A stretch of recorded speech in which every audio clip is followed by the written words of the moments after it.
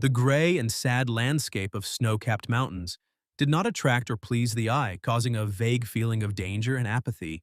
And only the voices of men reminded us that these were not God-forsaken places, and that people walked here too. But from their conversation, it became clear that the speakers could not be called friends. And it was about an ancient relic, about which the main character continued to stubbornly remain silent, smiling wryly. Moreover, even despite all his wounds, he was not going to reveal this terrible secret to his enemies, realizing that death awaited him anyway. His arrogance and self-righteousness infuriated his opponents. But before killing him, they decided to contact the main squad and inform them of what had happened. Their command confirmed the coordinates and reported that reinforcements would soon arrive at the scene. While the boys waited for their comrades and pondered why Phantom needed the ancient relic that the Emperor wanted to get, they could not find a logical answer. But they didn't need him at all. It wasn't enough for them to cut off the young man's hands. They wanted to torture him too. Because all this time he had been ruining their lives and getting on their nerves. And now it was his turn to suffer. The only thing was that they couldn't decide which of them would be the first to torture the young man. So they tossed a coin and waited for fate's verdict. But what they didn't foresee was that the main character wasn't one of those who would sit and meekly wait for torture. He decided to activate his last weapon. Otherwise, he wouldn't be Zeke Draker, the first unsuccessful awakening in this glorious family. The boy was born into a family of dragon slayers, but fate had its own plans for him, and it turned out that he could not use aura, so he could not awaken normally. The father did not need such a defective son, so he was kicked out of the house and forgotten like a bad dream. But this lit a fire in his heart, and he devoted his whole life to becoming the strongest in this world. But strength has never made anyone happy, although it spurred him on to continue the fight for his life. He did not believe that on this path he would be left with nothing, so with one swing of his sword he cut off his opponent's head, realizing that only those who possess it can talk about strength, the rest must remain silent. Besides, if you have strength, you can easily kill a weaker opponent and take everything from him. But the guy decided to end his philosophy there, because these two were easy prey, although they had called for help. And now it would not be possible to leave quietly. He would have to fight. For this he got his hand back, and the new arrivals were thinking about the fact that if they cut off his head, Zeke would definitely not be able to grow it back. The fight began. Everyone wanted to win, but Zeke was alone and the enemies attacked him in a crowd encircling him. It all ended pretty quickly though. Not only did the enemies fall to Zeke's sword, but the guy himself was on his last legs. He could no longer get up. The swords in his back were in the way. He was coughing up blood, realizing that he was dying. But even at that moment, he did not regret what he had done, because he had managed to take revenge. And that was the main thing, moreover. The relic that the Emperor so desired was now in his hands. And this gave him strength and a certain childish joy, because his death would not be in vain, and his name would be remembered for a long time by his enemies. The only thing he regretted was that he would never see Alicia again. So a single tear fell along with a drop of his blood onto the relic, triggering a magical reaction. Suddenly Zeke heard a voice speaking to him, telling him that his strong will had awakened the soul of an ancient dragon sealed in a relic, which would obey the one who persisted. Someone tried to persuade the main character to take urgent measures, but he did not understand what was happening and did not believe that it was all real because it looked more like the delirium of a dying man. And since this was all nonsense and a dream, the guy decided to agree to the persuasion. So an unknown force launched the process of awakening and unification of forces. The countdown ended and Zeke came to his senses. But looking at himself in the mirror, he couldn't believe that this child was him. It was obvious that he had returned to the past, but his body still hadn't forgotten the dozens of swords piercing him. But what was in the future has not happened yet. Moreover, he has not yet been kicked out of the house, and he is in his family's training center in the cradle. For centuries, the Draker family has been involved in the slaying of dragons, becoming the backbone of the empire after the first hero slew the golden dragon Bahamut. Now all the descendants of the first hero have the blessing of an aura that makes them special. Only Zeke was born wrong, and that can't be changed, he tried. But that was until this day. Now an unfamiliar voice said that the soul of the Chosen One had awakened and completely merged with the soul of the ancient dragon and received his will. Only now did the protagonist begin to realize that he had managed to activate the stolen relic, and now he had partial access to the system and could view his status window. At that moment, he remembered the words of his teacher, who once told him that in ancient times people were divided into classes, And then, depending on the class they trained and used special skills, for example, if someone was a healer, then he could heal other people. Based on this and the information in the status window, Zeke realized that he was already a healer. But as they say, trust but verify. So the status window could have written anything, but it could have been verified in practice. In his past life, he became a healer when he was in his early 20s, around the time the ethereal hall was opened. Now he was much younger, but the plus was that he remembered how to use the healer's power, so now, after performing simple manipulations, he realized that everything works. It was good, as was the fact that he returned to the past. The bad thing was that his athletic and trained body was no longer there, and in general he was still a child. Overall, he had no reason to complain. In his past life, his situation was much worse than it was now, but now he could explore the opportunities that the system opened up for him. But they didn't give it to him because a servant came, knocked on the door, called the guy, and was not going to leave until he opened it for him. Only the guy's only servant, Derek, could allow himself such behavior. He was unhappy with his ward, who was lying on the bed and was not ready for study and training.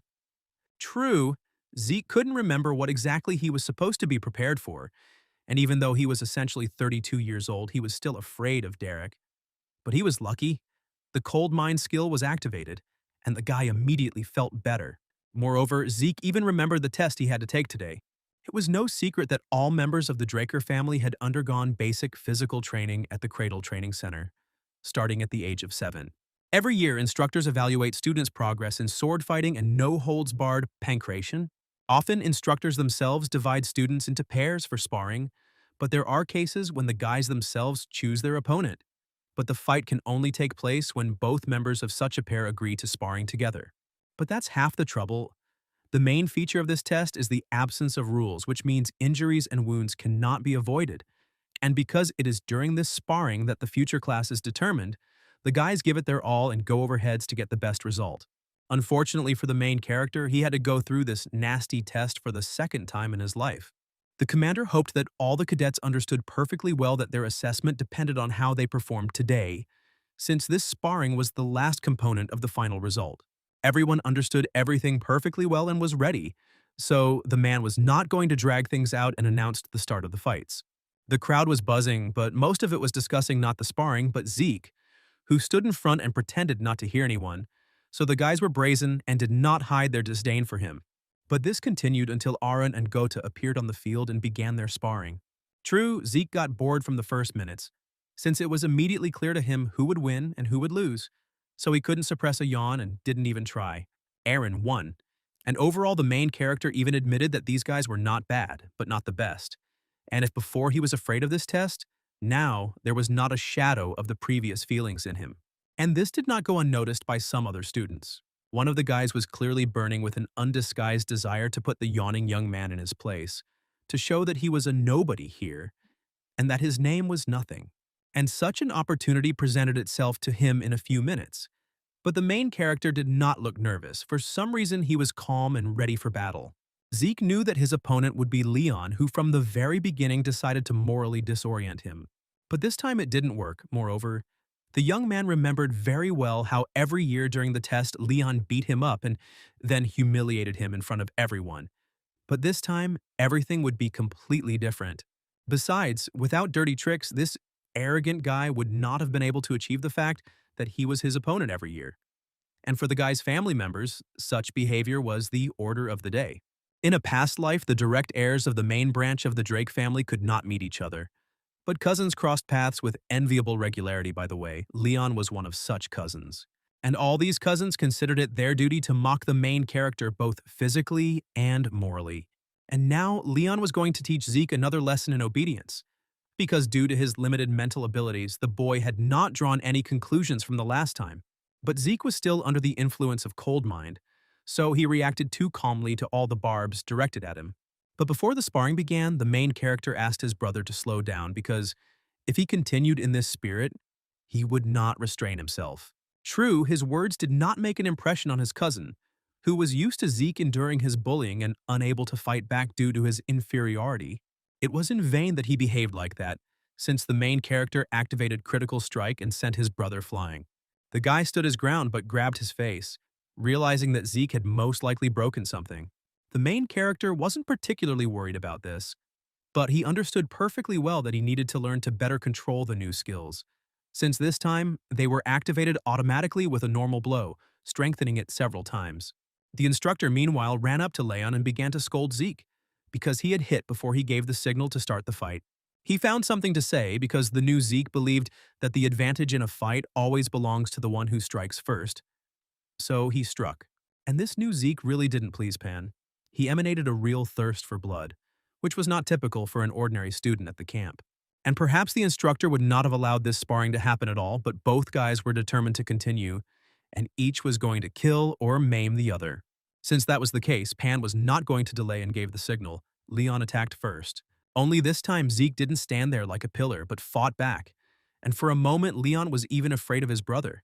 But he wrote it off as a mind game, since the counterattacks didn't even cause him pain, which meant there was no point in being afraid of them. Yes, and he knew perfectly well that if he avoided Zeke's left counterattack, he could easily be defeated with a deceptive maneuver. And so it could have been, if not for something incomprehensible that Leyon could not understand, as Zeke wriggled out of his grip and found himself several meters away from him. And while Leyon didn't understand what was happening, Instructor Peng was covered in sweat. He couldn't believe that he saw a fighting sense that a 12-year-old boy shouldn't have. The man couldn't believe his eyes because Zeke was as calm as a boa constrictor, even when his counterattack failed. And Leyon took him in a hold, depriving him of the ability to move. But even then, the guy was able to hit his opponent and increase the distance between them, and it was amazingly strange. Meanwhile, the fight continued, and the main character struck his cousin in the legs. While Leyon could still stand, he didn't expect that a worthless person like Zeke would have such powerful blows. However, Leyon tried to hit his brother again, but this time he failed, as the main character sharpened all his senses with the help of the skill and dodged. After which he grabbed his cousin and was going to throw him over himself and end this fight. And indeed, he did not lay his brother down on his shoulder blades in a gentle manner. But he knew that even after landing like that, Leyon would be able to get up, which he really didn't want. So he activated Precise Strike and hit his cousin. Zeke punched his cousin, telling him to learn from today and never speak to him again. But this concerned not only Leyon, who clearly lost to him, but also the rest of the cadets. It was time for them to understand that he was not a whipping boy, and that they should not whisper about him behind his back if they did not want to end up in Leyon's place. But if someone wants to tell him something, he doesn't mind talking to them on the battlefield, and is waiting for everyone down below. Most of the guys froze in their places, not knowing how to react to all this, but among them, there was one who challenged the main character. Whatever one might say, Jacen Wardek, another cousin, had something to say to Zeke. And if he thought that this would scare Zeke, he was wrong. Besides, the guy said that a one-on-one fight would be too boring, and his cousin could call his friends to make it more fun. And the choice of the main character fell on Liam Stone, who was Jacen's servant, so let him help him on the battlefield. After all, in that case, he would have at least one ghostly chance to win. But even so, there is no 100% guarantee that this is exactly what will happen. And the main character should have stopped there? But no, he liked to humiliate his cousin. He received exquisite pleasure and satisfaction from it. Such behavior failed to arouse in the opponent anything other than a furious desire to kill. And now the guys were standing opposite each other in the arena. But Instructor Pan asked Zeke not to attack without a command. The main character was ready for anything.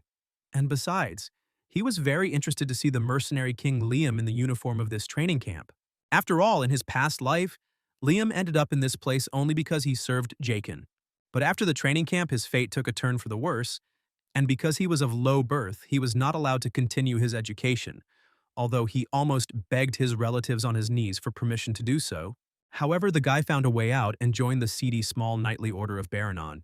True, after some time the order fell and Liam became a mercenary, and it must be admitted that he succeeded in this field, and in troubled times he became that monolithic figure to whom many were drawn, which allowed him to create his own organization of mercenaries. His fame and power did not go unnoticed by the government, which decided to lure him to their side, after which Zeke faced Liam on the battlefield, only their sides were different. And knowing all this, Zeke understood perfectly well that it was possible to create a new future where they would be allies, not enemies. Meanwhile, the fight began, and Jacen attacked the protagonist first, who blocked his attack, reminding him that he was supposed to attack at the same time as his servant. But the cousin was confident that he could handle Zeke himself, so he tried to hit him again. True, this attack was also out of the question since Zeke had prudently put up a shield, so he could now mock his brother's caution. Moreover, it took Jacen a minute to realize that he had slightly injured his leg, and while his cousin was distracted, Zeke attacked him. And if the guy thought that the main character was going to hit him in the face, he was very much mistaken, because fear is not the best advisor in such a situation. After which he hit Jacen on the injured leg because his brother had greatly disappointed him. Let him suffer now. But it would have been better if the cousin had listened to the advice and attacked the main character together with Liam. Then he could have avoided the blow to the ribs. At this point, the guy got tired of enduring the humiliating blows, so he ordered Liam to join the fight. Moreover, he demanded that the servant kill Zeke. Now the fight would be interesting, but the main character understood perfectly well that with the interest would come real danger, and he had to be on his guard because Liam had several very unpleasant moves that needed to be avoided. Besides, Zeke knew that he had to attack first, otherwise he would be in trouble. And since this was the case, he decided to take the initiative in the fight and rained blows on his opponent. In the heat of excitement, he activated the slash skill and continued to attack Liam, not giving him the opportunity to switch from defense to attack. None of the students expected such agility from Zeke, who was usually considered a loser. But it wasn't just the students who were shocked. The instructor was also confused because his students were now using fighting techniques that were popular in the northern lands, but not here. True, things weren't as rosy for Zeke as they seemed from the outside. His body wasn't yet trained enough for such loads. And his opponent was now more resilient. He simply endured all his blows and waited. Now Zeke could clearly see the difference in their physical fitness, but if that was the case, then he needed to psychologically get Liam out of control. And Zeke tried to do this, using his signature blow on the guy, but he was able to dodge it and didn't even get angry. This was the right moment for Liam to turn the fight in his favor, so he grabbed his opponent and tried to throw him to the floor. But it was not to be. Zeke calculated the variations of the development of events and was able to capture Liam.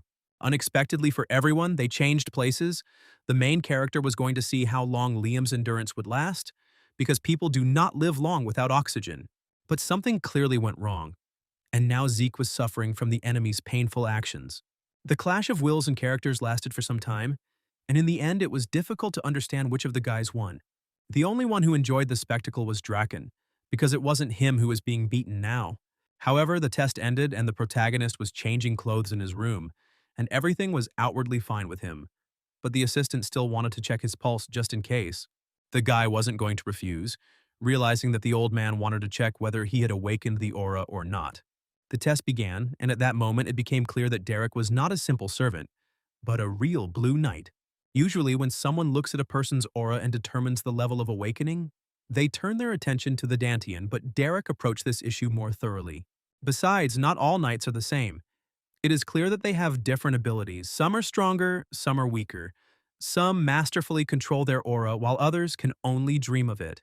So, the White Swordsman is a beginner level, and most children before the Blessing Ritual fall into this category. Next comes the Yellow Swordsman. That is, these are the guys who awakened their aura and opened their Dantian, and all the students of the cradle after the ritual become such swordsmen.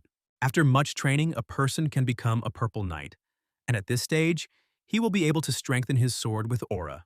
But this is not the end of the road. Soon, a person can move to a new level and become a Blue Knight, which means he will be able to manifest his own sword aura.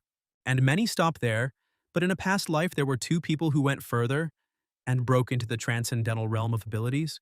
They were Liam and Zeke, becoming the Red Knights.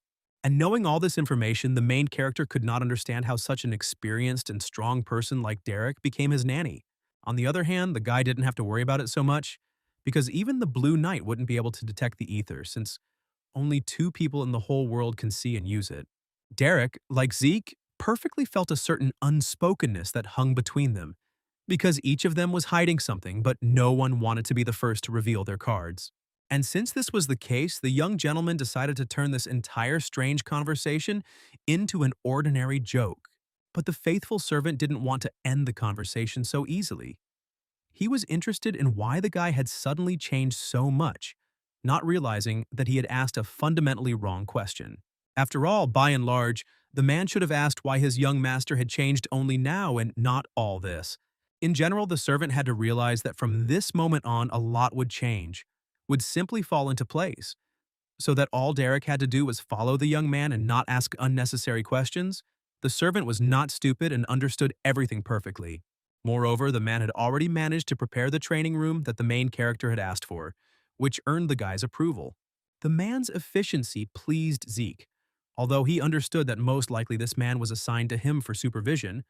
But even in this case, it was better to keep him close to himself in order to extract the maximum amount of information. But there was still one small problem. The boy did not understand who exactly assigned Derek to him. It was unlikely that it was someone from his mother's side. Then only older brothers and sisters remained. In such sad thoughts, the young man did not notice how he came to his personal training room and was quite pleasantly surprised by how the room looked inside. But before starting training, Zeke decided to check his status window, where he noticed that he had the slash skill, which had increased to the experienced rank, which suggested that this rank itself might depend on the frequency of using the skill. In addition, the young man remembered that this skill activated itself during the battle. This was good, but no less interesting was whether a new skill would be added during training or whether nothing would change. It was also unclear what the difference was between a skill and a class skill, although they were activated in the same way, but the essence of them felt different. And that was only half the battle. The other half was that he had dragon skills, but what exactly they were was still unclear, and in order to unlock them he needed 10 points, which could be earned by killing monsters that were found in the dungeons. But for this, he needed to become a purple knight. However, the main character was interested in why he regressed into the past, but it was only clear that he had received a system, skills, and classes that were somehow incomprehensibly connected to that ancient relic that he had acquired in the past, but the guy had no specific information about it at the moment. But he decided to think about this some other time, and now he needed to start training. And for this, he decided to use a regular sword until he became stronger for something more powerful. Therefore, it didn't matter how exactly he trained because there are two powers known in the world: the aura of knights and the mana of mages. Knights strengthen their aura in dungeons, and mages control their mana with the help of circles. These two powers are on opposite ends of the spectrum, so if someone awakened one power, they will not be able to awaken the other. But unfortunately for the protagonist, he was unable to awaken either the aura or the circle, so in the past, he was abandoned and kicked out by his own family. But he was lucky to meet a master who led him through difficulties and taught him everything he knew. This man gave the main character a lot of different knowledge, but the most useful thing the guy learned was healing and the etheric hall. Thus, thanks to the etheric hall that the master developed, Zeke was able to control the energy of nature, ether. Right now he was training using this very ether, however. Over the past 2 hours he was so tired that he almost fainted.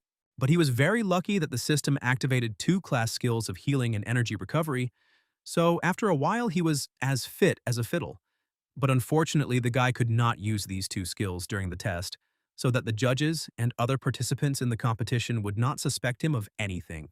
He was able to start the healing and recovery process only when he returned to the room and was left alone with himself. Now he was alone in this huge room, so there was nothing to be afraid of, and he could continue the training he had started with peace of mind. Time flew by quickly and the sun set, meaning it was time to call it a night and go to dinner. A whole week had passed since that day, and the other young men in the cradle, while in the dining room, continued to discuss the main character, namely his unusual and non-standard behavior. But not only did the students usually talk and think and make assumptions about Zeke, but the richer ones could not calm down either. Some of them had no appetite at all, but Ares nevertheless offered his comrade a good meal, since he needed strength for the sword fight that was to take place soon. Many of them were sure that despite the fact that the test was quite impressive, Zeke would hardly be able to show himself well since he didn't really know how to hold this object in his hands. Some people thought that the guy was just lucky during the test, everyone except Raina, because for her everything was obvious, there was no talk of luck. But if someone thinks that Zig won by chance, then there is nothing to talk about with such a person. In general, one could understand the relatives because unlike the first test, the sword fight had a completely different color, because here real swords were always used. The name during these duels occurs the most number of accidents between students, and the difference between the skills of these were felt too strongly, and after the end the Drakers performed the blessing and aura awakening ceremony. In the meantime, the most ordinary standard training sessions were taking place, during which the instructors drove Zeke like crazy. But the guy didn't pay much attention to all of this, nor to the ridicule of his classmates, who believed that a large sword wouldn't help him or give him any significance. The truth is that his opponent in the sparring was supposed to be Raina, which aroused a little interest in the main character. The girl was burning. She wanted to check her suspicions. She needed to know, was she wrong or not? and someone else would have been scared by her determination, but not Zeke, not his new version. He himself wanted to deal only with worthy opponents. Raina tried not to show her bewilderment at the changes in the main character, but she was increasingly convinced of the striking changes in his character and aura. Because before he could barely lift a sword and take the right position for a fight, now he held his weapon with ease. However, the girl had no right to allow the guy to intimidate her before the fight began. Having pulled herself together and evened out her breathing, the girl realized that she would definitely succeed. Zeke was only outwardly calm. He knew that his opponent was a lightning knight, and the fight would not be easy. But he believed that he would be able to win. He knew that over time that girl would become one of the greatest knights of his family in the new generation, and all because she managed to awaken the aura long before the blessing rite. True, before the ritual she did not use this trump card because she put her principles above victory in a duel. But there was no time to think about it any further, as the fight began and Raina attacked the guy first. And if Zeke hadn't spent a decent amount of time practicing fencing techniques, he would hardly have been able to dodge the blow like he did now. This did not escape the girl's attention, so she hit him harder, trying to break through his defense, but this time too she failed. True, this was not easy for Zeke, and someone from the crowd began to egg the girl on, asking her to finish the sparring quickly and send the guy to the infirmary. And at that moment, something went wrong, and during the new attack, Raina missed and lost her balance, falling forward. But this did not stop her from continuing the fight. Moreover, the girl understood that her opponent already had breaks, although he was holding up quite well. Moreover, she was unable to hit the places of these very breaks even once, since Zeke blocked all her attempts, as if he knew where and when she would hit. But after each such blocking, a new gap opens in his aura. And if you compare all the facts, you can conclude that this all looks like a training fight, especially for the girl. True, even having understood this, Raina still could not break through Zeke's defense, and he even became a little bored, not particularly impressed by the Lightning Knight's skills. Overall, the girl fought fairly, which is what the protagonist expected from a person who values her principles so much. But this is what holds her back, not allowing her to show herself to the fullest. Since Raina herself did not want to come out of her shell, Zeke decided to help her do it. And then the guy took an extremely low stance and attacked Raina, shortening the distance between them in a second. But the girl had enough skill to dodge his blow, and if she hadn't done so, she would have been left without bones. Raina understood that she had to keep a distance between herself and the enemy. Only then would she be able to react to all his antics. And that would have been the case, but Zeke was one of those people who cared about winning, so he threw a small stone at her face with acceleration, which she just missed. And although the girl was angry, she was in no hurry to use the aura, and Zeke was already attacking her again. At this moment, Raina went wild, used her aura, and knocked the sword out of the protagonist's hands. Zeke lost the fight, and the crowd rejoiced, praising the girl because she was a good girl. She did not use aura, in their opinion. The instructor noticed what the cadets didn't. Raina used aura as soon as Zeke's sword approached her shoulder, but she did it unnoticed. The problem was that Raina promised everyone that she would never use aura until she entered the academy. Yes, the girl had compromised her principles and was now sad, but the fight was not over yet, and Zeke decided to introduce her to his fist. And even though Zeke didn't open his aura, the ether helped him hit so hard that Raina fell to her knees. The students couldn't forgive him for such a prank. Everyone shouted, scolded him, shamed him, and after all, this is a sword fight, and he uses dirty tricks, and he will never become a real knight. Raina did not want to continue the fight, admitting her defeat, because it was not that she had lost her vigilance, but something else. Besides, if Zeke had had a dagger in his hand, she would already be dead. It was hard to believe that a man who was considered trash just a few days ago could defeat such a talented girl, but the fact was a fact. Meanwhile, in another part of the country, there was a real hell. Everything was burning, corpses were lying on the ground, the earth was soaked in blood, and there was no end in sight. There were too many dead, so their bodies were thrown into a common grave so as not to waste time and prevent an epidemic of diseases. Two young people were sitting in the living room, and Abel was calmly drinking tea despite what was happening outside the window. Moreover, Zeke Draker managed to defeat Raina, which should have knocked the wind out from under Abel. But this did not happen since there was still time before the blessing ceremony. Besides, it was an ideal moment for the young man to visit his family and see everything for himself and draw conclusions. Abel became too curious about what kind of awakening their little brother would go through and whether he would go through it at all. Meanwhile, in the cradle, Zeke continued to train hard. In general, he did not understand how, with such a weak body in his past life, he managed to become a red knight, after which I decided to check the skills window once again, realizing that as soon as the skill level exceeds the expert level, the skill level increases, but the skill level resets.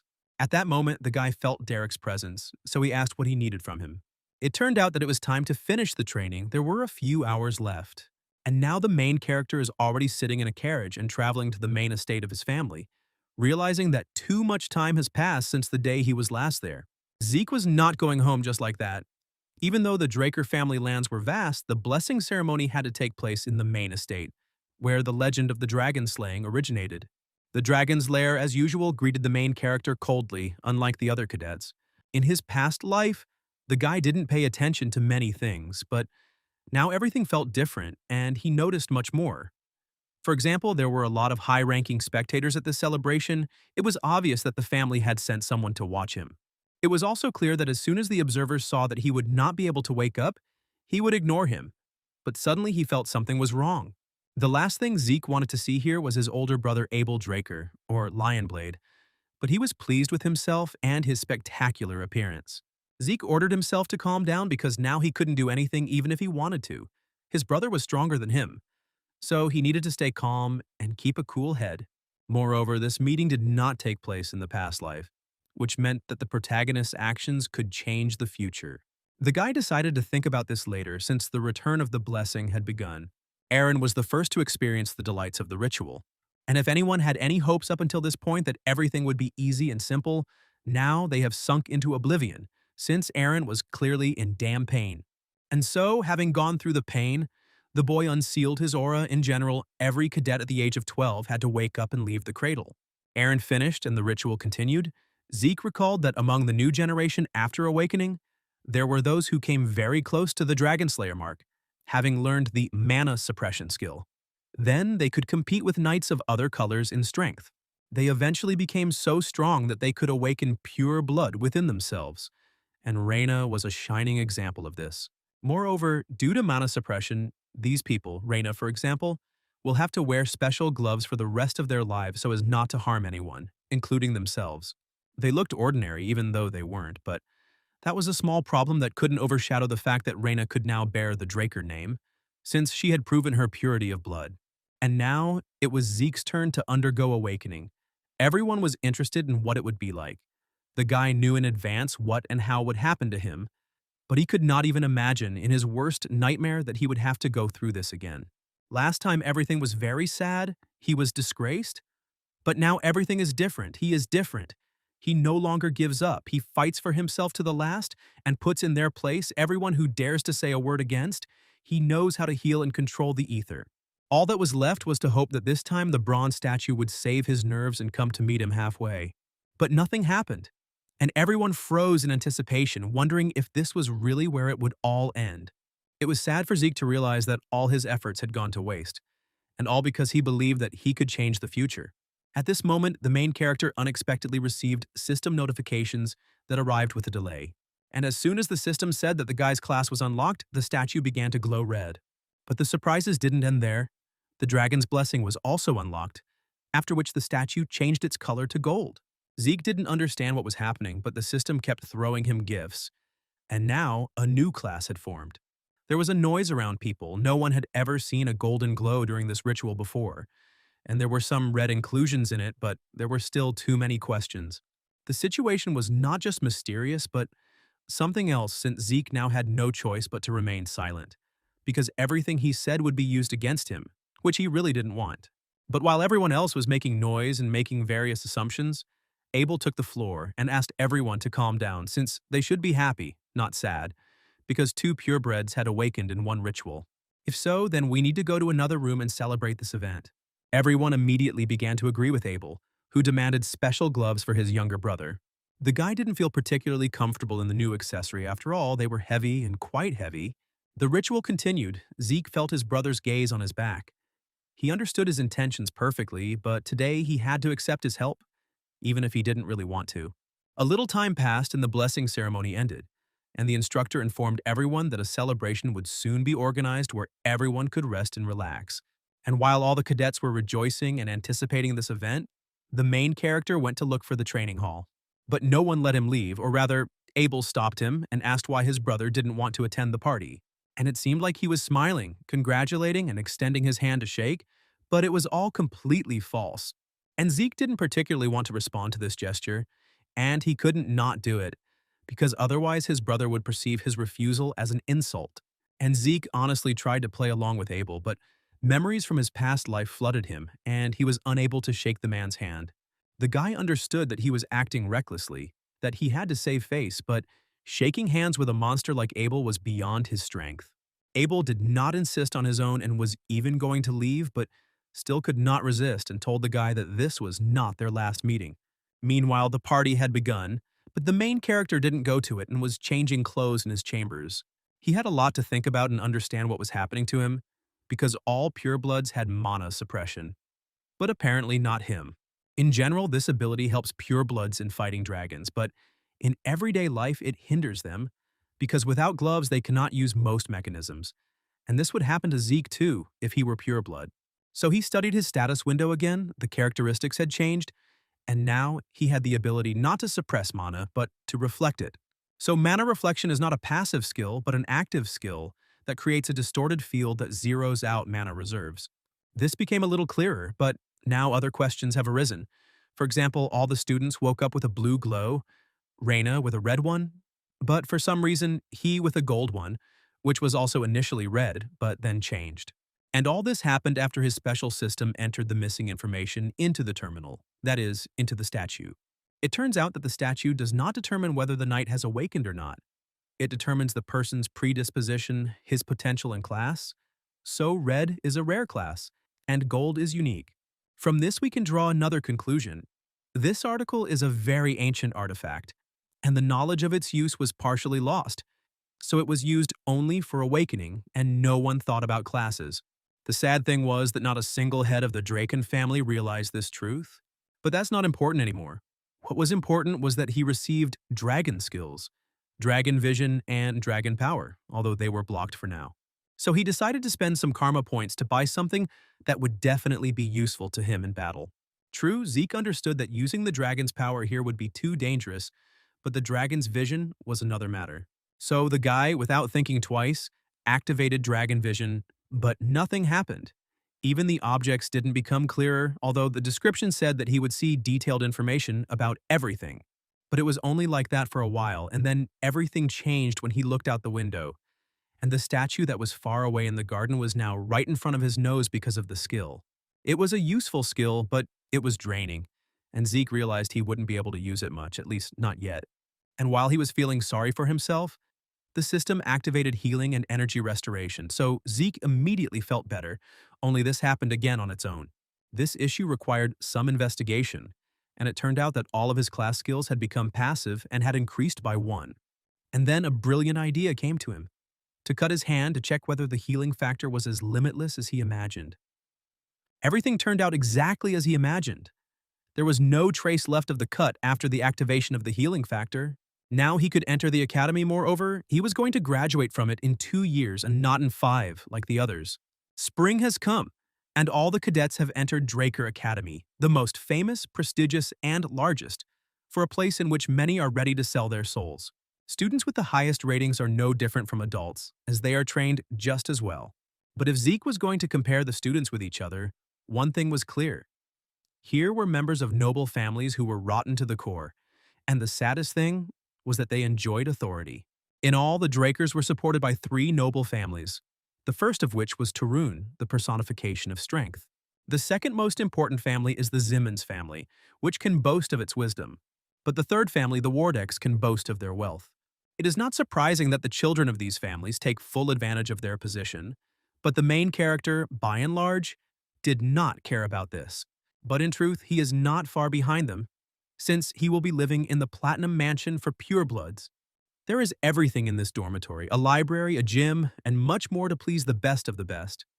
Moreover, he and Raina will live on the Platinum floor, and if anyone thought that this was the end of it, no, a whole horde of servants were ready to serve the pure-blooded cadets, which seemed a little too much to Zeke.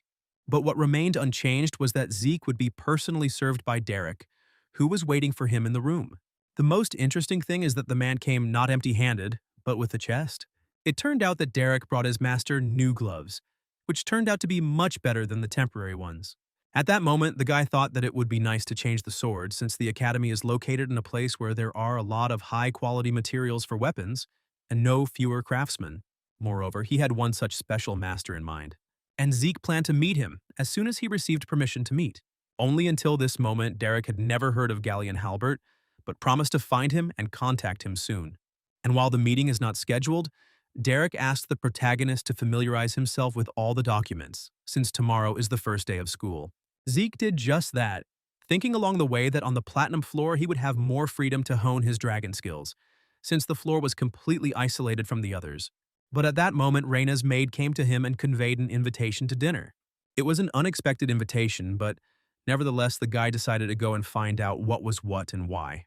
This dinner would be unforgettable as Raina sat strictly at the head of the table, and behind her stood brave guys, reminiscent of a mafia cartel. The girl realized in time that this was a bit too much and sent the security away. Dinner had begun, and they decided to discuss all the issues after they ate.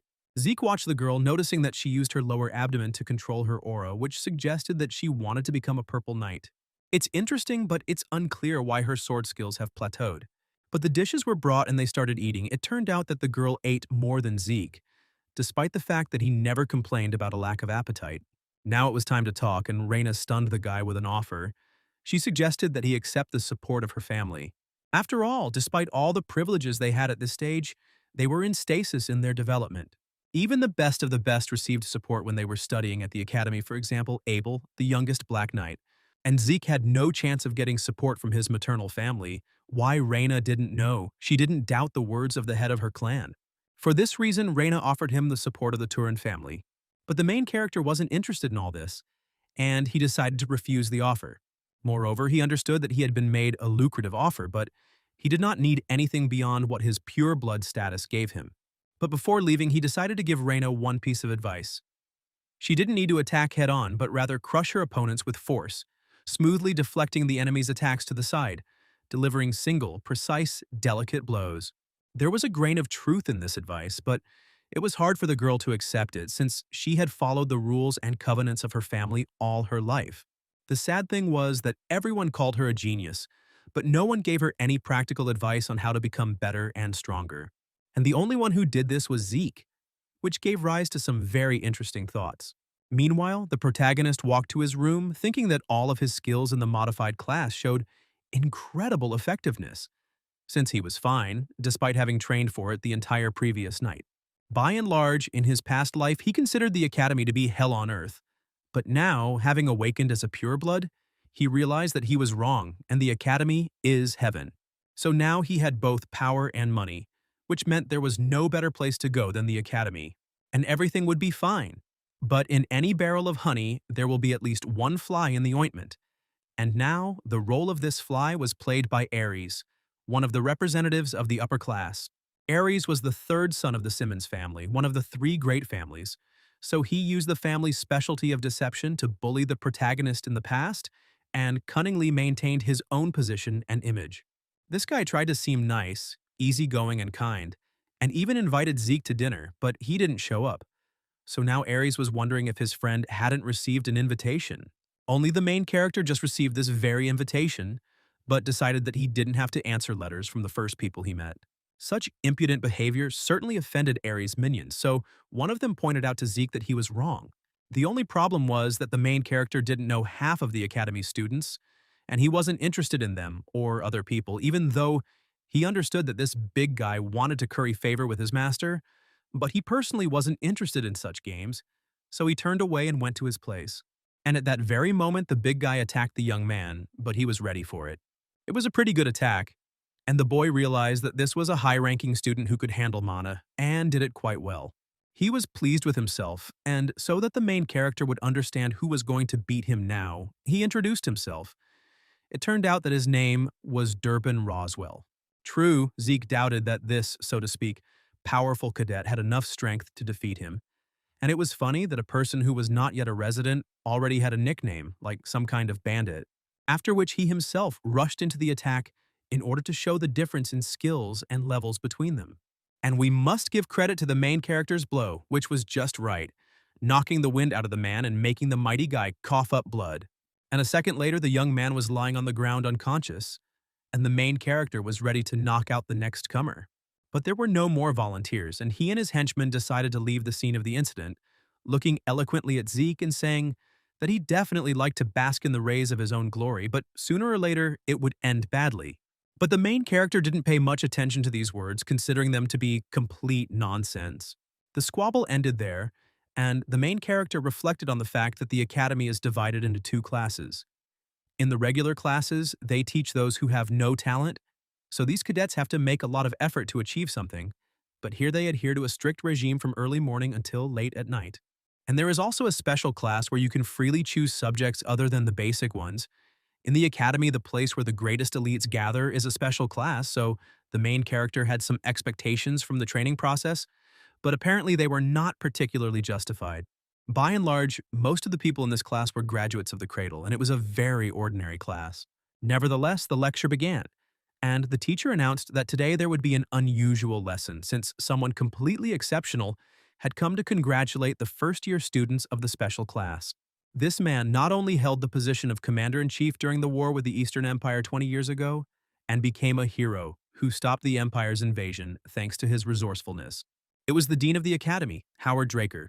This no longer young man was once a war hero, and most citizens revere him as a hero and tactical genius. But the truth is that the information he gave to the enemy to save his own skin simply shocked the enemy. This man was a traitor who was simply lucky in his time, and he had nothing to be proud of. But he was proud. In his past life, it was because of this man that the main character was kicked out of the academy. The boy then lost the only place he had left that he could call home, and was forced to wander throughout the duchy. He was eventually caught and sold to the Southern Cartel, and his life from then on was not a bed of roses. Therefore, in this life, the main character decided to definitely pay this old man back for all the good he had done and wipe that smile off his face. Meanwhile, Howard's speech ended, and the curator of the special class invited everyone to a special training room, where the practical lesson would take place. Today and in the coming days, new cadets will be trained in dragon slaying by Andre Draker, the Knight of the Rose. This young man was a half-blooded awoken, but despite all this, he graduated from the academy early and graduated with honors. He is a genius that comes along once in a decade and who has been given the name Draker. At this point, the main character realized that in the special class the teachers were on a different level, and Andre was also known for his unyielding character, so the classes would be a real quest, and no one would give anyone any breaks. One look from the young man was enough to cause deathly silence to fall over the classroom. So the lesson began, and Andre asked everyone to draw their swords. At that moment, his gaze was drawn to the protagonist's sword, which he happily demonstrated in all its glory, saying that it was his usual training sword.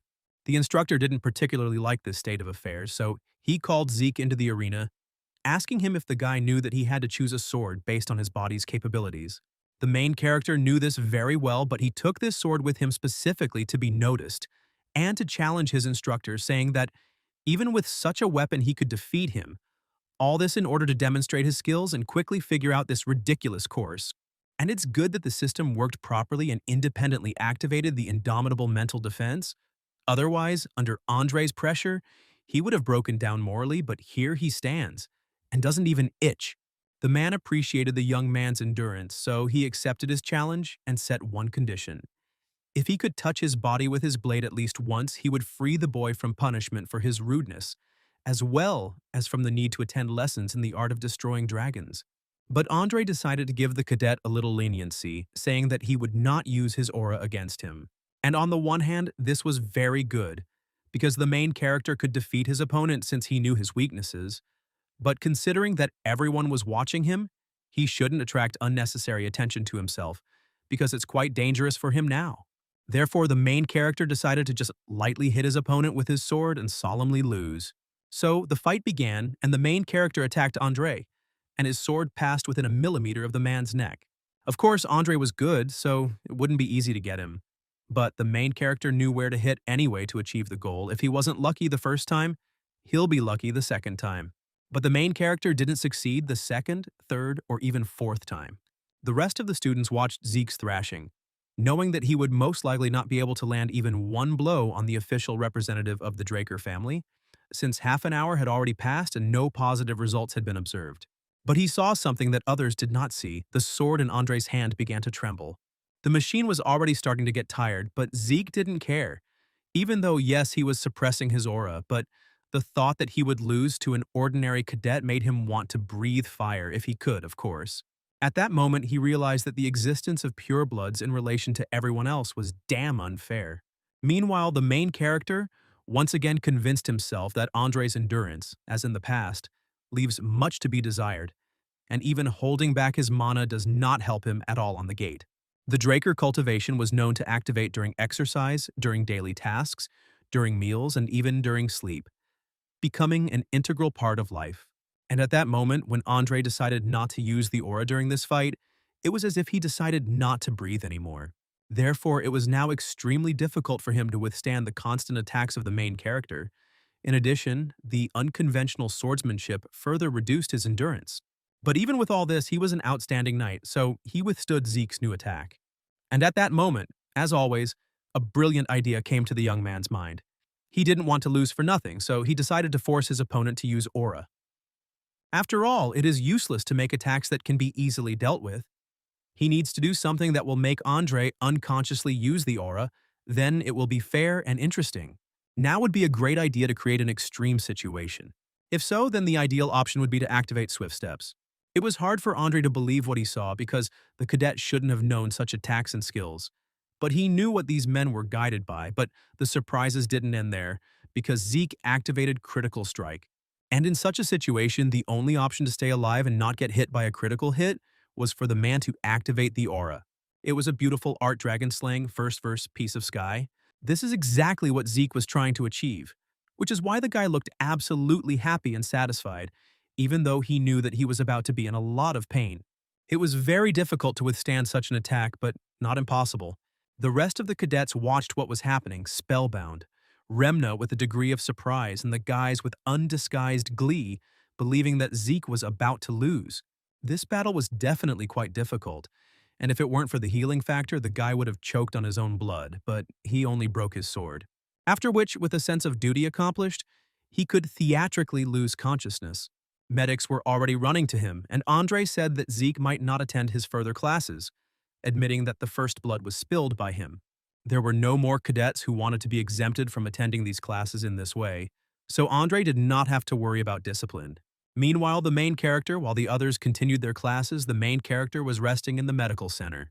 The guy was pleased with himself because he had achieved what he wanted, and he had free time to implement his future plans.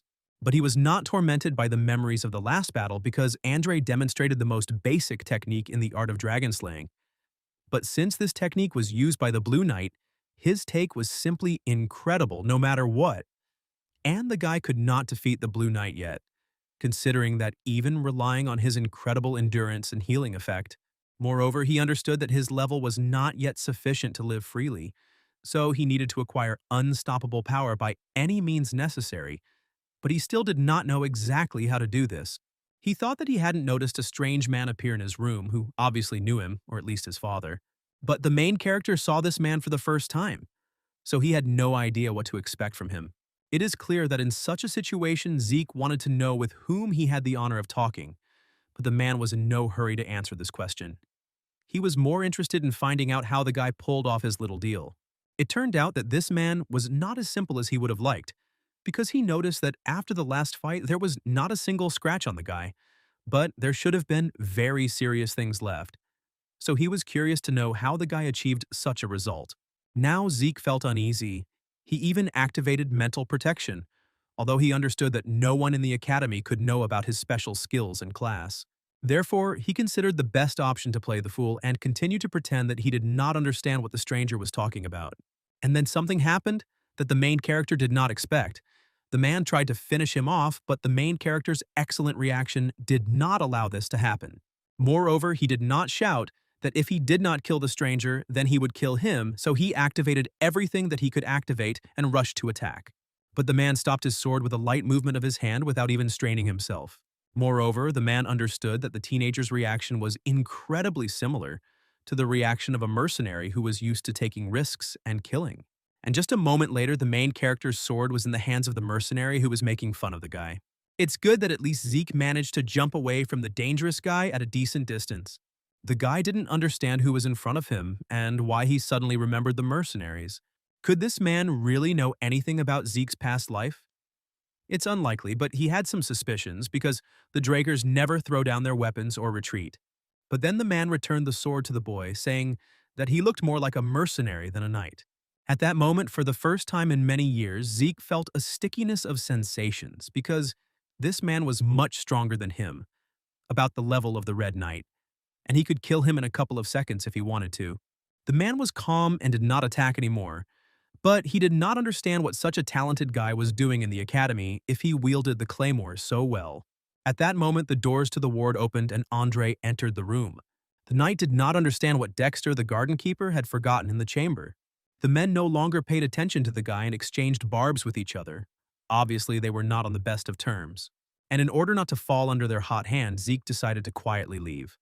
After all, he had finished his treatment, and no one had canceled his studies. But suddenly, Dexter suggested that he drop by his greenhouse when he had time, because he had something to teach the boy. Moreover, he was sure that the guy would agree, but it was not to be. Zeke refused and left. The guy was not deceived about this strange man, realizing that he was not the caretaker of the garden. But he did not want to play by someone else's rules. Obviously, since Dexter calls the head of the Drakers by name, he has a very high rank, and it was he who was Andre's teacher at one time. And if this is so, then it is none other than the Storm Knight, Duke Draker. This knight is so strong that if he wanted, he could destroy a small kingdom single-handedly. There were always many rumors circulating around this man, one of which said that he received the status of a Black Knight only because he loved the color black very much. And now this person is showing serious interest in him? But this is good because he can get easy training. And it would be great to learn this man's secret trick and turn his interest into persistence. Meanwhile, the teaching went on as usual. The professor of the theory of magic Fanon drew some formulas on the board and asked the students questions on the topic, which no one wanted to answer. Moreover, everyone was asleep and did not listen to the professor at all. The only one who was not sleeping and was listening to the professor was Zeke. He even wrote something down, but there was another problem with him. He did not understand at all what Fanon was telling and asked to explain everything to him again. But Fanon was not offended, but was glad to hear at least one question from the student. So he enthusiastically rushed to tell him everything one more time. The class soon ended, and most of the students were glad to leave the room, believing that the theory of magic was of no use to knights. But Zeke was pleased because the professor explained everything so clearly that even he understood everything. And when he was about to be the last to leave the auditorium, Fanon stopped him. The man was ready to answer the guy's questions about magic at any time if he was interested in something because he knows and can do a lot. And thanks to him, the professor had a good lecture for the first time.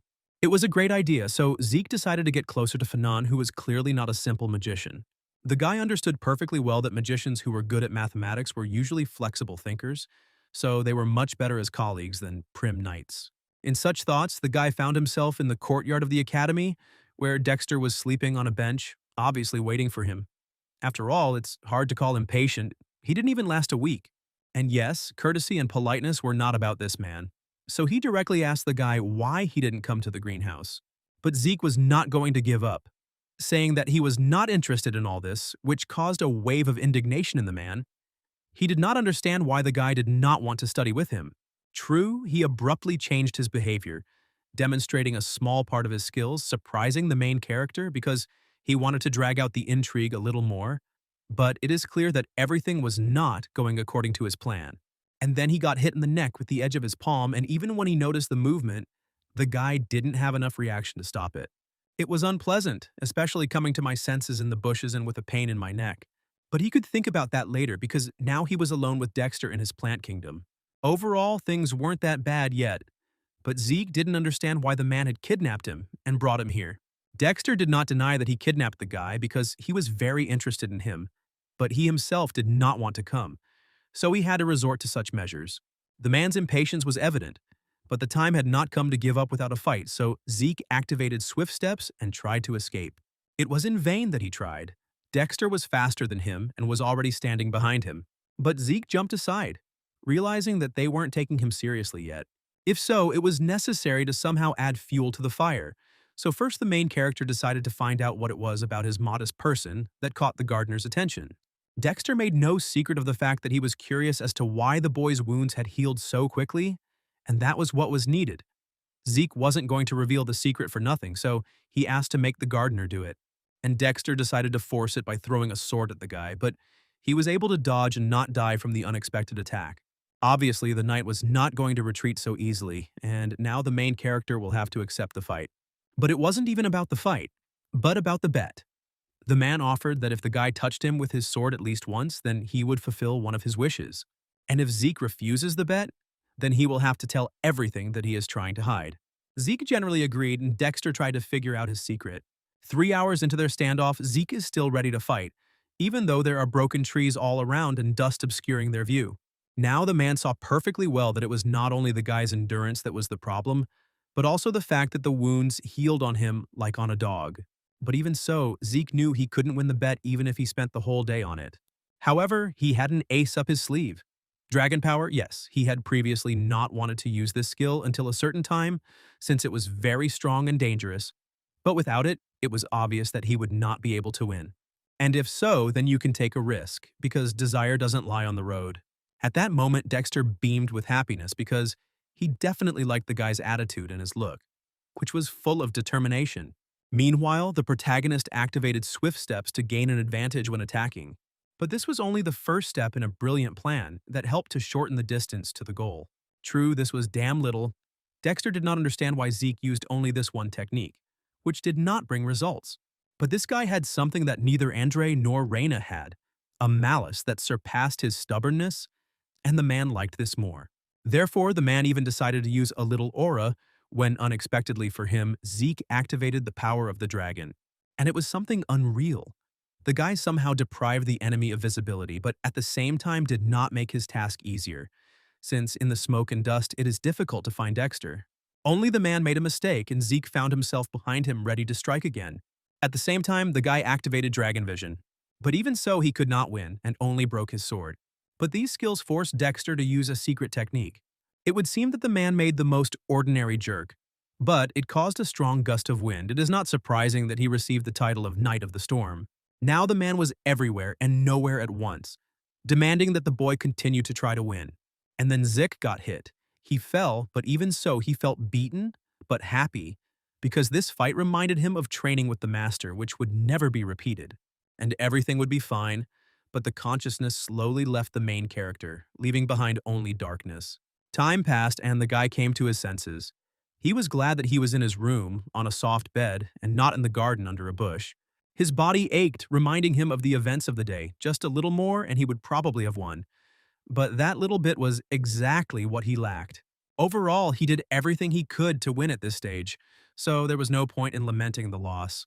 He tried to weaken the man's vigilance using the same technique, and when the time came, he used the dragon's skills, but even this was not enough to win. But he saw and remembered the Black Knight's secret technique. It turns out that for this technique, the man used super fast movements, which were made possible by his trained body. The good thing was that he saw this technique. The bad thing was that he wouldn't be able to repeat it. At this point, new messages came from the system. Thanks to this battle, the main character developed his skills as well as his soul, so his system had new functions that could be unlocked with karma points. So Zeke could unlock maps, inventory, and the task book, although he definitely didn't have enough points for everything at once. So the most interesting thing for him was the inventory. After activating this function, Zeke needed to select the desired items that would be stored in the inventory. He would be able to increase the storage space over time when he accumulated karma points. First, he moved the claymore, which took up 2 cells in the storage, which means the larger and heavier the object, the more cells it will take up, and the guy will be able to summon it with his mind. Zeke tested this point experimentally, realizing that this is an excellent function. He managed it on behalf of an administrator, although not of the highest rank, but the rank can be raised over time, but for now it is not worth thoughtlessly using precious points. At that moment, Derek came into the master's chambers. The man didn't come just like that. He gave Zeke a message from the gardener. The note was brief, so to speak, without preludes.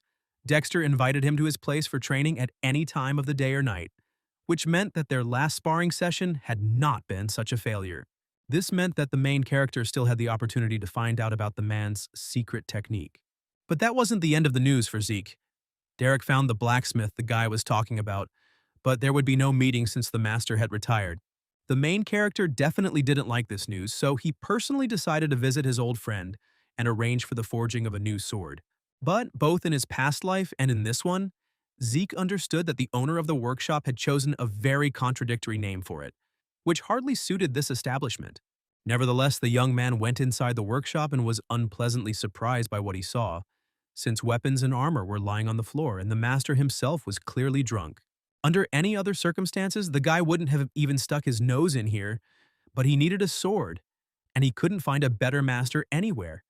And at the time, everyone knew that he was an unusual blacksmith, since he could read the souls of his clients before making them a weapon, and he lived up to this title by creating a sword that had the ability that the main character needed most now. In truth, Zeke needed a sword that could replace ether with aura, and only the greatest blacksmith on the continent could make such a sword. But now the man in front of the guy could hardly do it, because the wine had clearly gone to his head. Moreover, now Galleon was not going to even talk to the main character, since he believed that his workshop was not a place for children. While Zeke was silent, he needed to understand what happened to this man, although in his past life he was quite picky, but it never came to this.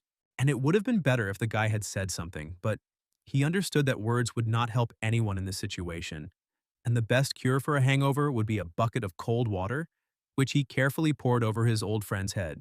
This should have brought the man to his senses. At least the protagonist hoped so.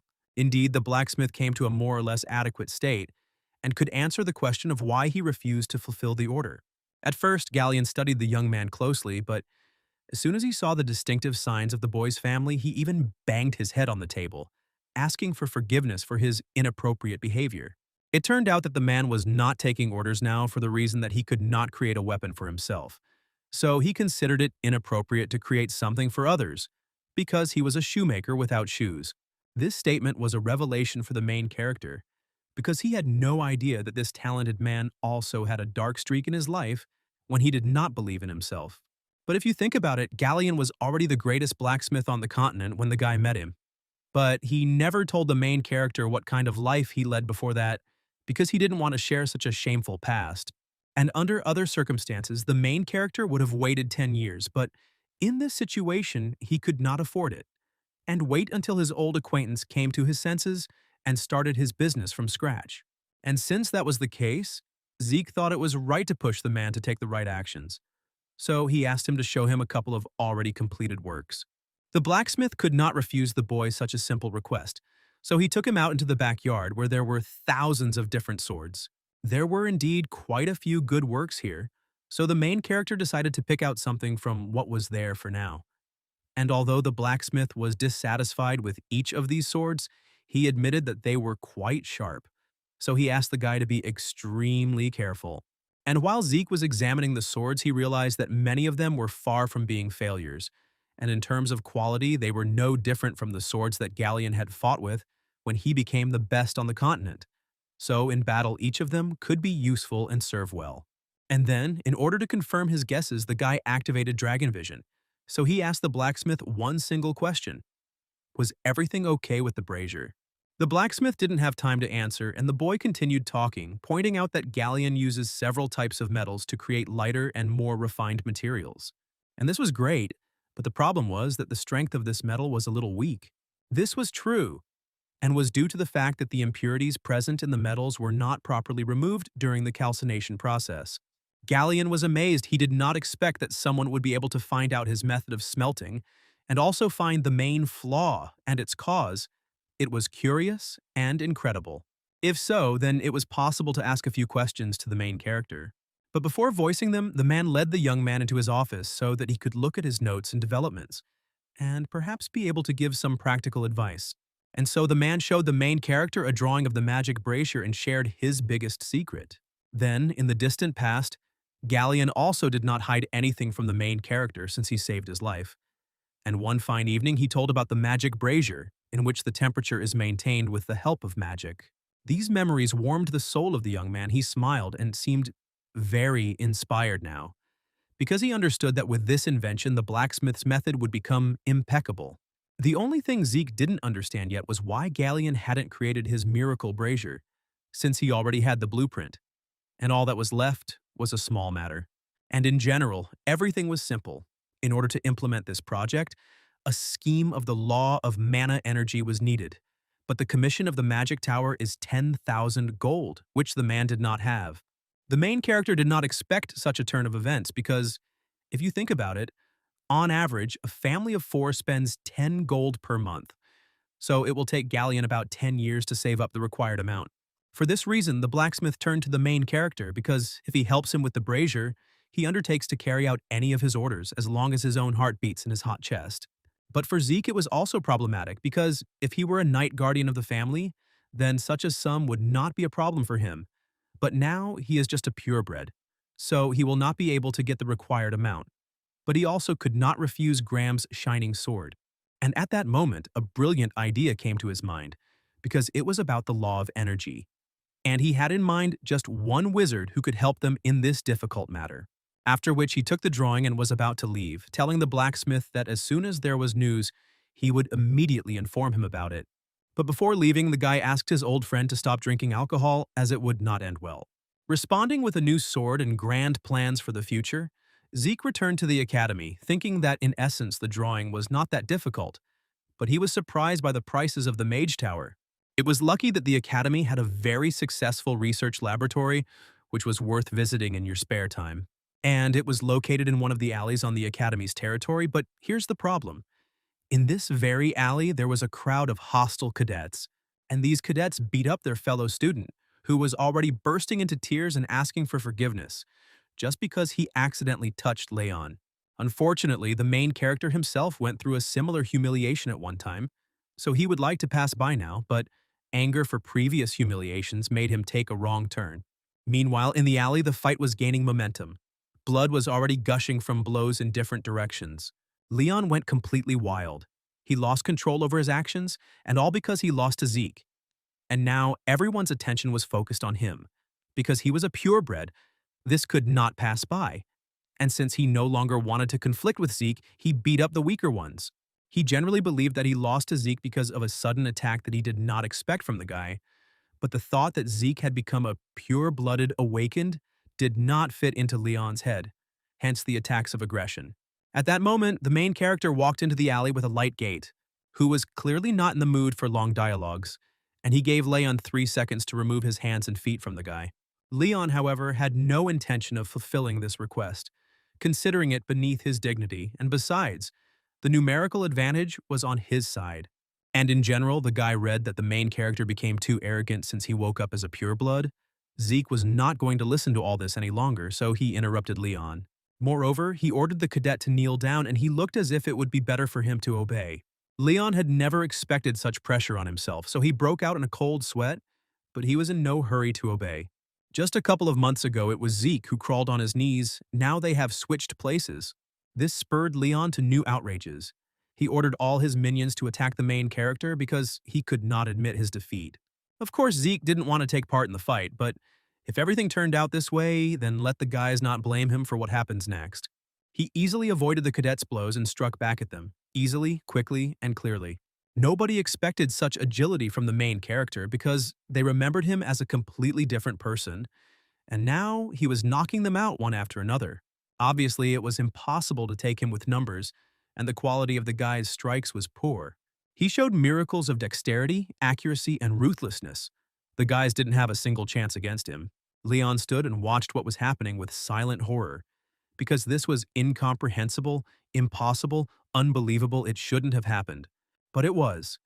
Leyon's henchmen were now unconscious, and Zeke slowly but surely approached him, but assured him that the guy had nothing to fear, but that it would not be a single fracture. And in order to somehow protect himself, Leyon took out his sword, saying that he would chop Zeke into small pieces if he wanted to take another step in his direction. In such circumstances and in a past life, such a statement would have made an impression on him, but now it was an empty sound. Because Zeke doubted that Leyon remembered that he had just made a huge mistake, because he had drawn his sword outside the arena. In the grand scheme of things, this act untied the protagonist's hands, so he solemnly said that Leyon had drawn his sword outside the sacred training arena with malicious intent, so he was going to take all necessary measures with great pleasure. It was a challenge to a duel, and the fight should end only with the death of one of the participants, and all responsibility falls on the losing opponent. The witness to this promise and oath was to be Liam, who had recently been beaten by Leyon. At that moment, Leon fell to his knees, threw down his sword, and began to ask the protagonist for forgiveness and pardon, while the evidence of his fear spread out into an ugly puddle on the asphalt. It was a pitiful sight, and perhaps in the past it would have satisfied the protagonist, but not now.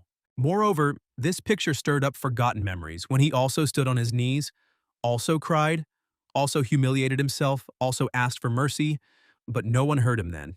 On the one hand, he didn't want to become the same scumbag as Leyon, but on the other hand, he couldn't let him go unpunished. So he decided to punish him. As payment, he took one of Leyon's ears, cutting it off with his sword. It was, of course, not death, but it was also not very pleasant, considering that Leyon was a coward and a weakling, and he began to have his trademark hysteria.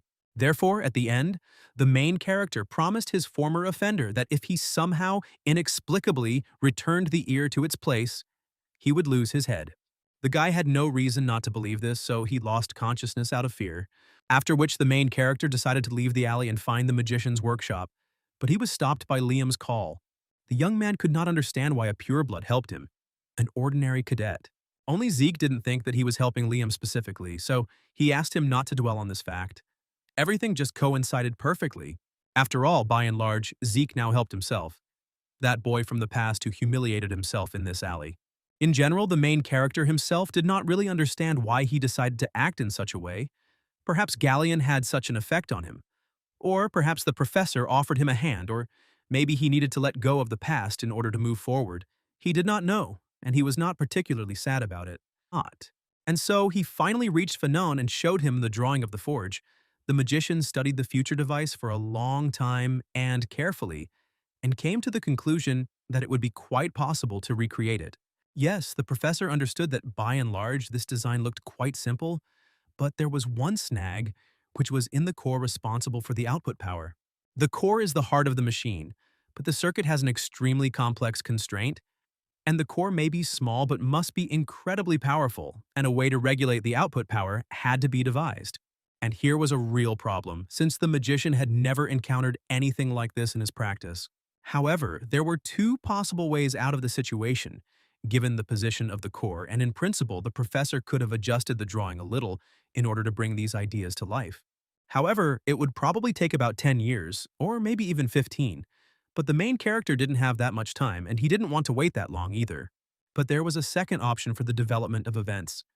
It was possible to avoid changes and resort to an alternative, and then the time intervals would be significantly reduced. And for this, you need to find a high-density monostone. At that moment, Zeke realized that they were talking about an ancient artifact that could not be created using modern technology. Everything was so. However, finding inertia facts is much more difficult than the Stone Man, which is necessary with the existing drawings. Moreover, the Mana Stone can then be purchased for only 3,000 gold. And this was already another dilemma that Zeke had to resolve, because if someone at the academy found out that he couldn't use the aura, they would kick him out of here. So he couldn't wait 15 years to implement the blacksmith's idea. But he didn't have 3,000 gold coins either, despite the fact that he was a purebred, plus from the Draker family, so most likely he would be left without his sword. Now, most people think that he uses aura because of what happened during the blessing ritual, but it was just the statue's reaction to his new skill, and the system as a whole. And the guy still can't use aura. Ether is generally considered to be a force that is difficult for a person to control, but Zeke cannot use any sword skill that requires an aura except for the soul skill.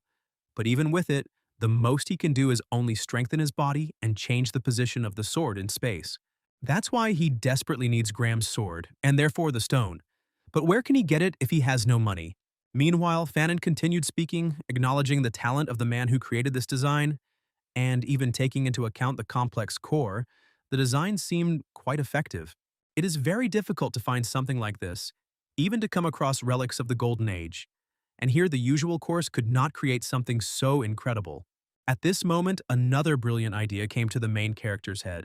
So he was going to leave for a while on business, and asked the professor to take care of this unique drawing until he returned. After all, the main character was going to get a high-density stone, and he already had a rough idea of where and how to get it. And the main character thought about the Golden Age, the age when huge dragons flew across the sky.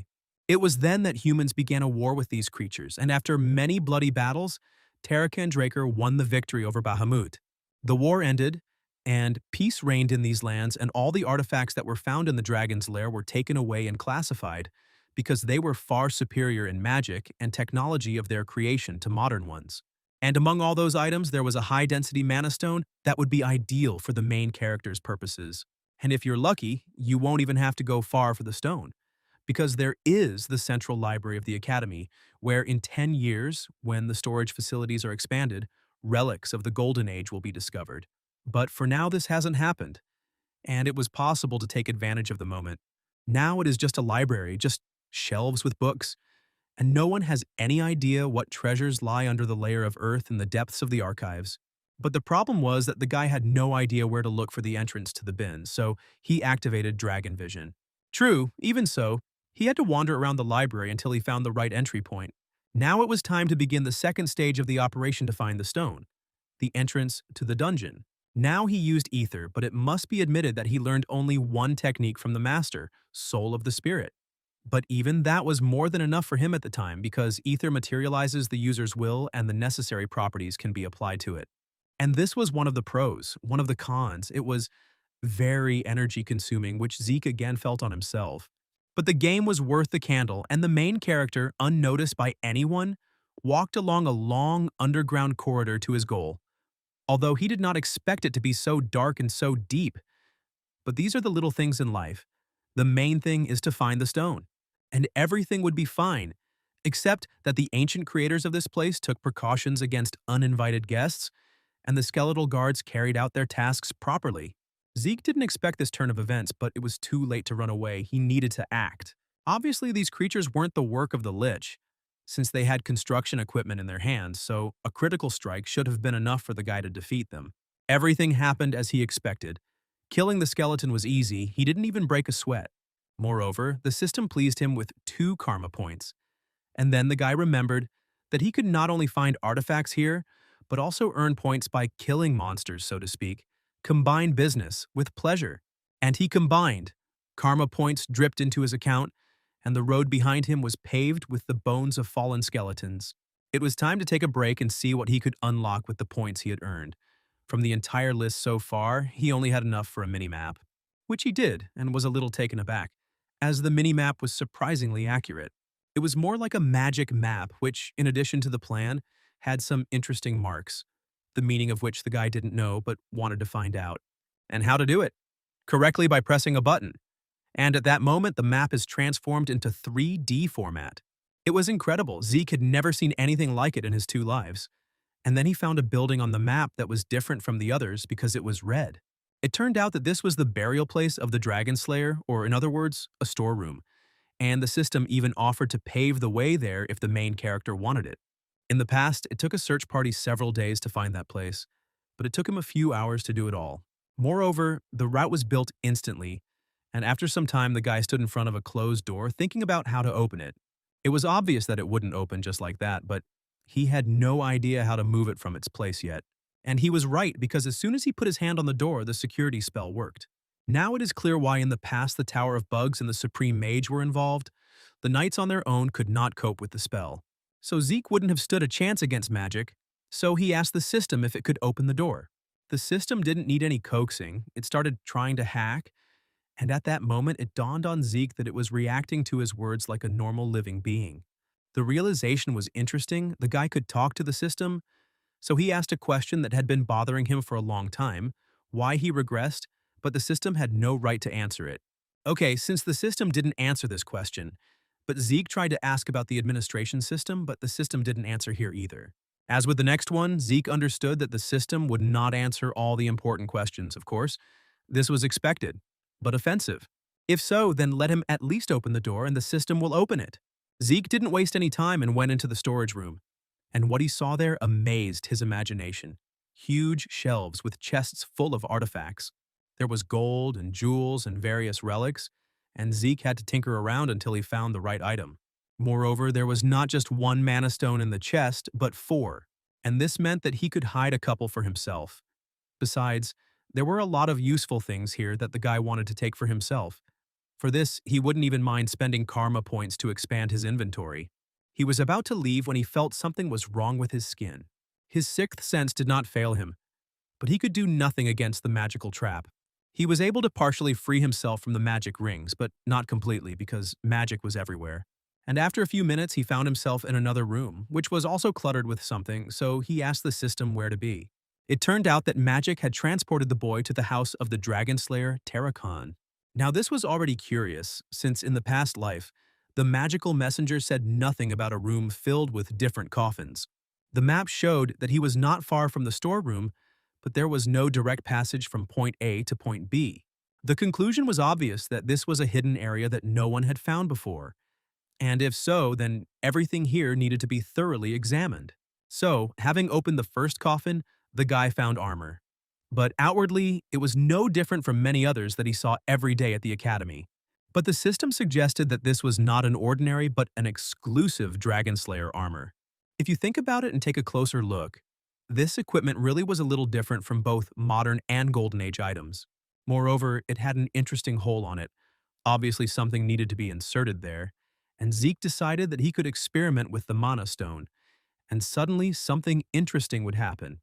And it happened. The armor activated, began to glow green and move chaotically. It was both beautiful and scary. Something strange was obviously happening, and soon a small explosion thundered, and the guy would have taken cover and would not have been hit.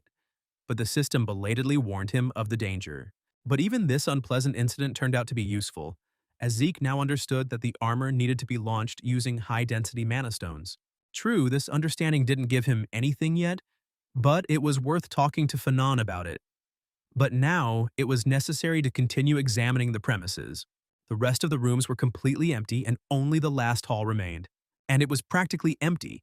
Only a glass cube stood in the middle and attracted attention. And there was something that Zeke didn't expect to see, because the cube contained the heart of Bahamut, the dragon that the boy's ancestor had once killed. Terracon was clearly a psychopath, since he left such a gift to his descendants. And now it is clear where the feeling of danger came from during the passage to the pantry. But now everything felt different.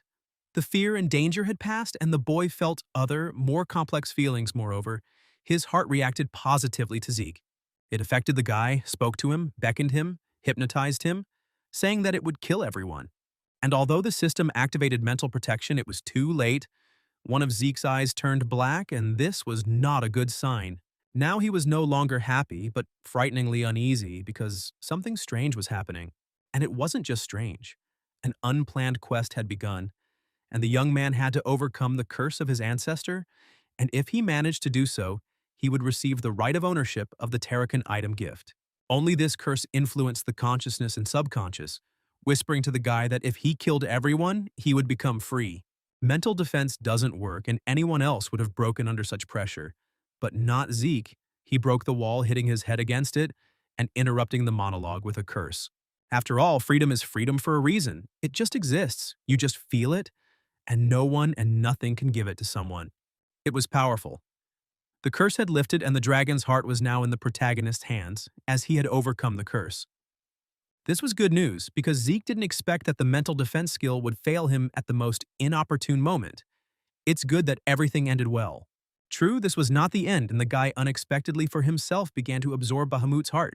A pure and dense source of mana penetrated his body, and these sensations could not be described in words. They were so strong. But the worst thing was the realization that the guy didn't have mana circles, which meant that this flow would simply destroy his body and turn him into nothing. He knew he had to do something, so he turned to the ether, to the spirit soul, and activated the seal. In this way, he planned to seal the mana in the ether hole if possible.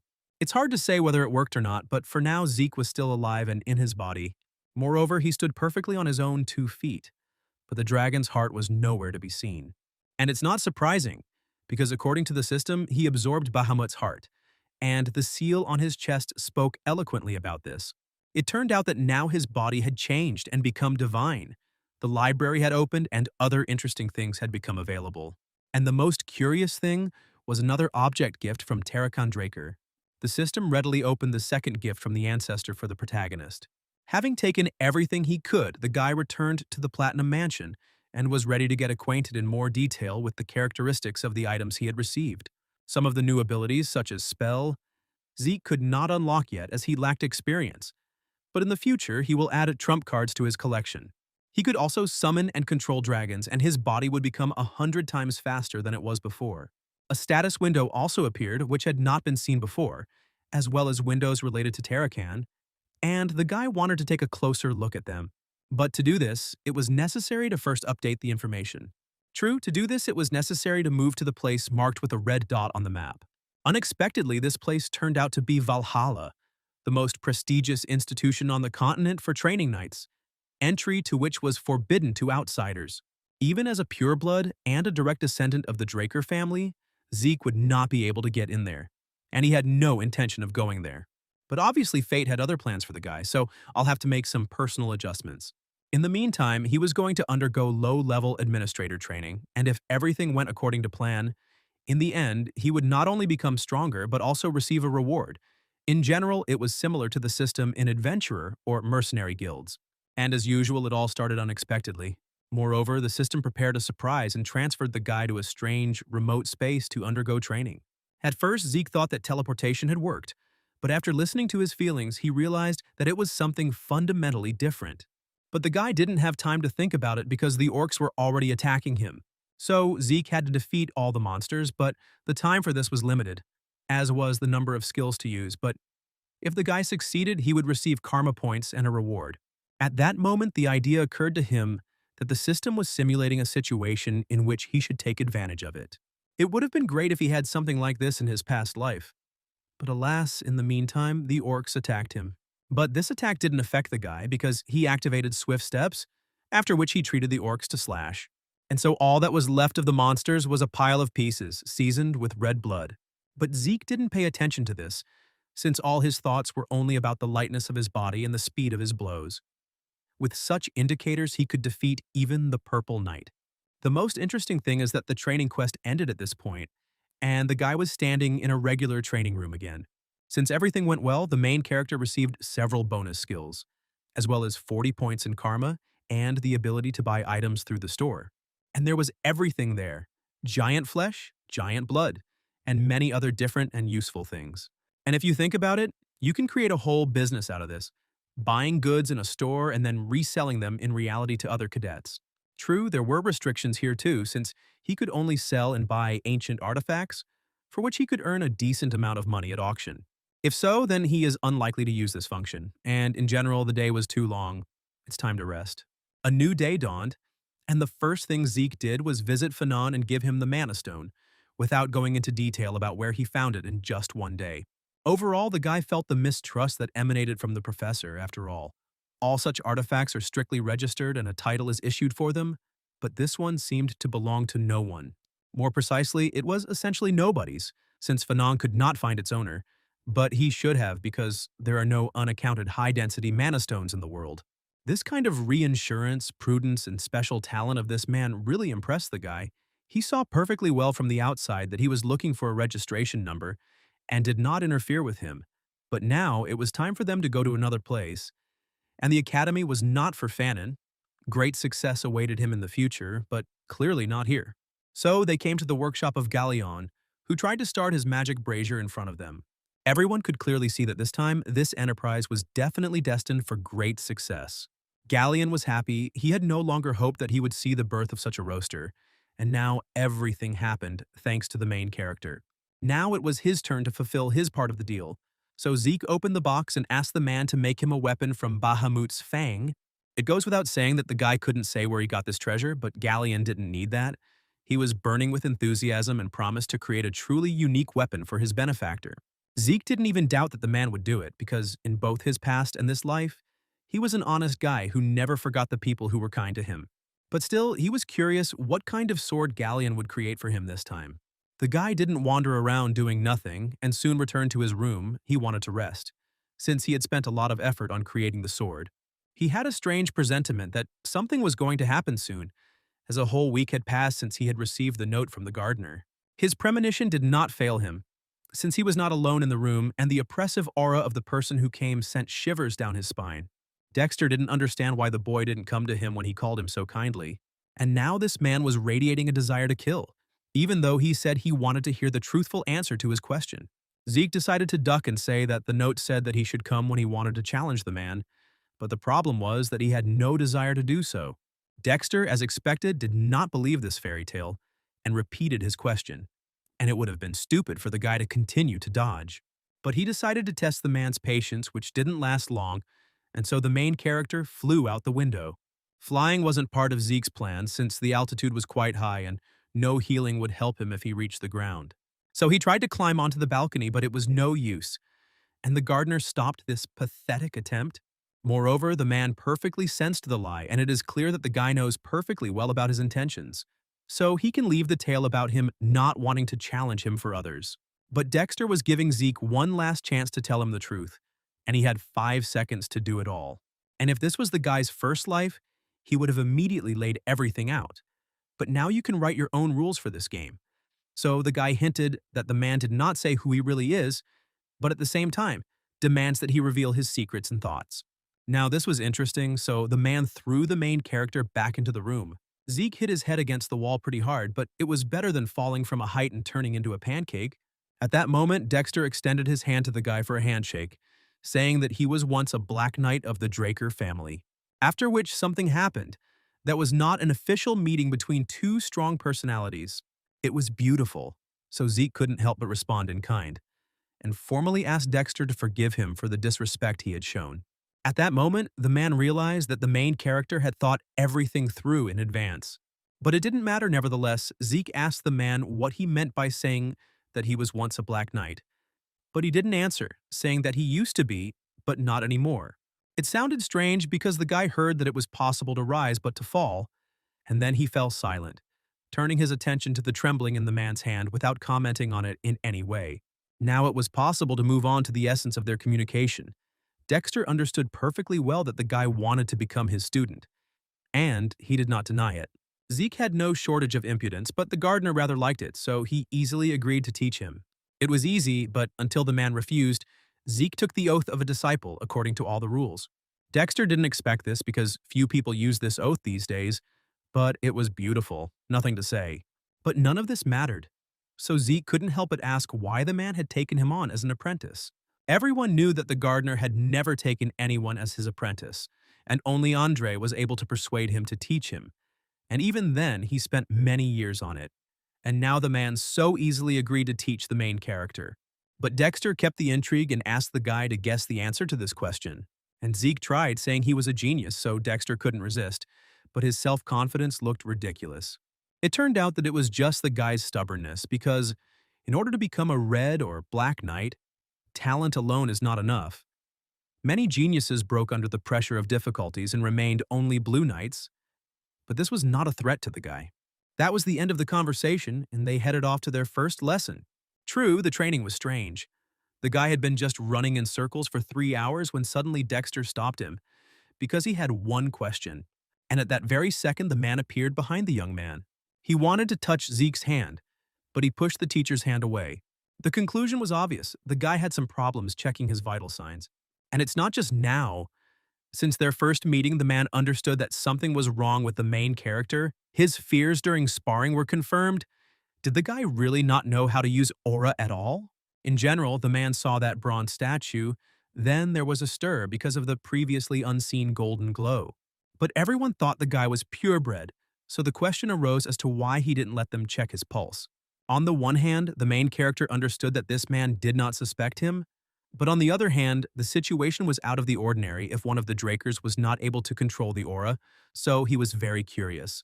And in general, the main character is lucky that this is the person in front of him, so if he can get his personal sword, then no one will have any suspicions about him. But until then, he needs to be extremely careful. But now there was no need to lie any further, unlike his previous life where the boy was the first awakened loser in the family. Now, he could use the mana reflection skill which proved his pure blood status, even though he couldn't use aura like all the other awakened. Such truth was able to hide the young man's lie. In addition, he sincerely apologized for not telling about this earlier, because if it turns out that he, as one of the Drakers, cannot use aura, then he will be thrown out of here, so he was very scared. After which he called Dexter to check his pulse. The teacher was silent. He felt anger deep in the boy's soul that did not correspond to his age, but at the same time, in front of him was just a child. But there was no aura felt in him at all, despite the fact that he had successfully awakened. The main character continued his performance. He understood perfectly well that even after checking his polish, the man would not be able to be 100% sure how true the blessing ceremony was. Even if it was true that Zeke couldn't wake up with an aura, Dexter himself would find an explanation for this. And he would be left to deny everything, but the guy didn't expect that the man would come to the conclusion that he was fickle. Although something like this was to be expected, because if you don't know the concept of classes, it's quite natural to think this way. After all, this term is used to describe people with abnormal abilities, such as the ability to use aura and mana at the same time, or the ability to see into the future. Although people do not have a very positive attitude towards impermanent abilities, so it is better not to tell anyone about it. And the reason why the master considers him impermanent was his insane endurance and ability to recover, no matter how severe the damage.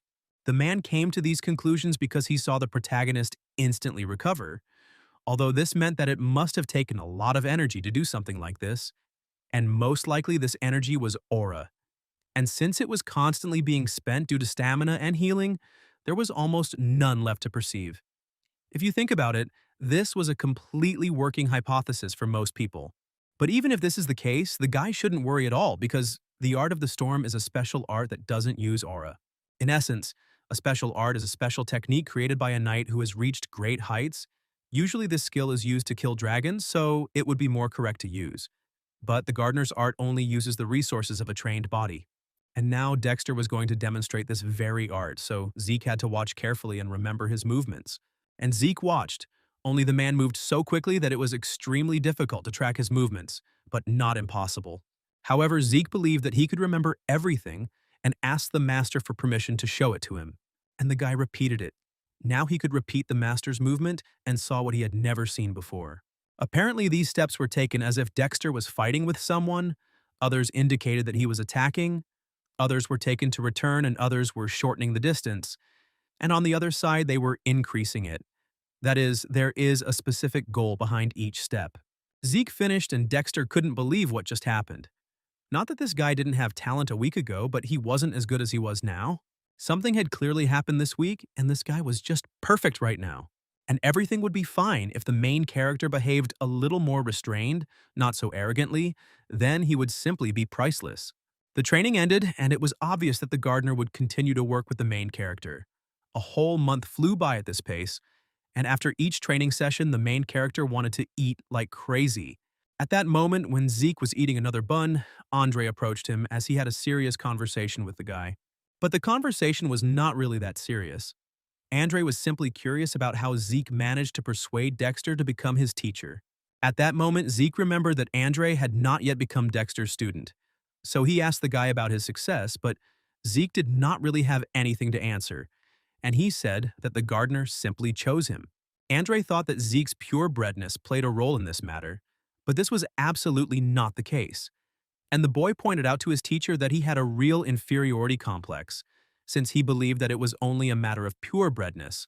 After all, even if the gardener was initially interested in the main character because of his pedigree, this did not mean that this was the main reason why Dexter chose him as his student, because it is obvious that the gardener is not the type to chase after social status.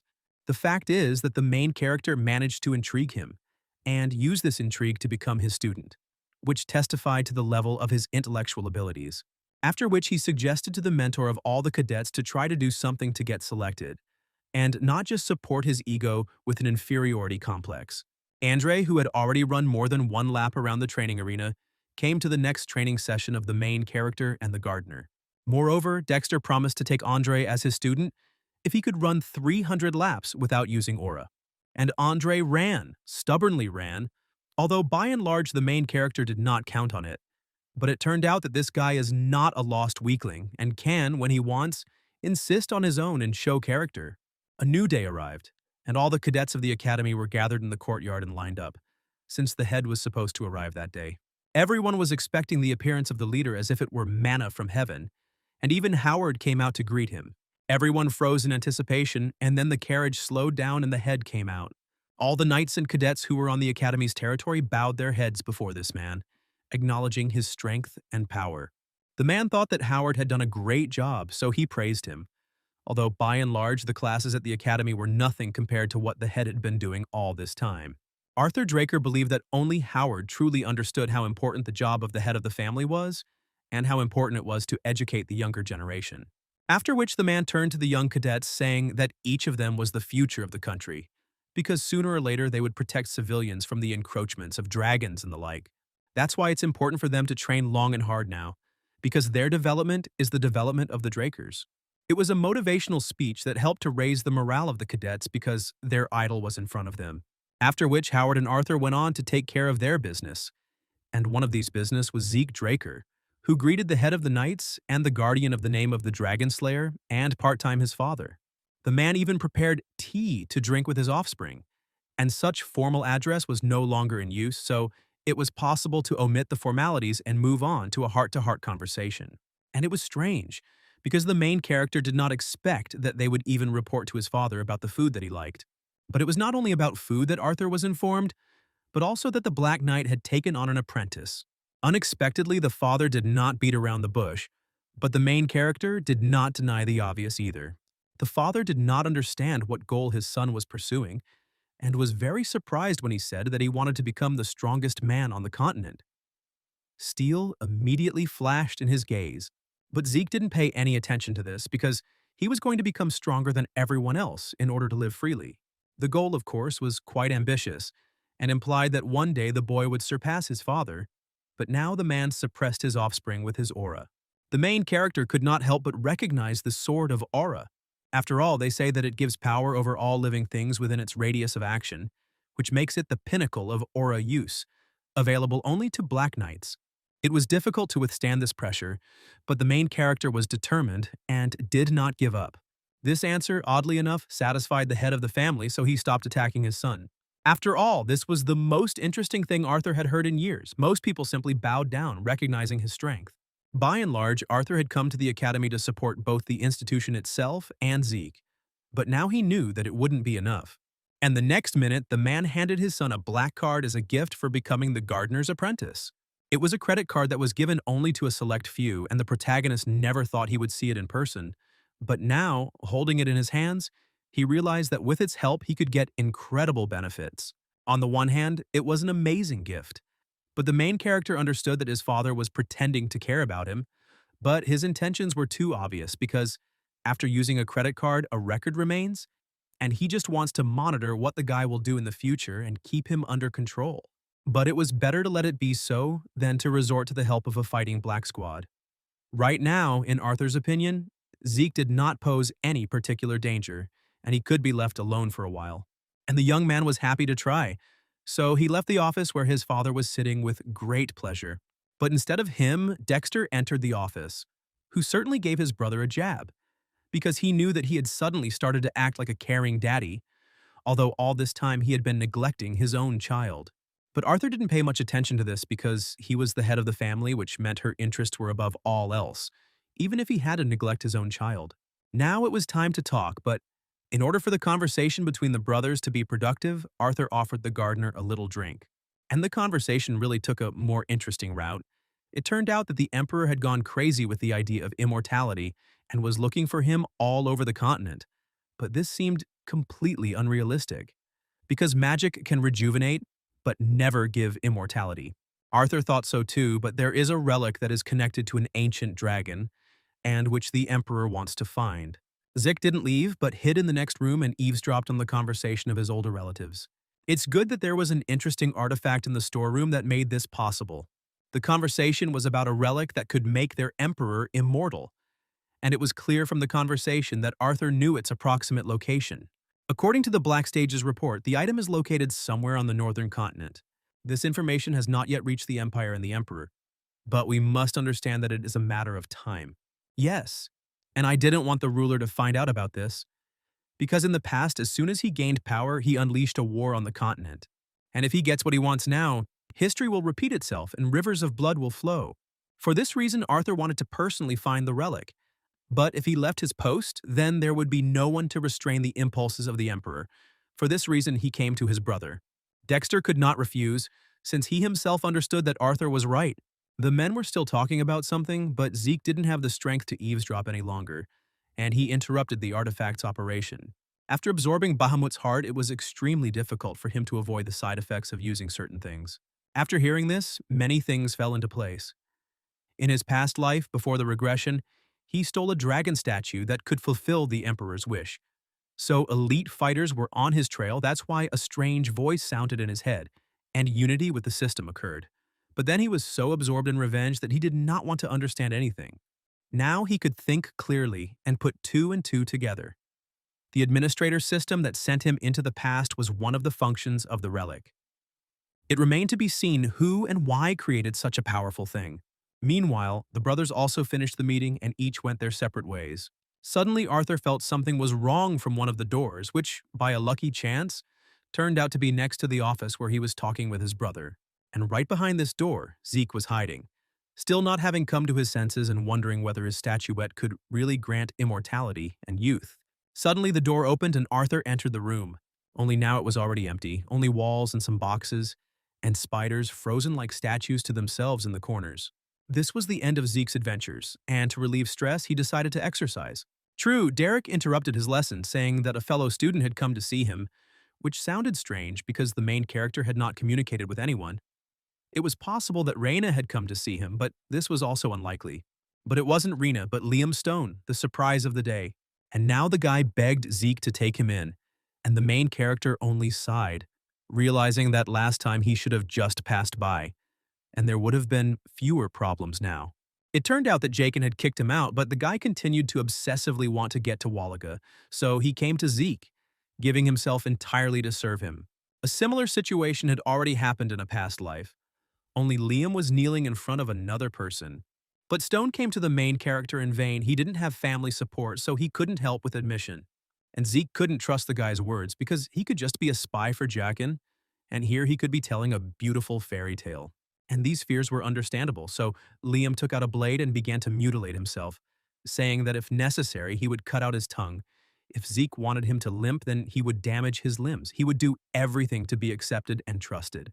At that moment, Liam reminded Zeke of his past when he also asked the master to accept him as a student. Since this is the case, the main character decided to give this guy one chance. If he can withstand at least one of his moves during the attack, he will be accepted. The fight began, and Liam thought that it wouldn't be that hard to withstand one move since they both used the Draker's aura. Now Stone realized that everything would be much more difficult, because the aura that emanated from Zeke said that he was much stronger than people thought. Moreover, in the presence of the main character, Liam simply had difficulty breathing, not to mention everything else. And then Zeke only needed one blow to disarm the guy. To be honest, this was a bit of a disappointment to Zeke, as he had expected more from Liam. He certainly respected people who were going towards their goal, but at the same time, he could see perfectly well that it was better for Liam to give up the idea of entering Valhalla. The guy understood that most likely if the guy had not been a distant relative of Jacen, he would not have been able to enter the cradle, let alone the academy. So it is not surprising that now he is so worried about his future fate.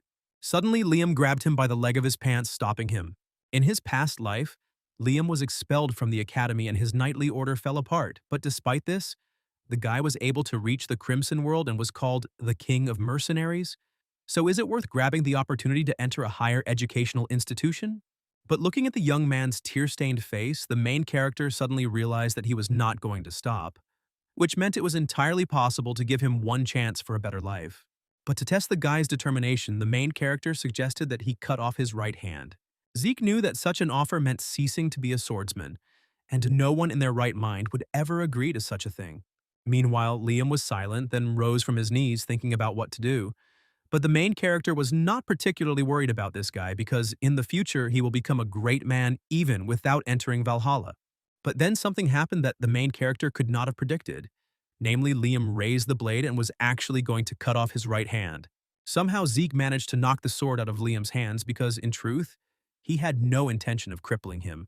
So he couldn't miss his chance because if he didn't win the favor of the main character, he could lose something much more valuable than his right hand. Now this was interesting, so the main character warned Liam that if he did something like that again, he would throw him out the door regardless of whether the guy was loyal to him or not. Only now did Liam realize that Zeke had accepted him after all. And what's more, he asked the guy to hurry up and go to the infirmary so that they could sew his cut-off ear back on, since it wouldn't be right for his subordinate to walk around without an ear. After all the procedures, it was possible to eat and also talk, because Ziku was still curious to find out the reasons for Liam's fierce desire to enter higher education institutions and gain his patronage.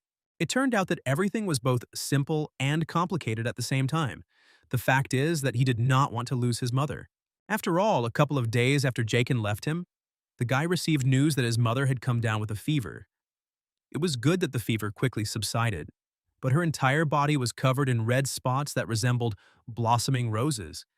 And every day she became weaker, and the village doctors did not even know what kind of illness was tormenting her.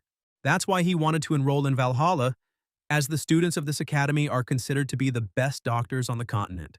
At this point, Zeke strained his memory and remembered that the red bloom symptom was a sign of a disease that would spread across the central continent in 5 years with a high risk of infection and high mortality and would take many lives. But one day a sensational medicine will be developed that will end the epidemic, after which he wrote a recipe for a medicine for Liam's mother on a piece of paper. It turned out that this medicine was not difficult to prepare, and even a village doctor could handle this task well. In the future, this recipe was developed by the alchemist brothers Al and Jack, but the Alchemist Guild used it to make exorbitant profits and sold this medicine for huge amounts of money. And when the brothers found out about this, they made the recipe public, which is how the main character learned about it. Now Liam had the medicine to help his mother, so there was no longer any need for him to go to Valhalla and continue to be Zeke's subordinate. But Liam had other plans for this, so he knelt before the main character and swore to serve the guy faithfully for the rest of his days. The Oath of Allegiance certainly lifted Zeke's spirits, as it was nice to have the future king of mercenaries at his command. Meanwhile, it was getting dark, and Ares came to the head of the academy's office for an audience. He didn't come just like that, but with a proposal to increase the difficulty of the exam next semester. This was because the current first-year students were very capable and were also members of influential families, and even among them, there were 2 pure-blooded awakened ones. And if this year's exam was as easy as last year's, then these guys would not be able to show themselves properly. It was a very interesting and reasonable proposal, which Howard promised to think about. The man thought that the Ares blood definitely does not lie, because he has the same thinking as the eldest member of his family. He calculates future threats that are best nipped in the bud. Not much time passed and the day of the dungeon exploration exam arrived, which was a unique test in the academy, where the students were divided into pairs and had to clear a dungeon in a certain amount of time. The difficulty of the dungeon was randomly determined for each pair and had great significance. Liam, even though he was a big boy, was worried about passing this exam, especially considering that Zeke was his partner. This was not surprising and quite natural, but it was necessary to remember that too much excitement leads to mistakes, and too little is a sign of arrogance, but moderate excitement prevents everything. And now it was their turn to enter the dungeon, but the problem was that they were stopped at the entrance and asked to enter through another door. Although they hesitated at first before entering, they still began to go down. It was difficult to predict the difficulty of the dungeon, but since this is a Draker's dungeon test, there will be no great danger. The main thing is to get out within the designated time. And to do this, each team is given a timer that starts upon entering the dungeon. And for everything, they will have 96 hours. Basic combat skills are also part of the assessment. So if you bring with you the heads of defeated monsters, you can get bonus points. But the main thing is to get out on time. During the first hours, they worked, and now Liam could rest, since the main character could not sleep for 4 whole days and therefore was ready to be on duty. If so, Liam went to bed, and the main character began to think. 16 hours had passed since entering the dungeon. Before the exam, he had not slept for 3 days and trained. That means he had not slept for about 90 hours in total. Infinite stamina only saves you from physical fatigue, but not from psychological fatigue, since in a dungeon you never know what will happen, so you need to minimize the risks. And then he heard the ringing of a bell, which transported him into memories of a completely different place. Snowy, scary, with a dead girl in the snow. It is not surprising that he woke up in a cold sweat, because this dream with bits of memories was the most terrible that could have been. And then it dawned on him that he had clearly heard the bell, that it had not been his imagination but had actually happened. So he abruptly extinguished the fire and ordered Liam to wake up without turning on the light, as there were enemies here. Unfortunately, using dragon vision after 4 days without sleep was too risky for the protagonist, so he had to get used to the darkness. The worst part was that he smelled sulfur, which meant that they were being hunted by a creature with a herd instinct, and most likely it was a hellhound. At that moment, he also remembered that in his past life, Raina had brought the orc heads, but he never expected that there would be hellhounds here, and he would have to meet them. Only something was clearly wrong. Even the leader of the pack was not visible, and what he heard and felt indicated that it was not someone who weighed at least a couple of tons who was coming towards them. He barely managed to dodge because a troll appeared on the horizon, carrying the heads of hellhounds, and it was clearly not friendly. Everyone knew that the troll is the most dangerous monster that can easily deal with hellhounds or orcs, and their blood is a key ingredient in potions, plus they have incredible regeneration. Oddly enough, Liam decided to protect his master by acting as bait. But Zeke wasn't going to run away because no self-respecting gentleman would leave his ward in trouble. It's not about the guy himself, moreover. He trusted Liam and considered him quite strong. But he is obliged to support him so that he can do as he sees fit. His rear will be covered. And the guys rushed into the attack, choosing the enemy's weakest spots. The joint attack was quite successful. The guys dealt several pretty good blows to their opponent. Zeke liked the fact that Liam aimed straight at the joints, which indicated that the guy had most likely studied monsters and their weak points before the exam. But even so, the guy lacked a little dexterity, so the protagonist covered his back when the troll attacked him in a blind spot. Liam shouldn't have worried too much about what happened, because this was his first real fight and it was easy to make a mistake. Hitting the soft joints was a great idea, but you can't underestimate trolls because scratches on them heal very quickly, and normal attacks may not cope with his regeneration. Still, this science was too difficult for Liam, so Zeke decided to finish off the troll himself. And after a few minutes, the troll was already dead and lying on the ground, and the main character received 30 karma points as a bonus. In the meantime, he sent Liam to chop off the monster's head, which he needed to take with him to show to the academy staff for evaluation. Suddenly, the system provided another surprise to Zeke, in the form of a sudden quest during which he will need to defeat 100 monsters of 10 different types, and he will have 72 hours for everything, and the reward for this will be double the amount of karma points and 2 random boxes. In total, he had 79 hours left until the end of the test, and in principle, killing 100 monsters is not such an impossible task. But the problem was that even if the dungeon is large, usually there are a maximum of 3 or 4 types of monsters in one. But if there is a prepared trap with the Simmons family, then if you search well, it is quite possible to find 10 types of different monsters. Meanwhile, Liam finished processing the head and packed it into a special bag that the Academy gave to each pair, along with a timer. It's worse, of course, than a spatial bag. But it's quite enough for carrying the loot. There was no point in staying here, so the guys went on their way, and the more time passed, the more monsters they killed, and of different types. It had been quite some time now, and Zeke was wondering if Liam had gotten used to real combat or not yet, after a series of monster kills. The guy couldn't answer this question yet, since all his feelings were quite mixed. But Zeke himself understood perfectly well that it would take time to adapt. But what he was worried about was that there wasn't much time left before the task was completed. And there was one more type of monster that needed to be found, but where to look for it? That was the question. Suddenly the earth shook. It didn't look like an earthquake, and very bad suspicions entered the guy's head. And at the last second, he was able to warn Liam to drop the bag and jump to the side. And a moment later, a monster appeared from under the ground. She ate all the heads, but the main character managed to drive it away a little, and even wound it a little. But this injury was too minor, since during the fight Zeke would hardly be able to look after Liam, so the guy would have to take care of himself. After all, before them was a dungeon worm, a dangerous monster, and to defeat such a thing, a dozen purple knights were needed. And Zeke was alone here, so he decided to take the brunt of the blow, and so far he managed to hold back the monster. But how much strength he would have? That was the question. But even the blue knights avoided meeting the worm in the dungeon. Then we are in a confined space because of the ability to burrow and move underground. If the pain drags on, the person will be buried alive. So far, Zeke was helped by his quick reaction and trained body, but there was still no plan for victory in his head. But he continued to strike and strike the monster, trying to cut it right through. But the guy couldn't cut it in half yet. The process stalled.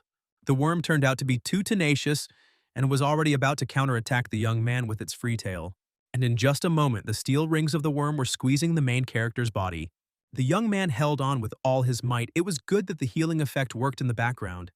Otherwise, it would have been really hard. But at that moment, something really useful happened. Liam plunged the dagger into the monster. At that moment, Zeke felt the pressure of the worm's rings begin to weaken, and it became easier for him to breathe. And a couple of seconds later, the monster released the young man from his grip, who was very curious about what his subordinate had done to achieve such a result. It was simple. He thought of covering the sword with anesthetic, and then hit the worm with it.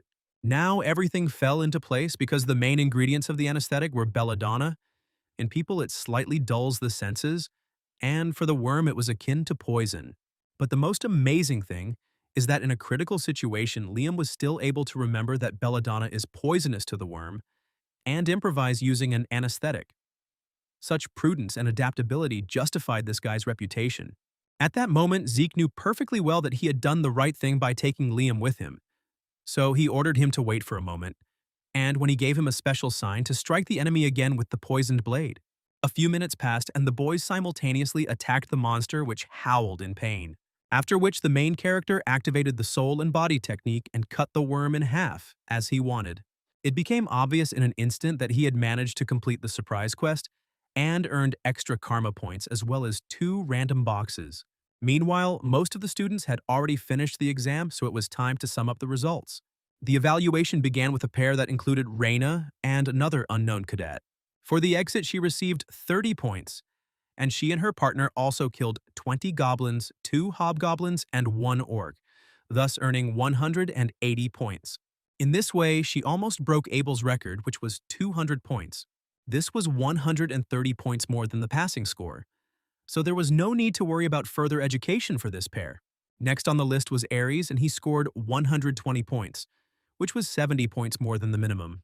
Ares, as always, was dissatisfied with the result obtained, comparing himself with others and cultivating hatred for those who were more successful than him, making insidious plans because if something goes wrong, then Raina can be eliminated, like Zeke.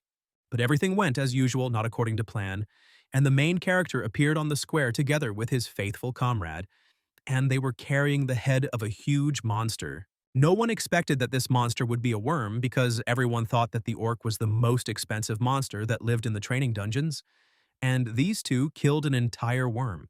It goes without saying that Ares was not only surprised but also upset by the fact that his cunning plan had failed once again. It was obvious that the blonde was not happy to see his classmate, and even his vaunted self-control began to crack as it was no longer possible to keep a straight face. Zeke had been teasing Ares for quite a long time and gracefully, so he decided to tactfully leave so as not to provoke a fight in front of the teachers. The guy believed that the purity of Zeke and Raina's blood was to blame, and one day they would definitely pay him for all the humiliation he had experienced. Meanwhile, the main character and Liam were approached by instructor Andre, who would evaluate their work. And the man was going to approach the fulfillment of his mission more than carefully, even though he saw only the head of a worm in front of him. But he did not want and did not intend to miss anything. After which he climbed to examine the mouth of the worm, which in the dungeon ate all the heads that the main character had collected over 3 days, while Andre carefully studied the parts of the flesh between the monster's teeth. In a modest amount of time, he finished his examination and informed everyone that the body parts of gremlins, goblins, hobgoblins, hellhounds, and finally a troll were stuck in his teeth. Judging by how much blood there were dozens of them, but counting them all would be unfair to the other guys, so he decided to evaluate one monster from each type. No one had ever seen trolls and worms in the dungeon before, so they were never counted. But according to statistics, they are equal to 3 and 6 orcs respectively, so they will be read as 90 and 180 points. So the main character earned 368 points. Many students were unhappy with this decision since the main character only brought an expensive worm, but others understood that this monster alone was worth about 180 points. And what difference did it make anyway, since, if you think about it, if one of the cadets had met a worm in a dungeon or a troll, he would hardly have been able to survive like these two. So it became obvious that Zeke Draker was much stronger than everyone here thought. Meanwhile, the protagonist was thinking about the fact that his opponents had gone quite far since they had started to control the testing dungeons in order to get rid of him. But it was unlikely that Ares could act alone, which meant that someone was behind him. It was possible that Ares was being watched by the head of his family, which meant that Zeke was being watched much more closely than he expected. So hiding his strength became a must to avoid being made a fool. At that moment, Raina approached him and said that this time he had won. But it would not always be like this, and went on about her business. Left alone, Zink began to check the system and the goodies that he received during the last quest, for example. Now his attention was drawn to the gluttony skill, which he had ignored until this moment. But now he had enough karma points in reserve to activate it. But the most interesting thing was that the description of this skill had changed and now looked more presentable and interesting. The system reported that with the help of this skill, the guy would be able to absorb the abilities of monsters and use them in practice. So he decided to experiment on a piece of steak when suddenly an incomprehensible black shadow appeared and snatched this very piece of meat from his hands. And then, behind his back, this very shadow grew and began to absorb the delicacy. After a few seconds, the piece disappeared into the shadows as if into a swamp, and not a single trace of it remained. The changes in the guy's body began to manifest immediately, because in this way he replenished the missing energy with the absorbed one. Even the headache went away, as if he had taken a nap, and his whole body seemed to have become healthier. The moral fatigue went away, as did the physical one, and even the spirit was now normal. Obviously, this skill was worth all the karma points he spent on it, and with such an ability, he could reduce the risks of using the dragon skills he had used before. Surprisingly, brain fatigue can also be relieved by gluttony, and thanks to infinite endurance, he will not feel physical fatigue. This way, he can train for days without food or sleep, and he can start right now. But as usual, he was interrupted by Derek, who announced that the main character's sword was finally ready and could be picked up right now. And so the main character came to his friend's workshop and bit his lip in anticipation, because he had no idea what his new sword would be like, because he gave a dragon's fang to create it. But he hoped that the new blade would look little different from the one he had in his past life. But what he saw was radically different from all the ideas he had in his head. The protagonist began to examine his new sword, realizing that it looked too dull. Therefore, it was logical to think that the master did not sharpen it on purpose. The only problem was that this sword was originally supposed to be exactly like this and nothing else. It was quite unusual to see such a weapon, but if Galleon thought that this sword suited him perfectly, then so be it. To tell the truth, if there had been another master in his place, Zeke would have thought of something else. But he trusted this one unconditionally, because only he could understand everything so subtly. But the most interesting thing is that this blade didn't have a name yet, so Zeke could name it as he saw fit. In the past, Galleon named the sword Graham's Shining Sword, but in this life he decided that the process should be handled by the protagonist. But just coming up with a name was too banal, but since it had to be done, the main character decided to act according to ancient custom. For this, he cut his hand. But the problem was that the healing factor was working in the background, but it was still the protagonist's skill, so he knew he had to learn to control it. It was good that the system processed the administrator's request quickly, so the healing factor was temporarily suspended, so the cut did not heal instantly. Now he dripped some of his blood onto his new sword. At that moment, the blacksmith realized for the first time that this was not just any ordinary young man, because he was currently performing the ritual of naming the ball, which was a traditional dwarven ceremony that gave a weapon a name and consisted of the owner pouring a cow, mana, or aura into it. And when it touched the sword, the ritual itself began. After this, the owner of the sword falls into unconsciousness and goes on an endless journey until he finds a suitable name for his blade. By and large, this ritual was quite dangerous and almost forgotten. But surprisingly, the main character knew about it and used it. Meanwhile, Zeke was indeed floating on the waves of his subconscious, and hundreds of different names floated past him that could theoretically be suitable for his blade. And among the many names flying past, one could find the one with which the sword would go through life. It was supposed to become a new name for a new path. And at that moment, the main character's subconscious scratched out two things. The first was the black sword because the blade really was black, and the second was the name of the dragon Bahamut. Accordingly, the name for the sword was born quite logically, and it began to be called the Black Sword Bahamut. Meanwhile, Leyon admired the main character because not every dwarf knows about this ritual, but Zeke did not consider it something special because at one time he studied dwarven history. It was interesting, but the blacksmith wanted the young man to rest a little while he looked for something special for him. Zeke did have some free time, so he could spend it on such an activity, but the blacksmith still had to hurry. And while he was sitting there, thinking about how important it was to be able to control a passive skill so that one could prevent the abilities from being exposed, as had happened to the Duke, since there was no need to reveal the cards until the right time. But when he returned to the academy, he would still need to remove the bandage since the wound had already healed underneath it. Now the guy began to check the properties of his new sword. It turned out that, like the previous one, it could transform ether into aura, and also had hidden abilities that would be unlocked as the main character developed. In addition, this sword was indestructible, apparently due to the fact that it was created from a dragon's fang. But by and large, it didn't matter. The main thing was that this sword could convert mana, ether, and any other energy into an aura. And since Zeke is unable to see the aura, this quality of the sword allowed him to reach the level of the Red Knight in his past life, which means it will help in this one too. At that moment, Galleon entered the room and found what he had been looking for so long. But as soon as he walked in and looked at the main character, he was stunned, because for the first time he saw how the sword that the guy was holding in his hands was surrounded by a pure aura. Moreover, the man saw that the main character had already reached the level of a purple knight, after which he decided to give the guy a gift, and it was a scabbard. It was an unusual sheath that the blacksmith's master had made, and it was interesting because even in his past life, Zeke had never heard of this man. And then he read the name of Golrin Yober, who was the greatest blacksmith on the continent, whose skills could not be compared even with mortals, and his works were almost perfect and had special abilities. Now it is not surprising that Galleon was such a skilled blacksmith. It is clear that he had considerable talent, but his teacher was also a delightfully incredible person.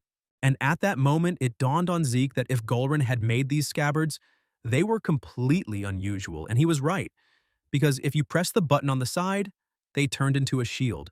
The item was made of mithril and wyvern bones and could withstand almost any attack. And Galleon gave such a precious thing to the main character for nothing, as a sign of his gratitude, although by and large he probably could have sold it at auction for a fabulous sum, and built a furnace, but he could not give the scabbard of the hand to just anyone. If so, then there was no point in refusing the precious gift, and when he brought the scabbard to the sword, it automatically embraced him like a second skin. It was a truly priceless gift. Having taken it, the main character came to the academy and began to sort out the chests with artifacts that he received during the previous quest. Having finished with the first chest, the guy opened the second one and was pleasantly surprised by what he found there. An ancient map fell into his hands, which intrigued the young man because its existence suggested the real life of the ancient hero Kaiser. There wasn't a single person on the continent who hadn't heard of Kaiser and his kingdom of Kronos at least once. But it was more like a children's fairy tale, and there was no evidence of the physical existence of this person, and now here it is. And while Zeke was thinking, the system was actively working, analyzing and displaying the received data from the map on the minimap. If you think about it, the quest will be easier to complete than the guy thought. He will just need to go to the giant mountains, to the territory of the barbarians. And this meant that it was time to take a big step towards the goal, because the system does not just offer training and quests, they all make Zeke stronger. Yes, and the reward for completing it will be very high, which means the young man's motivation has increased dramatically. But before getting involved in anything like that, Zeke decided to buy a few new skills. Fortunately, he had glasses, and Dragon Claw and Dragon Scale immediately came to mind. The skills were bought, and the first thing the guy decided to test in practice was the Dragon Claw. The effect of a simple attack was more than worthy, if not magnificent. On his second attempt, Zeke activated the Dragon Scale skill and struck the hand with his sword, but it bounced off the armor without leaving even a small scratch. The days passed unnoticed during training, and it was time for the semester exam on Aura, so all the cadets gathered at the appointed place at the appointed time. The instructors began to explain the rules. There were dummies standing behind them, but they were made in a special way so it would be very difficult to even scratch them. To cut down at least one such mannequin, you will need to use Aura. But if the cadets cannot even scratch the objects, they will not be allowed to take other exams and will start their training from the very beginning. Many of the students were nervous, but Ares was calm, because it was his family that created the Aura training course at the academy, and the training methods were the same as the guy's home. Therefore, he considered himself the best student in Aura control, which meant that even purebloods would definitely yield to him in this regard. And so he waited for his moment of triumph, using the sword resonance to impress everyone. The instructors were impressed too, but not so much that they fell at his feet. Ares showed an excellent result, cutting all the dummies. Overall, the guy was also pleased with himself, and even the thought appeared in his head that he could surpass Abel. The other students also tried their best, but it was much harder for them. Perhaps Ares' success had such an effect on them and suppressed them, but they tried. Meanwhile, it was Raina's turn to show her strength. And the instructors understood that if the ordinary students all passed the exam and were good, then this girl would surpass them all. But she was on a different level, so she asked the instructors to evaluate her according to the criteria of dragon slayers. It was an odd request, and Ares hoped that Raina was doing it to compete with him. But he was sure that her strength and skill would only be enough for 2 swings of the sword, and then she would lose. The instructors did not object, so Raina began her performance. She moved smoothly, clearly, beautifully, thoroughly controlling the flow of aura, cutting through all obstacles in her path. Raina finished. All everyone could do was discuss what had just happened. Up until this point, the cadets believed that Ares controlled the aura better than anyone, but now they realized that they were wrong. Ares was wrong too, wrong in everything, even to the point of thinking that the girl was challenging him. But no, she was challenging Zeke. Zeke wasn't stupid, and he understood Raina's gestures, although he didn't want to take part in this madhouse, but there was no way out.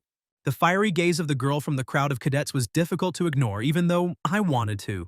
But pride would not allow him to fold his arms across his chest and slack off, so he asked him to evaluate him, just like Raina. The junior instructor did not like such impudence, and he wanted to forbid the guy to do it. But the senior instructor was calmer and more reasonable. This was what was needed, and Zeke went to the mannequins. But the junior employee did not understand why his colleague allowed the guy to do as he wanted. It was all simple. This guy is the first purebred awakened golden light who won the dispute with Andre, broke Abel's record, and is just a sweetheart. Zeke Draker. Meanwhile, Zeke had already transferred the ether into the aura, although it was not easy for the first time considering that the obtained power would be enough. Now it was time to move on to the main course, and the Dragon Slayer style. His first stance was perfect. Raina understood that Zeke had worked it to Andre's level, no less. Zeke didn't pay attention to anyone. He did his job, confident in the result. Since for 2 years before his reincarnation, he trained these arts day and night, so that even with his eyes closed, he could repeat each element. By that time, he had become tired of these arts, but in general, it would be a good idea to start with the basics now. He finished his exam but didn't look at the result yet, believing that it should be enough to wipe out Raina. But the silence and then the noise of the cadets made it clear that something had gone wrong.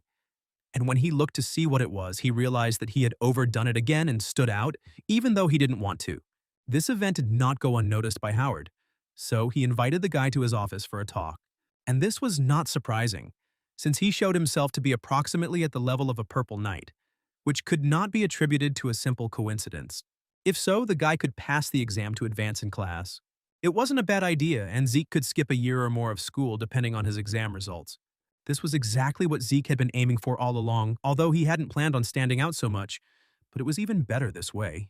And he agreed with this proposal, although he felt that Howard was up to something, but he decided to play along with him for now, and then we'll see. When the man was left alone in the office, he took out some kind of device and told the man on the other side that Raina and Zeke had decided to take the exam. The man listened to him and ordered him to take action. Howard himself was going to do the same, and for the first time in a long time, he was interested in participating in the intrigues. And then the day of the exam came, and for the first time, Zeke felt so uncomfortable around Raina, and she kept staring at him. The wait was excruciating. And then Owl Draker entered the arena to take their exam. In this white-haired man, Zeke recognized an acquaintance from a past life, although he had a different name then. He remembered the moment when Owl was carrying a dead girl in his arms, not paying any particular attention to anyone. Zeke was angry. He hated the Drakers so much that he was ready to pounce on this strange man who was digging a grave for his burden with his bare hands. This was not the first grave the man had dug, nor the first person he was going to bury. Before him was already a cemetery of wooden crosses. And then Zeke realized that Owl was the same as him, so he offered him his help. At that point, Owl left the Drakers and asked to be called the Dying Blade. But that meeting remained in a past life. Now Owl is his examiner and also a member of the Draker family. The essence of the exam was simple. It was a regular fight that would last until someone lost consciousness or wanted to raise the white flag. Raina wanted to start first, but Owl stopped her and ordered the cadets to attack him all together. This statement immediately infuriated the girl, but Zeke asked her to calm down and understand that the difference in their Sid was really big. Besides, the test had already begun, and it was necessary to figure out how to pass it with fewer losses. And the girl would lose points if she lost control of her emotions, so now she was cooling her head. Overall, Zeke already had a plan on how to defeat the enemy, so Raina just had to listen to him and do as he was told. After all, Uhl uses an oriental sword which can make things more difficult for classical blades. But that was only half the trouble. The girl was not in the best mood because her pride was hurt. But that was only a hindrance, or the lot of the weak. And Zeke needed her strong now. However, Raina cast aside her doubts and attacked the instructor. On the other hand, Zeke did the same. The attempt was good, but Al was able to block both shots. No matter how hard the boy and girl tried, they couldn't even scratch the man. Now Raina understood why Zeke had asked her to attack the enemy from blind spots. At that moment, she thought that perhaps she lacked the desire to kill this man, and if she attacked with such intent, she would be able to break through his defense. But that didn't work either. Uhl easily left the attack line. But the girl was unlucky enough to experience his kick to the solar plexus. Moreover, he threw her against the wall like a feather, so much so that she broke through that very wall and even lost consciousness for a few minutes. Meanwhile, Zeke was fighting the instructor alone, and Raina now needed to create a gap for him. Suddenly, Raina remembered the guy's words before the fight began. No one here cares about the fairness of the fight. It is important for the instructors to understand how ready they are to kill.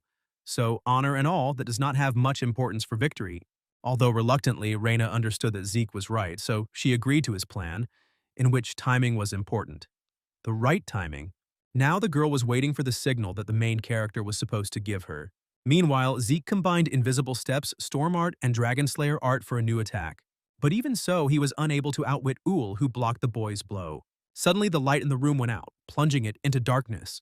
Apparently, the girl had used the pureblood mana touch to turn off the lights while the boy was stealing all the attention. An interesting approach, but rather childish. This was meant to distract Uhl from the fight, and thus give the cadets a chance to win. But suddenly a bad feeling crept into the man's soul because Zeke moved in the pitch darkness as if it were light.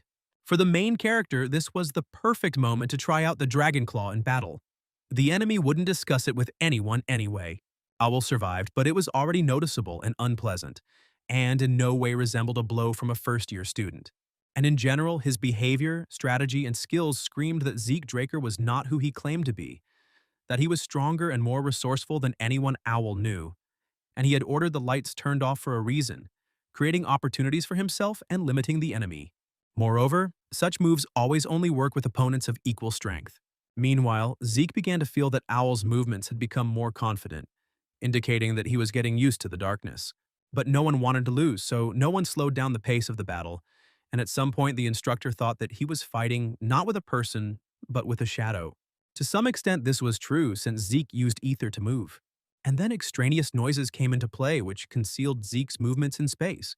This continued until the moment when Zeke's blade almost touched his opponent's head. And if the man blocked this blow, then he was unarmed against the explosion of light and noise. It was unpleasant to realize, but these children had trapped Uhl. And while the man was coming to his senses after this, Raina attacked him. And on the other hand, Zeke was not far behind her. In truth, it was more than good. But Owl summoned his aura and scattered his partners in different directions. The fight ended, and Zika and Raina were carried away on stretchers by doctors, as they had given more than 100%. But it wasn't just them who did a good job, but also old Draker, who was praised by a fellow soldier. At that moment, Dexter entered the hall, as always lightly, trying to tease the little guy, saying that he could easily defeat other students, but he couldn't beat these ones. And in general, the man was curious about Uhl's opinion of his student. But the answer hung in the air. The blonde tried to formulate an attitude for himself and couldn't. He saw how Zeke threw away the sword, how he increased his vigilance. He understood that this was an excellent opportunity for a counterattack, but the guy's inaction at that moment was confusing. After all, the guy was clearly not striving for victory, but for something else. And during the fight, he showed only what he considered necessary to show. Therefore, Owl could not help but admit that he could not appreciate Zeke, since he had long since gone beyond his understanding. After this exam, there was a meeting of professors, at which it was decided to transfer Raina and Zeke to new classes to the 3rd and 5th, respectively. Everything happened as the guy planned. So, after everything, he led a very quiet life within the walls of the academy. He quickly finished his training with Dexter, and his place was taken by Andre, whom the gardener drove even harder than the main character. Meanwhile, Fannin changed his job. but the good relationship between him and Zeke remained, which could not but please. It was also good that the heirs of the great families were also sitting back for now and not bothering the main character. The only one who was bored was Ulu, who challenged the main character to a duel almost every day. And so it went on for quite a long time, until he had an epiphany and left his post as an instructor and locked himself in the training room. What happened there remained behind the scenes of this story. At this rate, 2 years passed, and Zeke could proudly call himself a graduate of the academy, and he also became the youngest cadet accepted by the Valhalla Academy, so his father could be proud of him. Moreover, the dean himself wrote a letter of recommendation which partly helped Zeke get in. But there were still 3 months before the induction ceremony, and Zeke asked Derek to go to Atlas during this time and prepare everything there for his arrival. The plan was to send the guy on the journey alone, since he had long wanted to find and explore the ruins of Kaiser, so he did not need spies. But before he left, he had some more business to take care of, so he called Liam over. It turned out that the boy showed good results in his studies, so he was transferred to a special class, and Zeke, as his master, could not sit idly by. Moreover, he prepared clear instructions and advice regarding each future exam, created a list of equipment that Liam could obtain from Fafnir's workshop. And in the 4th year, the guy will need his own sword, which can be ordered from Fafnir. There is no need to worry about money, since Zeke has paid for everything in advance. Liam, from happiness and the master's faith in him, almost burst into tears, promising to go with him even to the ends of the earth and never let him down. Now it was time to think about travel plans. The guy needed to go to Argos, one of the great kingdoms of the continent. And this kingdom became a place where every adventurer could find adventures for every taste, so their flow was endless. Zeke tried to get lost among this crowd. Moreover, he created a new identity and documents for himself, so he easily passed border control. And he also improved his appearance. The wig and magic lenses worked wonders, even his mother wouldn't recognize him. While everything was going well, he was even able to meet a caravan, because it was easier to drive than to stomp his feet. True, the company was not very good. Everyone tried to draw him into conversation and pretended to be kind. They professionally tried to brainwash him, saying, "We care and worry about you. The dungeons have become too dangerous. And in general, it would be better if they all went there together." Zeke had met similar people in his past life, who used newcomers as bait in dungeons or sold them into slavery. He found it uninteresting and disgusting to listen to all this, and besides, he felt danger approaching, and he decided to tell the driver about this danger, but he did not believe him, because they were traveling a safe route, which meant that there should not and could not be orcs or other monsters here. Only now they were there, and they came very close to the cart. It was an unpleasant surprise, and there were a lot of orcs, and they did not spare people who could not fight them back. Zeke, of course, could have helped everyone, but this was not part of his plan, so he just decided to stand quietly behind the tree. After which he went to check the knight's base, because orcs couldn't just walk around the safe area and there wasn't a single living soul there. Everyone was dead. But as soon as he examined the soldiers' wounds, it became clear that they were not killed by monsters but by human hands. And this man was worse than a monster, deliberately leaving such marks on the bodies so that everyone would think that it was a monster who did it and not a man. The knights did not have time to resist the attacker and were killed with one blow. Only the Purple Knight was capable of such a thing. It was bad, but not the most important thing. The guy first needed to find the ruins, and then everything else. The road was long, and everywhere he could see the signs of the barbarians who ruled these lands. But the good news was that the minimap showed that he was almost there. But not only he came to this place, but also the Hounds of the Empire. Why they are here is a big question. These people were very talented, but could not study at the academy for one reason or another. So they were selected and trained under similar conditions, after which the emperor could personally make them knights. In their past lives, these people made a huge contribution to the empire's victory in the Continental War. The whole way to this place, the guy followed his enemies on the map since he had already dealt with them in his past life. And he would not forget their techniques for tracking prey. We must not forget that it was the hounds who drove him into a trap like cattle and killed him. But that was not the main thing, but the fact that most likely these people are here on the orders of the emperor, who is obsessed with the idea of immortality and youth. So they are looking for ancient artifacts for him, which means they found the ruins of Kaiser first. If so, then the guy needed to personally sort everything out and confirm or refute his own conclusions. And what is the best way to do this? The right way is to attack first and kill the enemy without letting him send a signal to the others. Now it was possible to try and talk. The guy knew that there were usually 12 hounds, here there were 3, which meant they were guarding the perimeter. But no one answered him about this, and they only began to assert their rights and ask questions. They shouldn't have done that, so Zeke cut off the head of his first enemy. After all, the others had to understand that it was he who asked the questions and they who answered them. But the others didn't just answer, it was their choice. The guy didn't insist. He himself already understood that the hounds had made a temporary base for themselves from the ruins. It was time to move on and check the affairs in the ruins. But to do this, it was necessary to deal with the sentries. They did their job poorly, falling asleep as they went, thinking that since this was barbarian territory, no one would come here. Such carelessness played a cruel joke on them, and the boys lost their heads without ever realizing that they had been attacked. The hounds, who were already in the tunnel, suddenly heard some noise, so they stopped. And that was their mistake, because Zeke flew past them like an arrow, inflicting mortal wounds on them. To tell the truth, the young man had not experienced such feelings for a long time. Now his life was too calm, so now he felt alive again, like in the good old days. Now he was playing to the crowd. It wasn't difficult for him to clear everyone out, but he wanted to tickle his and the hounds' nerves a little. And he also used the southern region's blade art to avoid setting his family up. The head of the hounds did not understand what awaited him, so he tried to dictate his terms, like surrender, and then you will die quickly and painlessly. And it was funny because these people were much weaker than those who killed him in his past life. And then the battle began. All the hounds attacked the guy at once. Now everything seemed strange to the main character because he remembered a completely different level of the hounds and not all of this. It was unclear whether the enemies were so weak or he had become so strong, but in essence, it was not so important. It was time to end this, so Zeke cut the power, creating a perfect moment to attack.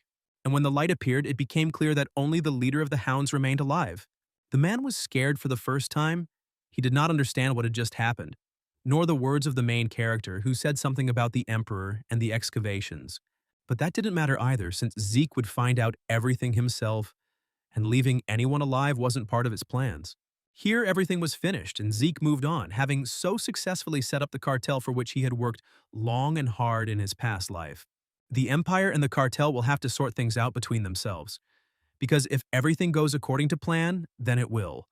But in the cave, Zeke found a letter from the Emperor, and this really worried him, since the ruler apparently went further than everyone thought. He sent the hounds to different points to find the ruins for him, but so far these searches have been unsuccessful, meaning Zeke had a chance to find them first, but at that moment someone fired a red flare. Now this could really become a problem for him. Therefore, the main character ran forward, not paying attention to either birds or animals. But the problem was that the enemies had already caught up with him, and there were only a few meters left between them. It was a typical hound trap, which they always used when they needed to kill the victim 100%. They drove it into the center from where it was impossible to escape. This was exactly how he was killed in his past life. But now he had a system, and therefore an advantage. So far, he had managed to repel the attacks of his enemies, even though there were more of them and the blows were raining down on him from different sides. But these were small potatoes the guy could handle. Only he didn't take into account the fact that the hounds were made up of people of different training, and these were much more dangerous than those he killed in the cave. They acted in a coordinated manner and blocked all his escape routes. Moreover, his enemies had surrounded him. The system said that he had a chance to escape, but then all his attempts to shift the blame onto McCain would fail, and he wouldn't want that. If so, then it's time to get out a new trump card, even though I didn't want to. After which, Zeke whistled into the mini horn and then detonated a smoke bomb. And the next moment, the smoke hid the figure of the young man from prying eyes. When the smoke cleared, Zeke was no longer in the clearing. But the Hound Commander ordered his people not to panic, since the trap was ready, which meant that the guy would not escape them. What was also strange was that no one could detect the presence of the main character. It was hard to believe that they had managed to miss him. And then they had no time for the guy, because barbarians came running into the clearing and started killing people left and right. Yes, the hounds could provoke 1 or 2 barbarians, but now they attacked in a crowd. And this crowd was oh so strong, and all the attacks of the hounds were no stronger than a breath of wind for them. But the left punch hit the guy right in the head, and the guy no longer has a head. At this point, the hounds began to realize that the barbarians were furious, and that they could not cope with them. In order to survive, they had only one way out: to escape from the trap. But even if the hounds started to run away, it was not a fact that they would succeed, since the barbarians ran after them. But all this played into Zeke's hands, and when the footsteps died down, he crawled out of his hiding place, which this time was underground. The barbarian horn, a military device of this tribe, served the main character well today. In his past life, Zeke was lucky enough to become friends with one of the Mohawks, and it was he who taught the boy how to make things like these. But the horn could only be used once, so now it could be thrown away and they could move on. The guy spent another day on the move until he arrived at his destination, where an unpleasant surprise awaited him in the form of a dragonborn with infected blood. Zeke had never seen anything like it in his life, and besides, this monster was sitting right next to the door to the ruins and was not going to let anyone in. It was clearly not possible to just get through, so the guy used Dragon Slayer techniques on the monster. And at one point, he even managed to practically reach the door. And as usual, everything didn't go according to plan, and the monster caught up with him, preparing to swallow him. Now the monster was out of luck as the main character dodged and managed to land a couple of significant blows on him. At that moment, Zeke noticed blood on his clothes, which was eating away at the fibers of the fabric. But even in this situation, Zeke had nowhere to retreat, which meant he needed to defeat the Hydra. Zeke tried to use his sword to stop the Gorgon from closing her grip on his mortal body. One could even say it worked, but he clearly understood that the art of a dragon slayer did not work against this monster. He didn't expect such a setup, of course, but he had no intention of giving up. Nevertheless, he understood that his skills were not enough to achieve an unconditional victory over the monster. There were about 30 meters left to the door, so it was necessary to calculate the options and ways out of the situation. And the first thing that came to his mind was to close the door to the Kaiser ruins using the system. When the door was completely sealed, the protagonist once again activated the art of Dragon Slayers, after which he added the art of Storm to it and attacked the Gorgon. He even managed to cut off one of the parts of the monster, which gave him a small head start and the opportunity to get to the door. Only this creature was far from stupid, and saw the man's maneuver, so it hurried to intercept him. Zeke was so inspired by the fact that he had managed to reach such a trust that he did not notice the maneuver of his opponent, who had already bitten him well. Still, he didn't expect such agility from such a huge creature, but since she liked his hand so much, he would give her what she wanted. Along with the hand, he prepared a gift for the monster, which she would clearly not like. It's good that the healing factor was working in the background the whole time, so the severed arm grew back instantly, and now he could fight at full strength again. But the Gorgon had an unpleasant surprise in store for him there too. It was a clear fog that instantly poisoned the young man, and only because he could control the ether and possessed secret knowledge, he managed to inflict significant damage on the enemy even in this state. Now the monster had lost one of its heads, but that didn't mean anything. Although only one head remained, this head was the most embittered and powerful of all. The only way out the guy found was to use the dragon's dignity skill, so he began to threaten the Gorgon, saying that if she did not step aside and leave him alone, then he would kill her without regret. The most amazing thing is that the monster was frightened by this threat and broke out in a cold sweat, after which he slowly began to crawl underground, without even taking his severed parts. Now he could breathe a sigh of relief. Besides, the main character didn't think that the dragon's dignity would work against the Dragonborn. If he had known this earlier, he would have used this skill.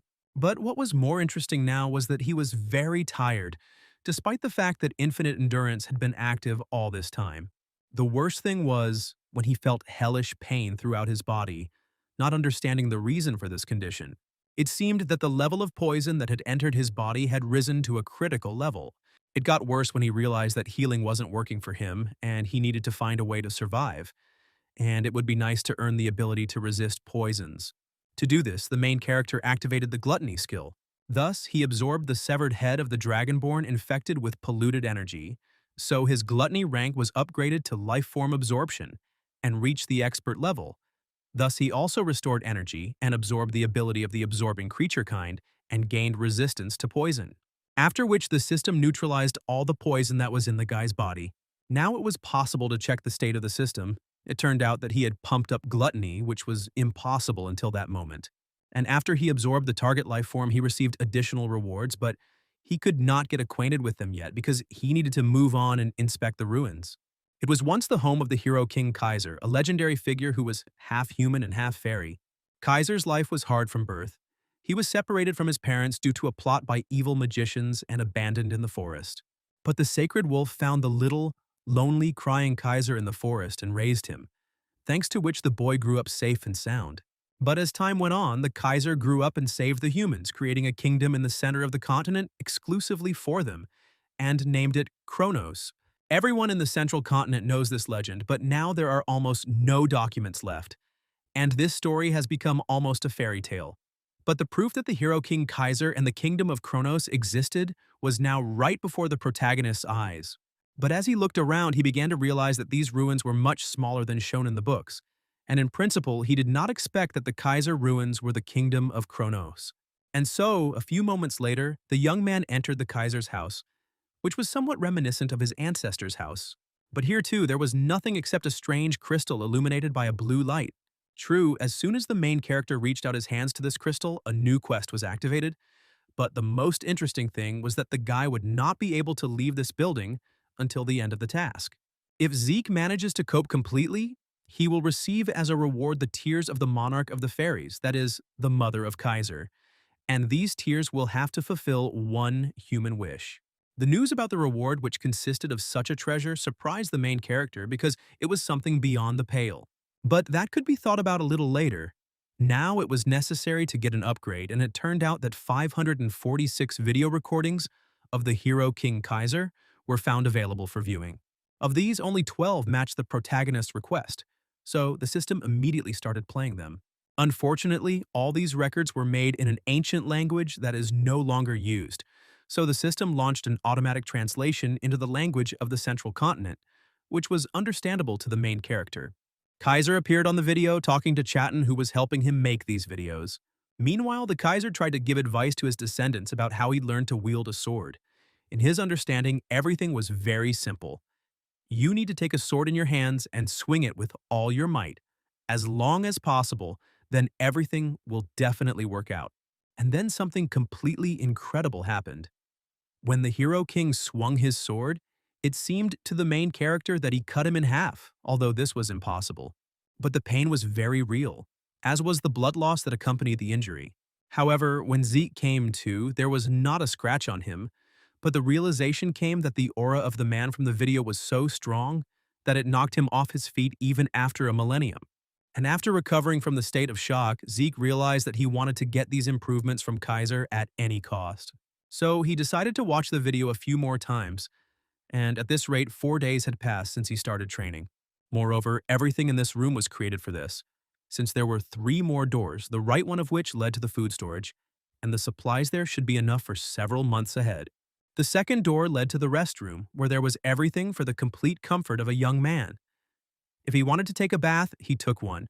If he wanted to sleep on a soft bed, he slept. There were even a change of clothes. And behind the last door, various kinds of books and training equipment were collected. It was also extremely difficult to swing a sword around the clock. It was necessary to switch attention.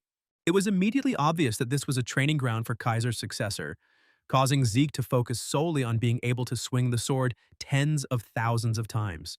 Even as time went on, he began to make progress and could imitate the form quite well, but he still could not feel the same thing that was in the video.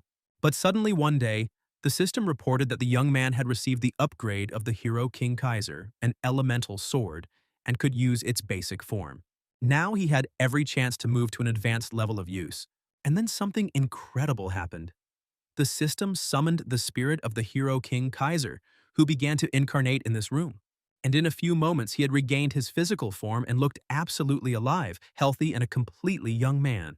In principle, it seemed to Zeke that he was used to everything. And it was quite difficult to surprise him with something, but how wrong he was when he saw a legend in front of him. But the joy quickly ended when Kaiser attacked him. The man didn't even have to make any special effort to blow the main character to the wall with one gust of wind, and even demand that he immediately get to his feet and continue the fight. The Kaiser couldn't believe that some boy thought he could master his skill. The old knights would have sprinkled ashes on their heads at such impudence. Zeke didn't understand what was going on, why the king was attacking him.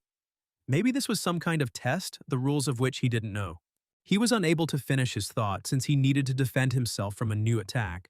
He managed to do this, but suddenly the realization came that they were really trying to kill him now. And if so, then it was necessary to give oneself completely to this fight. And it won't be possible to do this with a training sword, but with Bahamut, perhaps, one can survive if one is lucky. Having made this decision, the protagonist attacked his opponent, who threw him away like a bug.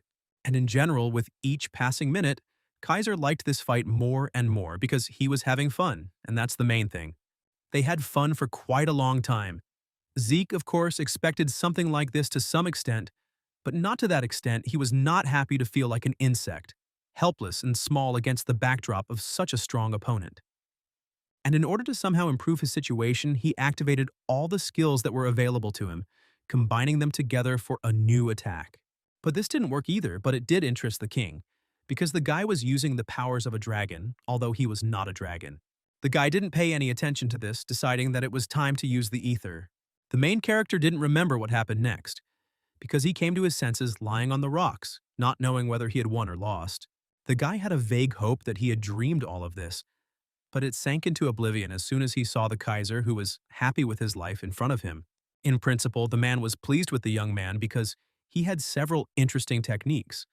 The power of the dragon and elemental power, it was unexpected, but interesting. You can work with it further. But what was even more interesting was that part of the guy's soul was blocked by the spiritual world. This indicated that the young man had crossed the death line many times in a human body, which explained the fact that he could use elemental power. If Kaiser had clarified anything for himself, then all his words sounded like some kind of gibberish to Zeke. So she asked the man to explain everything that had been said above to him, but in human language. Kaiser wasn't going to answer that question because he thought they had more important things to do, because Zeke had come here to learn how to use the king's upgrade, not to chat.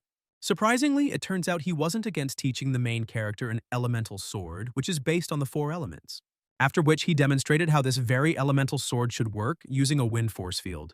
He then explained that for the demonstration he used the air element, wind field, and stormblade, but the source of the elemental power he uses for the elemental sword was what the protagonist used to call ether.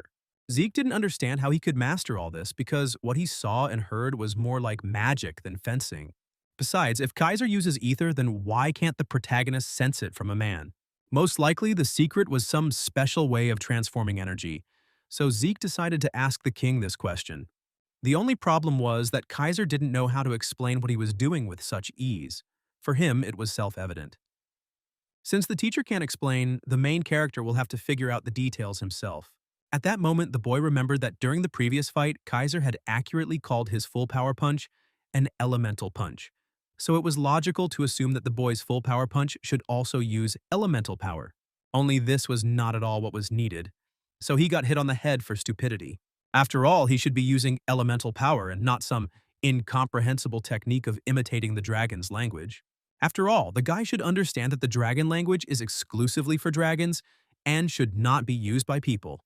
After all, if a person uses the dragon's language, he involuntarily sacrifices something every time. After all, people and dragons have souls of different sizes, so the main character most likely gets a crude imitation of language, but Zeke will not be able to achieve the same efficiency as the dragon.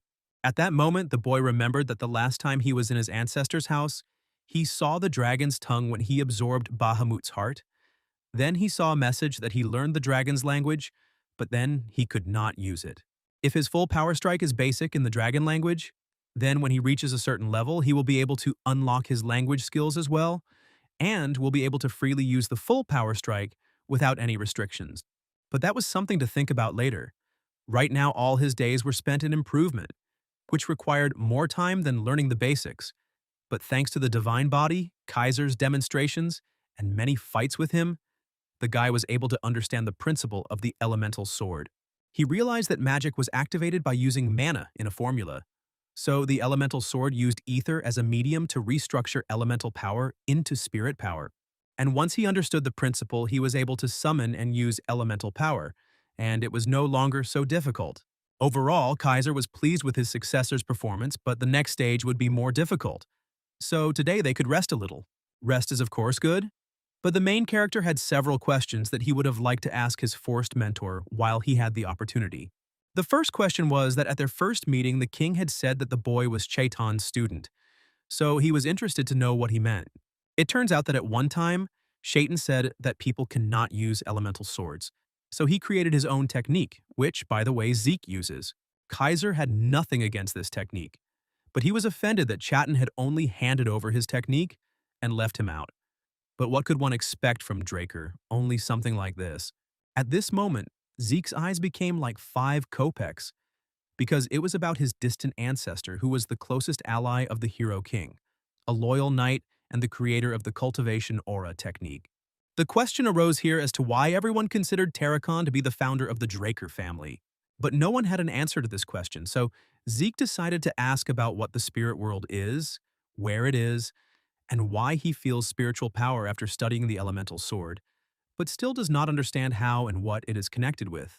But before he started speaking, Kaiser used the air elemental sword to shield Zeke from himself, after which he began to explain that technically there is a difference, but one can consider the measure of spirits as a huge world, because the material world is more like the living world, and as soon as the physical body leaves the material world and enters the spiritual world, there is no way back, as if a wall is created that cannot be overcome just like now.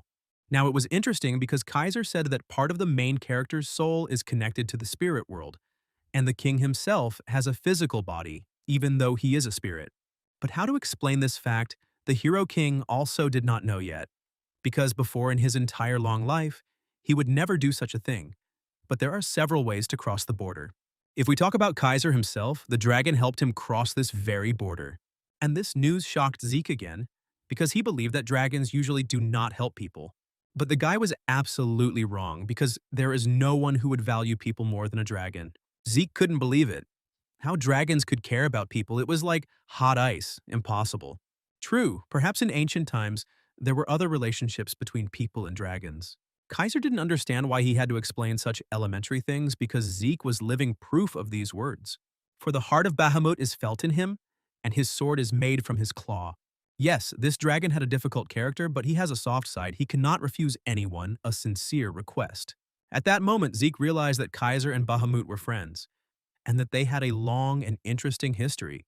And in order not to aggravate the situation, the main character said that Bahamut admired the Drakers, who served him for many years and therefore gave parts of his body to them. This answer suited Kaiser just fine, and he also considered the Black Dragon not so bad, although after that he often quarreled with Kronos. At this point, it began to dawn on Zeke that Kronos was not only the name of a kingdom, but the name of a dragon. After all, Kaiser was once a contractor for Kronos, so when it came time to come up with a name for the kingdom, he decided to name it after his loyal friend. It was all quite interesting to listen to because 1,000 years ago, people and dragons lived in peace with each other and did not interfere with their harmonious existence. But if such a mighty dragon were to help people without limit, the balance would be disturbed, and then there would be risks for the material world. Therefore, the dragons gave their powers and helped humanity in advance by concluding contracts with people. And the people who concluded contracts with them were called contractors. Now it is clear why ancient relics were created with the help of dragons. Yes, the time for talking was over, as was the time for rest. Now there was the last step left for the main character to fully master Kaiser's skill, and he had to fight him. But this fight will be different from all the others because Zeke can no longer sleep or eat, and the battle will continue until Kaiser deems it possible to stop. In addition, Zeke is only allowed to use an elemental sword. Kaiser did not advise him to break the rules and clearly showed him what would happen to him if he considered himself the smartest. So, the elemental sword is divided into 4 chapters, each of which corresponds to a certain element. The first and main first-based is the element of fire. This is the head of flame. It releases intense fire heat and boasts overwhelming destructive power. Next is the sword chapter, which is based on the earth element. She specializes in pressure and restriction through the manipulation of density and weight. After this comes the element of wind, perhaps one of the easiest, but at the same time difficult chapters.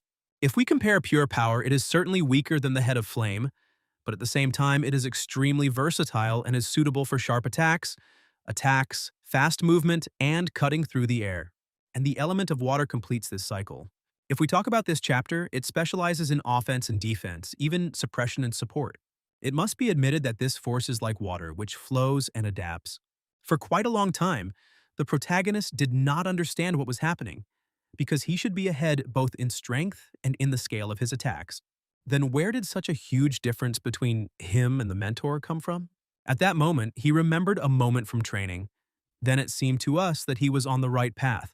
But it was not so, because he demonstrated not the power of water, but the power of a waterfall. All the heads except water work when a person releases verses, But the head of water is different from the others. It is not about strength, but about softness.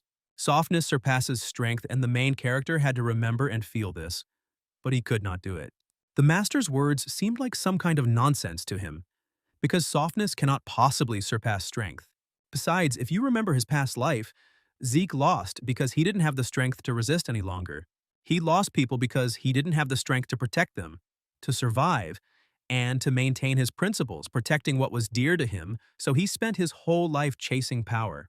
And now someone tells him that softness is stronger, that he will never be able to accept such words, that he will never be able to penetrate such a philosophy. Kaiser exhausted him not only physically but also mentally, so he even passed out for a few seconds. But he came to his senses in time and was able to block the king's blow. By and large, it must have been about 15 days, but that's not certain, because it was on the 15th that the guy stopped counting. If you think about it, it's probably been a month since I started this crazy training without food or rest. It was not because of this that the boy realized something. Infinite stamina is not enough. It is not omnipotent in the face of a monster that crushes even such an ability. And the Kaiser was such a monster, he knew no fatigue. He knew no respite. He had a goal, to train a successor, and he did it. And he no longer had any strength.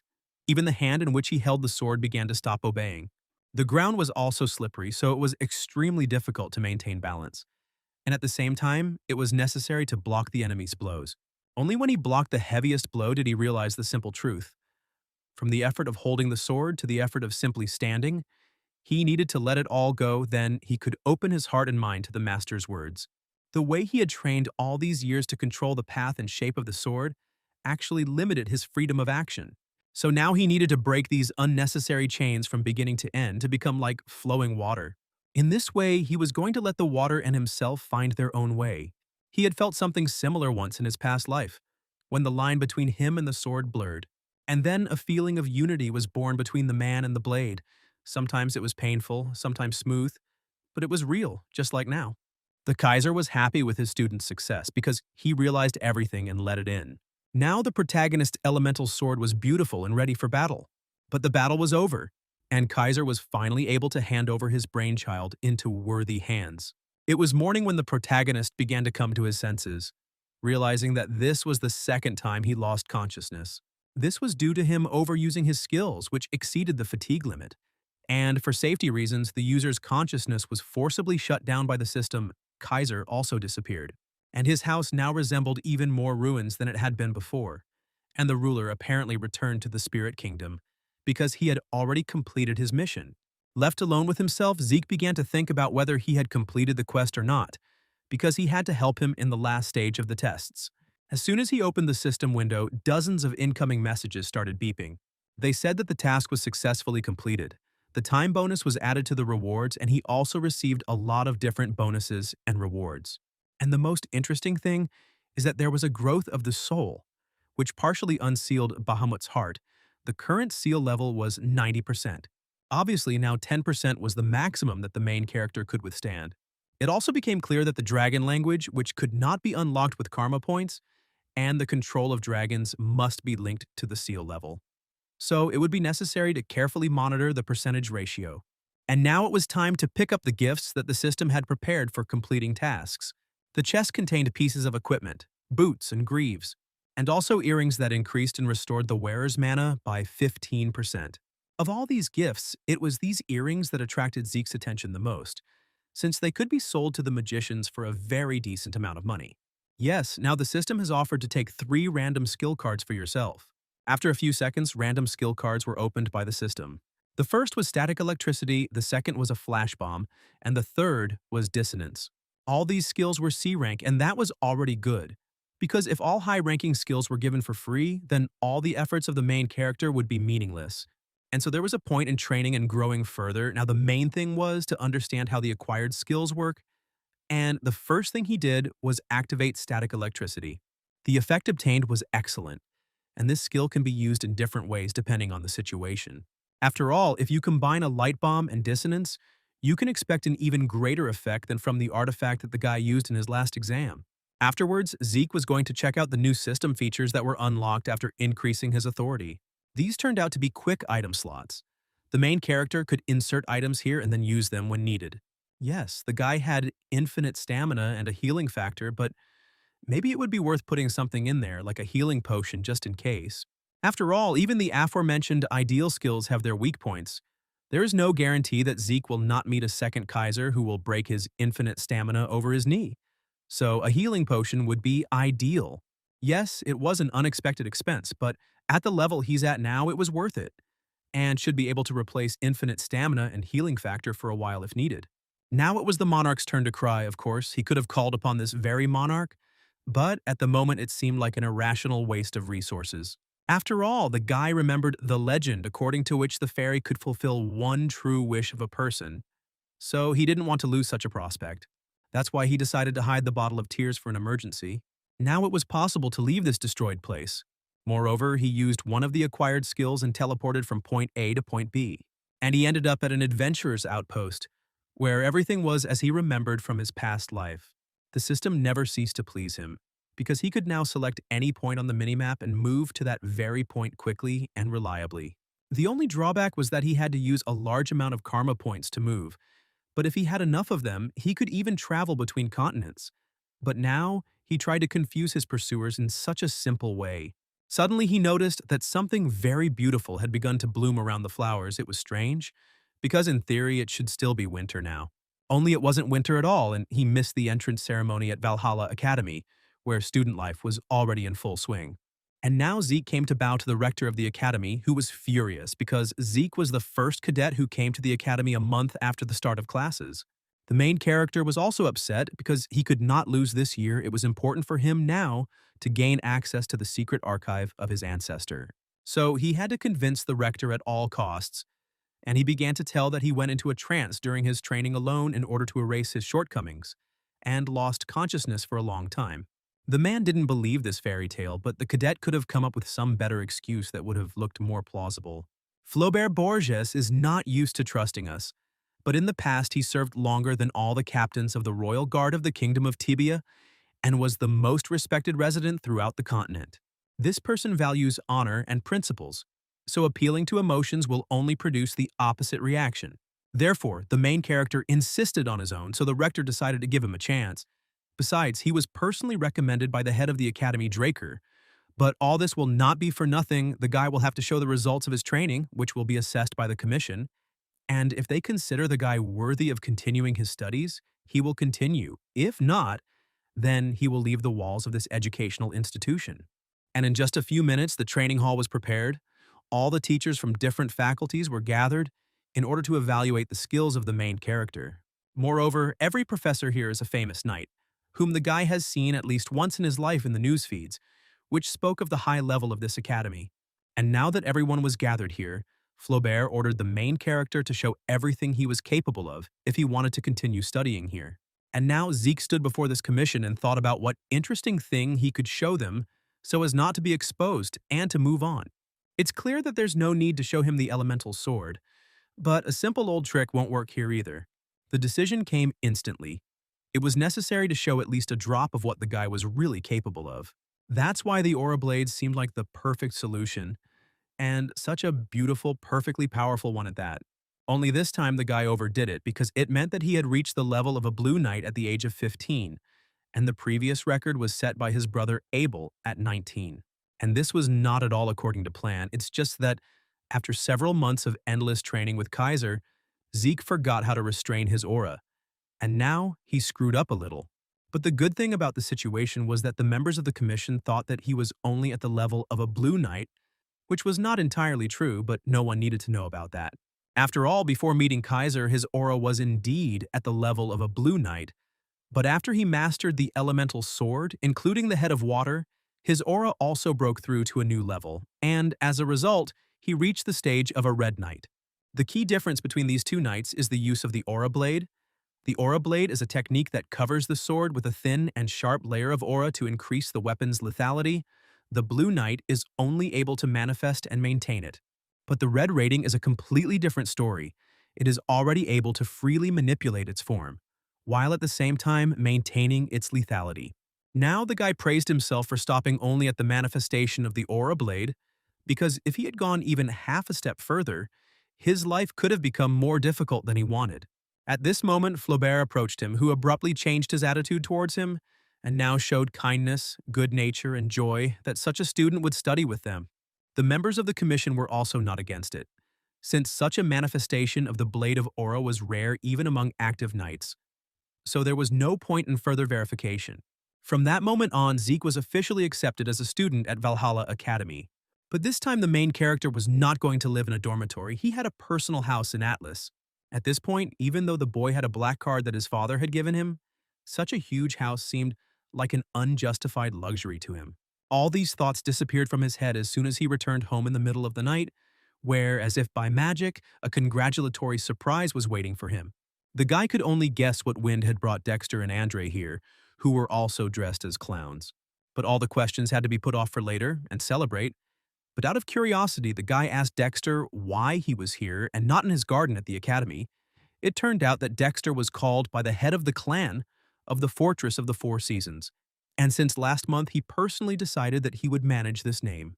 Andre got a job in Valhalla as an assistant professor, so he was also going to live here. Night fell, and while everyone was recovering from the drinking binge, Zeke decided to visit another establishment. He ordered himself a beer and indicated that he wanted to see Kay. The atmosphere around immediately changed dramatically, from friendly and relaxing to tense and hostile. But this didn't frighten the main character at all. He was always ready for any fight. But as soon as the boys realized that he was Draker, their ardor waned, and everyone took their former places. And the bartender was already opening a secret passage in front of the main character, escorting him to the head of this department. Zeke reminisced about the old days as he walked through this passage, which was adorned with 3 layers of protective magic. In general, before the protagonist's regression, there were 2 groups that could boast the title of the largest information-gathering organizations on the continent. The first was the Order of the Black Knights Drakers, and the second was the Bureau of Information of the Roman Empire. But there was another organization known in narrow hands, and this is the Syndicate. At first glance, they were an ordinary gathering of profiteers, but after Kay joined this organization, she managed to build an entire information network. Around this time, the protagonist was supposed to be kicked out of the academy and would encounter the McCains, where he would make a career for himself as an unrivaled assassin. As his career was booming, Kay came to him one day with a request to clear an important communications route. She then wanted to expand the transportation network she owned to grow the Syndicate into an organization that would keep up with the Black Order and the Bureau of Information. And with her stubbornness and talent, she took over the Syndicate for herself. And after Zeke lost everything he had, it was she who brought him information about a strange artifact hidden in the northern mountains that could help him. Now, events were developing a little differently, but information is also a weapon. Just like it was with Abel at the blessing ceremony, you can never know how the future will change if you make different decisions. And now the main character sits down at the table in front of his old acquaintance, who has not changed at all since his past life. The woman was curious about what the rising star of the Draker family was doing in this place, and why exactly he needed her. Kay wasn't in the mood for going around in circles, so she demanded that Zeke get straight to the point. It was simple. The main character wanted to establish trade relations with the Syndicate. It sounded interesting, but the woman still didn't understand the guy's motives. It was clear that it wouldn't be that easy with Kay, and besides, she already knew a lot about Zeke, so she needed to act more decisively. So he took out those very ancient earrings and suggested that the girl look at them more closely, and only then make a decision. Kay had seen similar things before, so it wasn't hard to guess their properties, but she couldn't help but try them on out of curiosity. But as soon as the artifact was activated, it became clear that it was not comparable to others because the recovery rate was about 15%, which seemed impossible. After all, in general, such artifacts could boast only 1% of recovery and the best of them 3%, and here, such a unique miracle appeared. It was clear that Kay was impressed, so Zeke suggested continuing the conversation. The guy didn't demand the impossible from the girl, she would simply have to trade valuables on his behalf. While having come up with this very name for him, he prepared the main questions. As well as the documents for this, she had to finish the small details. Besides, the terms of the contract were quite generous, so there was no point in being stubborn and playing hard to get. And the guy already knew that she was a witch, which meant he also had access to the information. This could have been the end of it for today since the conditions suited everyone, but Zeke started talking about the ghost ship that belonged to Kay. The atmosphere suddenly changed for the worse, and the girl's security was ready to pounce on the guest. Zeke wasn't scared, because he simply asked and they immediately started threatening him, asking if they were ready to take responsibility for this act if something happened. Kay and her comrades were clearly not ready. They were too overwhelmed and frightened by the main character's energy. They should have run, but their legs wouldn't obey at all. It was clear that this guy was not who he claimed to be, because even if the entire syndicate had attacked him now, he would definitely have lost. But he, as if nothing had happened, suggested changing the situation and continuing the conversation. There was nothing to do and they moved to the office, where ZK immediately handed over the text of the magical oath. This oath is often used by wizards to ensure their safety. The text is always standard, but since it is signed in blood, it works perfectly. The hands of people who sign this oath are immediately marked, and if any of them wants to harm the other, they will die. Kay was glad that the guy knew about the oath and therefore was obliged to sign it since she needed insurance, because there were few things that could come to the mind of a rich heir. For Zeke, none of this was a problem, so he signed. Moreover, he was ready to sign such vows every day if only the girl would trust him. Since they were now partners, it was time to talk about business. The guy knew that the girl's ship was currently carrying a catfish from McCain's possessions. Kay didn't know where the guy got this information from, but he was absolutely right. In general, soma is a drug that is prohibited in the kingdom, and right now its breeding ground was the southern region. This wasn't news, so Zeke concluded that the outer house most likely had a hand in this matter. It was the transcendent house of Ishtar that currently controlled all land trade routes, and did not allow foreigners into their domains, which made things more difficult for everyone. There was still the option of a sea crossing, but even here not everything was so smooth, since most of the routes were controlled by Pabella. But Kay took a risk and is now in the game. It is clear that she wanted to become a major player, but it is important to understand that Pabella and McCain are not going to budge so easily. They are at odds with each other, and only the forest, which serves as a border between them, cools their ardor. Pabella was currently using sea routes to transport the soma, while McCain was using land routes. But now the Messenes are also in trouble because of Ishtar, which closed its borders, so they also need access to the sea. Kay knew all this herself, but she didn't understand how the main character knew about her ship. Zeke couldn't say that he knew everything about his past life, so he began to hint that information brokers don't give up their sources. Moreover, the guy knew that now Kay should be considering Pabella's proposal, and in his opinion, it would be best if Kay refused the offer. It would slow down both groups and give the syndicate a chance to rise. After all, Pabella is not just a group of criminals. They are pirates who were defeated by the Knight of Silver. Kay flared up. She didn't believe the guy because Pabella was different from the pirates. They had their own laws and strong principles. She might or might not believe Zeke, but the truth was that Pabella only wanted the syndicate's sea route, after which they would destroy her beloved ship without blinking an eye. The main character will not tell her anything else until she brings him to Don Juan. And if she copes with this task, then he will make her the head of the syndicate. After this, Zeke left.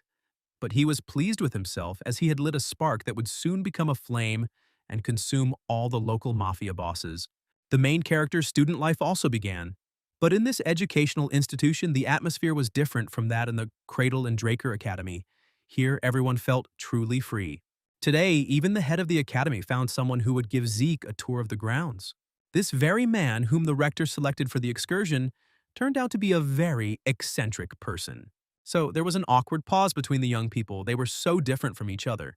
But after meeting, he even tried to establish contact, saying that Zeke would need a lot of time to remove the spirit of the previous academy from his body and get into the new rhythm of life. Only all his attempts passed by the main character, but even so, this guy was not particularly worried and continued to talk in the same spirit, promising to show every secluded corner within the walls of this educational institution. But Zeke's attitude toward the young man changed dramatically when he learned that he was Diego, a preacher of a new era of fusion between traditional southern drums and central melodies. However, Zeke did not show his reaction but was ready to tolerate the strangeness of his new acquaintance, knowing who he would become in the future. And he will become a Knight of Rhythm, who is destined to become one of the 5 Knights of Heaven. The Knights of Heaven were the 5 knights who would play a key role in the Continental War. So now it was time to think about where these future heroes could be encountered. Meanwhile, the tour reached a cafe that was full of exquisite and delicious dishes. For example, one of them was made from dragon shark, which even a southerner like Diego recognized as the best on the continent. But the main character wanted to hear the history of the dishes and why Diego ended up in this academy. Everything turned out to be simple and complicated at the same time, because the young man's parents were the rulers of a small kingdom in the south, and status played a big role. This was not surprising, since the southern continent consists of a coalition of small kingdoms, and from the kingdom of Cusco, most of the inhabitants moved to the central continent, after the collapse of the kingdom of Casca in a civil war. However, the kingdom still existed, and this guy was a prince, of course. It was unlucky for a country to have such an unreliable future ruler.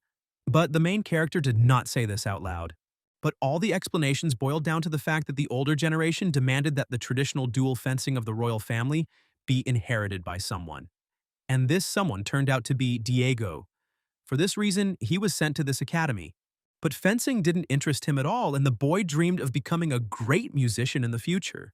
Lunch was over, and it was time to attend a lecture. It turned out that in this academy, every student could attend those lectures that were interesting and useful. But today, everyone had to attend a class. Everything would be fine. Only most of the students paid close attention to the main character. Recognizing in him the well-known youngest and most talented member of the Draker family, only the prince had never heard of him. The prince really didn't understand who he was talking to and thought that Zeke didn't take off his gloves because he was a tough guy and stuck to his beliefs. And he had no idea that he was in front of a pure-blooded awakened one. It was touching to see a man who had traveled such a long way from one continent to another and had never heard of purebred gloves. So it was no wonder that Diego was now in a stupor. But then the guy quickly calmed down and started making fun of the main character, saying that if he was Draker, he could have paid for the dinner himself. Meanwhile, Flaurer Borges approached the pulpit and asked for silence. Zeke looked at the man carefully, thinking that there were a lot of people in the audience, for that very reason. But he was wrong. The lecturer today would be none other than Dexter, who had recently returned from the battlefield. Such a spectacular appearance did not really come as a surprise to Zeke, since the master had already returned to the Fortress of Four Seasons. So it was expected that he would begin a definitely international activity. Meanwhile, the Black Knight took his place at the lectern, beginning his long speech, thanking everyone for still remembering him. If at first all the students were happy that they had the opportunity to see the legendary man, then, in the middle of the lecture, many fell asleep. After all, Dexter Draker had been showing off for 2 whole hours without a break, and he had no intention of stopping. But suddenly, the reactor pushed him away from the microphone, saying that the man's time for performance was over, and it was time to invite another guest for the day. There was no need to introduce this girl, as everyone in the audience knew the guardian knight of the Draker family, who had found time to visit the academy in her busy schedule. Indeed, it was impossible not to recognize the platinum white hair and white full armor, because this was the knight of white-silver Carly Draker. It is not surprising that this girl was known and respected, because at one time, when Aston was teeming with pirates and they committed lawlessness, it was she who began to cleanse this scum immediately after she became a knight of her house. And after just 5 years, there were no more pirates left, and people could live in peace. After that, the city flourished under the protection of the Draker family, becoming the largest port city, and the surviving pirates fled and hid in the south near the Republic of Dorda, while Carly received her knowledge for clearing Aston and was titled a Night Keeper at a very young age. This was an achievement that even Abel could not achieve. Zeke was extremely surprised. He understood perfectly well that some distinguished guest was supposed to attend the lecture, but he could not have expected that it would be his older sister. But she was not just a knight, but a direct competitor of Abel Draker. The only problem was that the main character didn't recognize her, not because he had never heard of her, but because by the time he regressed, the girl was already dead. Suddenly, the silence of the audience was broken by her scream. She ordered everyone to be silent, scaring them to death. After all, despite the presence of the teacher, the students continued to talk among themselves, and Valhalla, from which she graduated, was not so undisciplined. And if their ancestors saw all this now, they would definitely tisk with disapproval. Each student must understand that the world they live in was not given to them for nothing. It was built on the sweat and blood of their ancestors, and just keeping this fact in mind does not mean anything. These thoughts begin to really mean something only when everyone believes in their actions. Only with training and strict discipline will it be possible to follow the true code of honor, and only then can each student call himself a true knight. The girl believed in this unconditionally. Soon her lecture came to an end, and the students couldn't decide which part they liked more, the creepy part from Carly or the boring part from Dexter. Zeke was going to try to find the secret archive of Terracon while there was time, but his plans remained just plans, as Carly stopped him with the obvious intention of talking. Only their conversation continued in the training room using swords. It was no wonder that the boy's eye caught the mithril sword that the Holy Empire had given his sister. After all, the Holy Empire had also suffered from problems with pirates before, and in gratitude for liberation from them, they gifted the girl with a sword made of pure mithril and armor, which is actually why she was nicknamed the Silver Knight. But there was no time to think about it since he needed to warm up a little before the start of the duel that his sister had asked for. He understood that the girl already knew that he was about at the level of a blue knight, so he couldn't slack off. He wasn't going to show his full strength, but he still had to show something. He would have liked to train hard, but she wasn't the only one who was interested in how strong he was, so revealing his cards wasn't in his plans. Besides, the Draker family's foundation has always been the survival of the fittest, and reaching the blue level at 15 is unheard of. If everyone finds out that Zeke is actually at the red level, then his direct enemies for the legacy will try all methods to destroy him. Right now, it was best for him to secure the support of the Beyond House, because he had no intention of dancing to the tune of his own family in the future. Meanwhile, the sparring began and the participants crossed their blades. At that moment, the main character realized that he now needed to turn off the healing factor so as not to let his sister down because she was not the weakest or the stupidest opponent and could easily guess his secret. The guy hadn't experienced such excitement for a long time except during fights with Kaiser. Carly was already at the level of the Red Knight, so at some point he missed her blow and received the first wound, and he had to restrain the power at the level of the Blue Knight. It was difficult, as was parrying her blows. His sister did not give him a minute's rest without getting tired or feeling sorry for him. At one point, she even praised the main character's sword, since in a similar situation, not every blade could withstand her onslaught and would break. But this one steadfastly endured every blow, protecting its owner. But at some point, Zeke increased the distance and decided that he could take a breather and relax a little, but this was one of his mistakes. After all, before Carly became known as the Silver Knight, she had another famous nickname, given to her because her aura blade was like a giant sword, and now she showed it off in all its glory. But no matter how hard it was, Zeke was able to jump aside at the last moment and not get hurt. But it wasn't enough, and a second later he was thrown into the wall. But nevertheless, he continued to stand on his feet, thinking that this was a convincing enough performance and should satisfy his older sister. Zeke was right again, as the older sister was impressed by this sparring. After all, by blocking her last blow, he exceeded all her expectations. But she didn't start this fight just like that. She had one request for him. But she didn't have time to voice it, because her younger brother lost consciousness due to internal injuries. To help the boy, she took out one of their family's healing greens and made him drink it. Meanwhile, the protagonist gave the system the order to resume the healing factor. Thus, the healing of his body began, which should not have aroused the girl's suspicions. Overall, everything went well, and the reactivation of the suspended healing factor was also planned in advance, as was the fact that he held back his power during the fight just enough to make it seem like he had only just reached the level of a Blue Knight, and when the blade was flying at him, he intentionally exposed himself to the blow instead of parrying it. And for some reason, there was a strange delay just before the impact, after which everything went like clockwork. He allowed Carly's aura to enter his body despite being able to directly block it with his own, which naturally caused him internal injuries. Now the sister is convinced that he does not have full control over the aura, and in theory she should mistakenly believe that he suffered from overexertion. Maybe that was the case, but the girl didn't say it, instead asking the guy to call her his older sister. After which they went to a quiet corner on the outskirts of Atlas, which was extremely strange.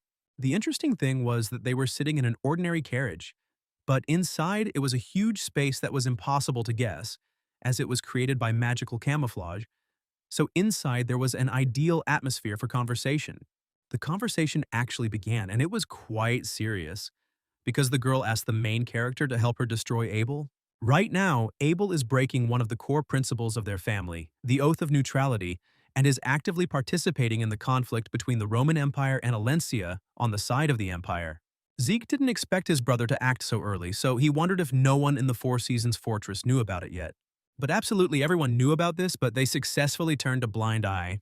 Overall, the Order has split into two parts at this point, with a faction forming within the Council of Elders that supports Abel and the Empire. Only a few of them still remain neutral. The Council's conservatives have chosen the path of least resistance, when they will change their name to the side of their brother. It is only a matter of time. Now, Carly's people were investigating the levers that the man was pushing, but they couldn't afford to wait for him to make a mistake, because if they let him do whatever he wanted, a full-scale war could break out at any time. Therefore, the elder sister decided to create a force that could stop Abel and not allow him to start a war. After all, he is now gradually raising the highest ranks of the Drakers to his ranks, and most likely he believes that all those of lower rank will follow him on their own. However, true knights do not bow to authority, but act only in the name of justice and the common good. And it is for this reason that she, true to her principles, plans to gather under her flag the knights of the Fortress of the Four Seasons, just like her. But it was not in her nature to force someone to follow her, so she does not force Zeke to take one side or another, because as a pure-blooded awakened one, he has a great and bright future in any case. Now the guy understood better what kind of person was sitting in front of him. He saw in this girl strong convictions, but at the same time enough flexibility to sacrifice them for the common good. Carly paused for a moment and continued. She understood that if something went wrong, Zeke could be labeled a traitor, so he should think carefully before making the final decision. Only now he had already made a decision, even though he was still inexperienced, but he asked for permission to join her righteous cause, which was approved by his sister. At this point, his meeting with his older sister ended, and he could begin searching for his ancestor's library. And as he walked towards the designated point on the map, he thought about how he had tried to leave his family because he wanted to avoid Abel's interference while he was preparing his forces for war. But now, he had people on his side who shared his goal. So, by and large, he no longer had any reason to leave his family. In fact, everything worked out for the best. He could stay in the family and keep an eye on Abel. Carly would be at the head of their supporters. He would already receive less attention. Now, he wanted the main role in his plan to be played by the elder sister. Although in the past she was unable to defeat Abel despite all her merits, she was not a pure-blooded awakened. But if he took her side, then it was quite possible to tip the scales in their favor. After some time, he was standing in the room where the secret archive of his ancestor was supposed to be located. He just didn't expect to see some useless old books, but that's exactly what he saw. It seemed to him that if this archive was marked by the system, then something crazy would be hidden here, like a heart or a fang of Bahamut. But there was nothing here. Only when he accidentally stepped on some stone, the system launched an update, and a closet began to materialize in front of him. Moreover, he received a strange message which said that the secret archive of Terracan Draker had been synchronized and updated by the third-party administrator Zeke Draker, something that suggested that the ancestor was also using the system. True, he didn't really want to understand the subtleties and intricacies right now, so the guy asked the system to find him something that would help him become stronger right now. And according to the request, only one book was found. This was the True Dragon Sword Study Guide. The most interesting thing is that the main character has never heard of such technology before, but everything happens for the first time. And this book was written by the closest associate of the king, the hero Kaiser Saturn Draker. The book's preface stated that Saturn Draker was to share the reasons why he sought to develop the essence of the true dragon sword. At that time, the connection between humans and dragons began with the great hero king, thanks to whom the pathetic humans were able to formulate contracts with higher beings, dragons. However, the dragons helped people not because of any good or bad motives. The fact was that people have always been weak, and the dragons sincerely pitied them. So soon, the number of contractors increased dramatically, and their civilization spread across the continent. Saturn couldn't shake off the heavy feelings about the dragons and their contractors growing so fast, and it scared him. After all, if these creatures help people out of pity, they can at some point turn away from people, direct their power against them. If suddenly his fears become reality, then humanity will be completely defenseless and will be wiped off the face of the earth in one night. So he set out to find a way to resist the dragons. At first, he turned to magic. But magic was the first gift of the dragons to people. They drew circles on the hearts of people who were previously unable to generate mana, thus gifting them with magic. Therefore, using magic against dragons was absurd. He then thought about the elemental ball of the Hero King, which even dragons feared. But this power was only available to those who inherited the blood of the fairy monarch. So he threw all his efforts into developing a new force, this time exclusively human. But the irony of fate was that the one who helped him in his research the most was the contract dragon of the Hero King, Kronos. He himself said that he was doing this out of boredom. But there was a certain determination in his words, and after some time they found an aura, a power not based on any of the elements, nor on mana, something that only people could manifest.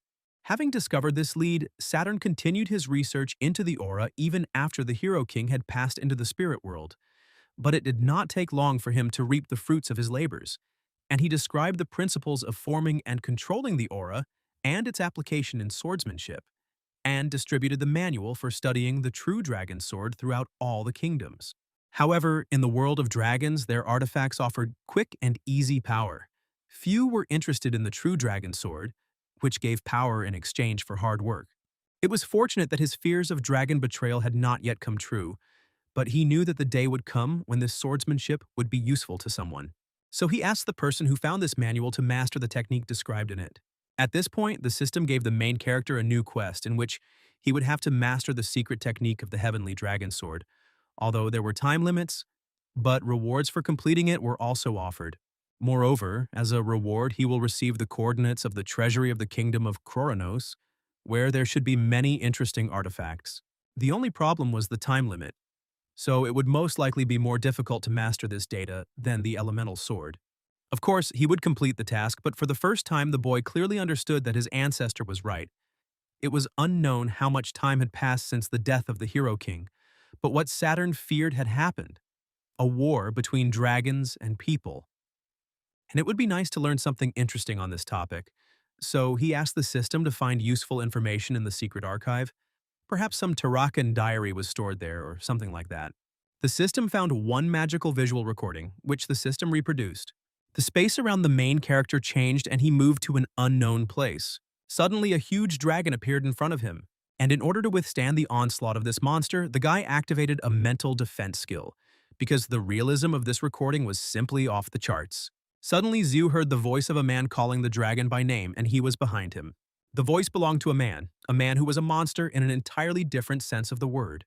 It gradually dawned on Zeke that he was in the recording itself, and if he had found it in the secret archive of Terracon, then he was now viewing the legendary last battle of his ancestor with the dragon.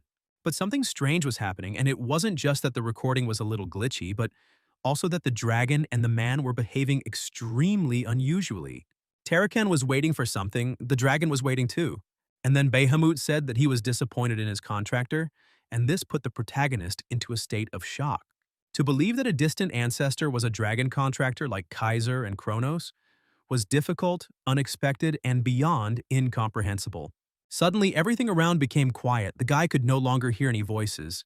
Meanwhile, the dragon and the man were talking about something, and Zeke wanted to hear the words, but he couldn't. And at that moment, he remembered the words of Kaiser, who said that a dragon could not harm its contractor in any way. And if betrayal occurred, it would only be from a human, and now he saw how Terracon killed Bahamut. Zeke watched with wide eyes as Bahamut was killed, and then his corpse turned to ash and scattered across the wasteland. And then, out of nowhere, the dragon heart appears in front of the man. And it was strange, because when a dragon dies, usually its body disappears into the dust, barely leaving behind remains, here a whole heart and a fang.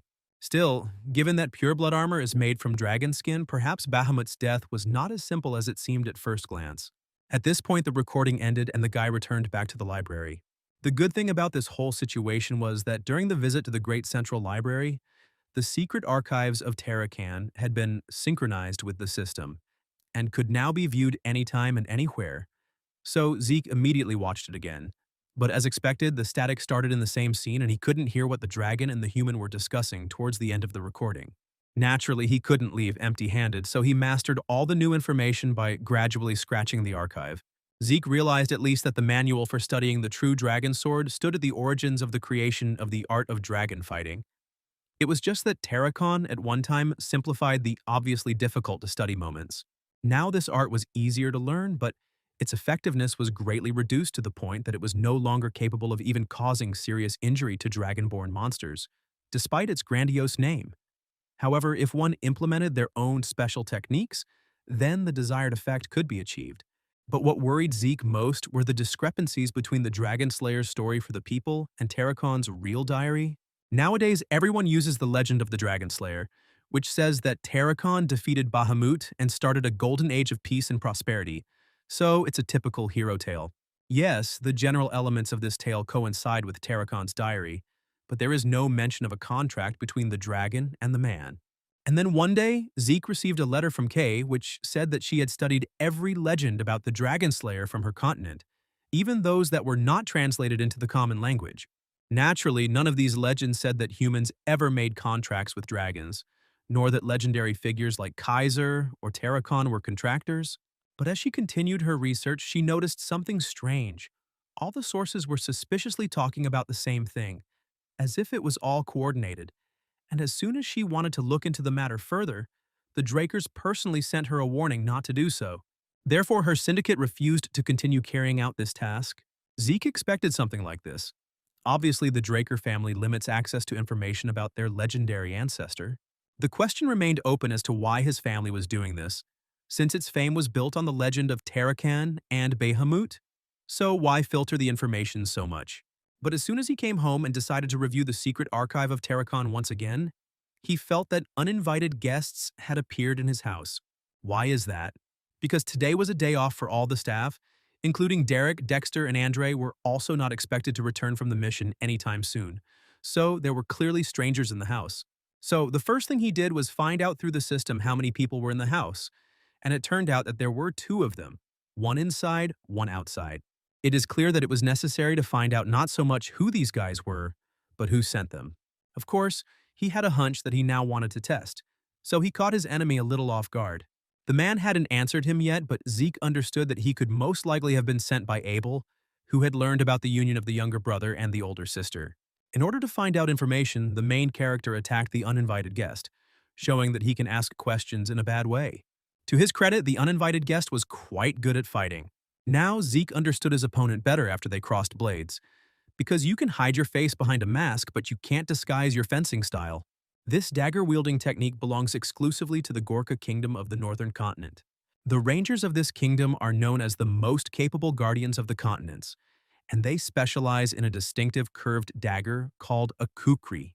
They are often hired for important missions in the central region. At least, if the uninvited guest really is like that, then it is unlikely that Abel hired him. Besides, the guest was quite cautious, because even when the guy naturally showed his weak points in the fight, the man never tried to continue the offensive. So it is logical to assume that his goal is not to kill, but to capture the main character.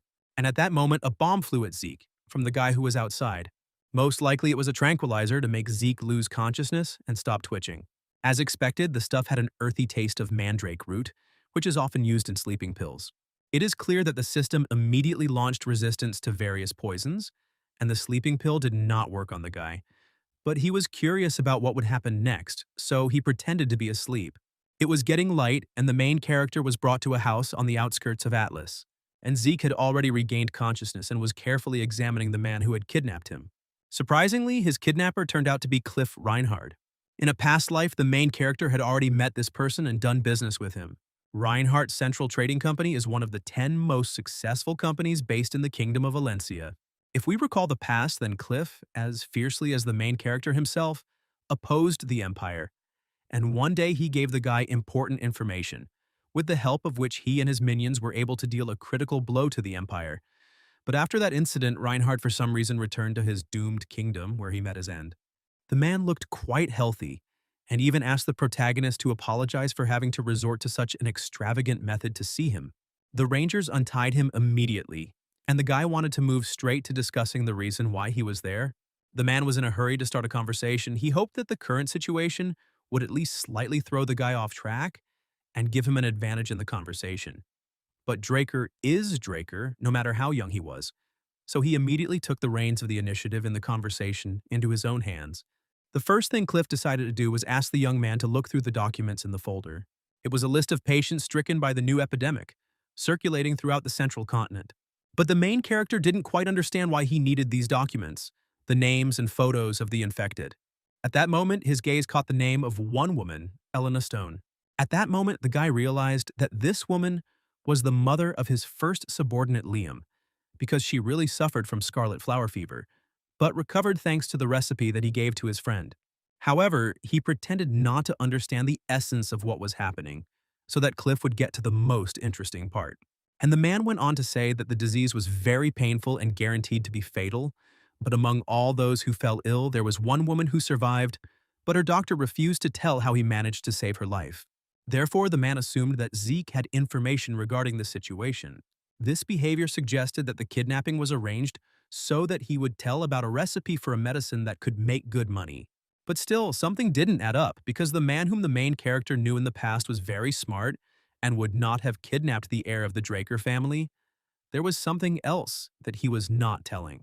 This meant that he had to be provoked into taking action, so he confessed that he knew the recipe for the medicine, and it worked. The man jumped up and began to ask, almost beg, to give him this recipe, because he was ready to pay any price for it. But Zeke wasn't going to give in so easily and asked the man to slow down a little, since such behavior was unacceptable for a business person. It became obvious that Cliff was not here for the money, so it was possible to take advantage of this and make a deal, as befits business people. So Zeke offered a prescription for a drug in exchange for 3 quality services. The man might be worried, because the protagonist wasn't going to ask for anything that his guild couldn't handle. Cliff agreed, so Zeke wrote out a prescription for the drug and handed it over to his opponent. Although no, he still has one more personal question left, because this curiosity will not let him sleep. He wondered who Cliff was trying so hard for, who needed this medicine. The man was not going to name his name, so he tried to get out of it by saying that he wanted to make money on this, but the reaction of his body gave him away. But the guy kept pressuring him, so Cliff gave in and admitted that he was looking for a cure for a member of the royal family of Valencia. But he couldn't say the exact name, but that wasn't necessary because Zeke began to guess something. It was obvious that the person this man was trying for was close to his heart, and that had to be respected. Yes. And apparently there was still time before the Continental War began, and forming a connection with the royal family of Valencia now could be useful in the future. So Zeke did not insist on an answer any further. True, he considered that this day was ideal not only for handing over the prescription for the medicine, but also for voicing the first request. Surprisingly, the guy first asked Cliff to find him some work in the guild. To be more precise, Zeke needed a cover name for temporary use in the south of the continent, as there is enough crime there that half measures will not work. However, the Reinhardt Trading Company has enough trust to periodically deal with the cartels. The guy spoke beautifully, but the man knew what he was getting at. And if that was all, then maybe the guy would want to use the man's cousin's name. If so, then everything is great.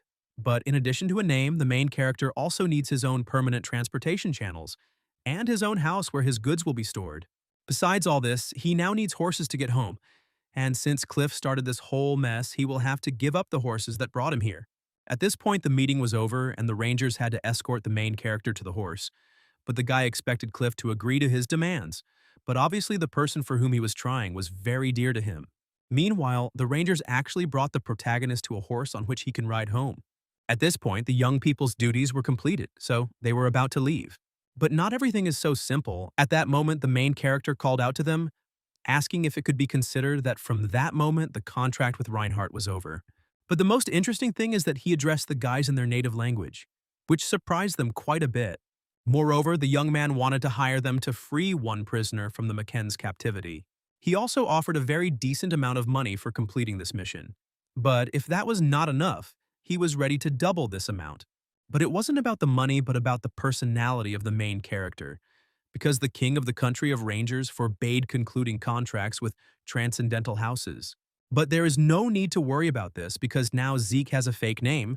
Naturally, the contract with the kingdom will be signed under that name. If so, then they were not so against such work. But suddenly Zeke said that there was another small misunderstanding between them and threw something into the ground. These were kukris. These daggers were more than just weapons for the guys. It was a blade that was given to a man when he was recognized as a full-fledged fighter. So it was equivalent to life itself for the ranger, being his companion for life. So such a valuable part of their existence had been stolen without them even knowing it, which meant that their lives could just as easily have been taken. And that was his thanks for walking him to his horse and a reminder of who was boss. And they understood everything perfectly well and concluded that Zeke's skill was superior to theirs by an order of magnitude, or even more. Some time passed after the meeting with Reinhardt, and all this time the main character tried to actively search for comrades. His targets were the heroes who had distinguished themselves in the Continental War of his past life, because if he could get close to them now, they would most likely take his side in the future. But everything was not as simple as we would like. The problem was, in the time frame, the Knight of Silence, Bishop Kastek, had already graduated and joined the Knightly Order of the Kingdom of Tibia. Knight of the Mist, Jeffrick Solma, was currently in his senior year and was participating in field training, so he was also not at the academy. Asta Ella went on academic leave because he could not continue his studies due to severe insomnia. Raina will enroll next year and they are still relatives, so it will be easier to persuade her to be friends. As a result of all the people the main character wanted to befriend, only Diego remained. Therefore, it was necessary to establish relations with him, for this Zek looked into the circle to begin work on gaining trust.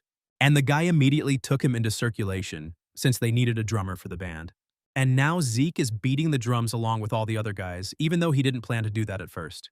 For the first time in God knows how long, he didn't think about anything, didn't worry about anything, didn't make any plans, but simply had fun from the heart. But Diego was too incredible and sucked all the life force out of the main character, turning him into a walking zombie. But upon returning home, the boy immediately began studying the treatise in physical training. After all, his time was limited.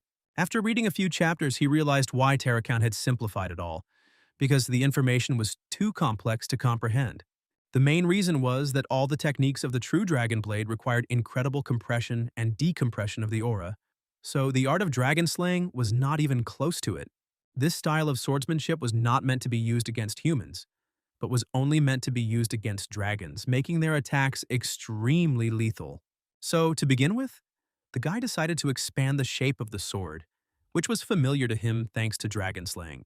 Then he needed to compress the aura as tightly as possible so that it would be possible to pierce even the dragon scales with one lunge. At that moment, Derek entered the training room and watched his young master. But the main character did not notice it. As he was focused on the system, on the training map, and on his feelings, he understood that with all these devices, it was quite possible for him to master this art. And the guy began to feel progress with the increase in the number of repeated movements. Suddenly, he felt that he was running into a wall because yesterday he had reached the level of the Red Knight. Now in front of him stood the wall of the Black Knight, which he had to overcome. It is said that growing just taller quickly builds a wall that must be overcome. But the dragon's heart, hidden in the realm of the ether, resonated with the true dragon's sword and screamed. And until the guy missed this feeling, it was necessary to swing the blade as many times as necessary. In that moment, Bahamut's heart responded to Saturn Draker's true dragon blade and was about to play back the memories sealed within the dragon's heart. At that moment, the guy did not see how a man appeared in the darkness who came to the dragon with a request for a favor. The man asked the dragon to preserve the art of true dragon fencing that he had developed. The dragon was a little shocked by Saturn Draker's behavior. He always knew that the man was eccentric, but he didn't think that he was crazy. What was surprising was that a man would try to trust a dragon with something that could one day kill him. Saturn had no intention of giving up his intentions, and Kronos was in solidarity with him. This angered him more than the appearance of Saturn itself. He believed that humanity had led Kronos astray, and he had lost his right to be a mediator. And in general, Bahamut no longer believed the delirious, incoherent prophecies of his brother. That's why he now really wanted to kill the man, but he didn't give in. Meanwhile, the main character was watching everything and understood that the dragon's power was incredible. If he had been in Saturn's place, he would hardly have been able to repel even one attack from Bahamut. Therefore, looking at his ancestor, Zeke understood that he was quite a monster, since not a single blade touched him. However, Bahamut did not calm down. He drove the man out of his lair because if he did not leave, his next attack would be directed at the kingdom of Kronos. In general, Saturn was not afraid. He believed that if the dragon continued in the same spirit, then karmic retribution would await him in the future. But the dragon did not believe in this, and believed that no matter how many people he killed, nothing would happen to him. But even this speech did not outrage the man because Kronos had warned him that everything would turn out exactly this way. The dragon continued to be angry, especially when he saw the artifact that the man had taken out, since the man was now so brave only because he had access to the power of Kronos. So she attacked the man again with a huge sword. Meanwhile, Saturn activated the Kronos artifact, not fearing the enemy's attacks. Moreover, Bahamut's attack was stopped. The sword froze in the air. No, it was something else. The magic of the artifact bound the dragon, so the attack stopped. But it wasn't that simple. Bahamut was a pretty strong dragon, so he had enough strength to break free from the spell. Moreover, it turned out that Saturn Draker showed the dragon some vision that alarmed him. It was not an easy vision, but a prophecy. Now the dragon had to understand why Saturn trusted him with his swordsmanship. Bahamut understood everything, as well as the fact that the very concept of making contracts with people was a bad idea from the start. Saturn agreed with this, because people should have stood on their own feet, and not rely on dragons. The man and the dragon finally came to an agreement, and the lizard took the book from the man. But the dragon still stuck to his opinion and did not believe in the good intentions of the man, since he wanted to save humanity and not the whole world. This was probably another snag in their misunderstanding of each other. However, for now, the dragon has taken it upon himself to watch over this text until that prophecy is fulfilled. After which the man went to the exit, but then stopped and said that Kronos always said that one day Bahamut would also find someone to whom he could open his heart. But these words seemed like mockery because the dragon did not believe that he would find a contractor to whom he would open his heart. At this point, the memories ended. Zeke returned to his reality and began to think. By and large, he did not understand anything from the overheard conversation, except that Bahamut did not trust people at all. But even despite this, he made a contract with Terracon. I wonder what changed then. Why did the dragon change his principles? After viewing the memories, the guy tried to remove his curiosity and find out about all the participants in this story, but all the facts were distorted by his relatives, so there were no reliable documents left. Time passed, and while he was busy searching for clues and learning the swordsmanship of a true dragon, a letter arrived from Reinhardt with news that all preparations for the fulfillment of his first request were completed. It was great, but the guy couldn't believe that as a result he became the deputy manager of the southern branch of the Reinhardt Trading Company. Even for him, it was quite pompous. Besides this letter, another one arrived, but this time from Kay. It was obvious that the girl had also made an important decision. Evening came, and Kay invited the main character to discuss the details of their plans in the VIP area of the hotel. Zeke walked over and took his seat, but as soon as he looked out the window, he froze mid-sentence since he had already lived in Atlas for some time, but he had never seen such a stunning view of the city anywhere, so he sat, mesmerized, looking out the window. To be fair, the view he was used to showed the ruins left behind by the Continental War, so now he was seeing the city in all its glory for the first time. But it was time to get down to business. First, Kay admitted that this hotel was another business that the syndicate was involved in, because even they needed a place where they wouldn't be ashamed to meet with partners and discuss details in a relaxed atmosphere. True, the conversation did not go further since Kay offered the main character a drink, and he refused, and she began to make fun of him. Not knowing that the guy would like to drink, but due to his resistance to poisons, he did not get drunk, so he did not get any more pleasure. If so, then it was possible to get straight to the point, and the girls put a folder with photographs and documents in front of him, which indicated that he was right and Pabella's roots went back to piracy.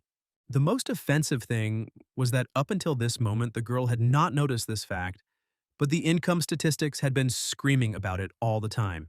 In addition, Pabella was doing business with Joaquin Fernandez, who was McCain's man.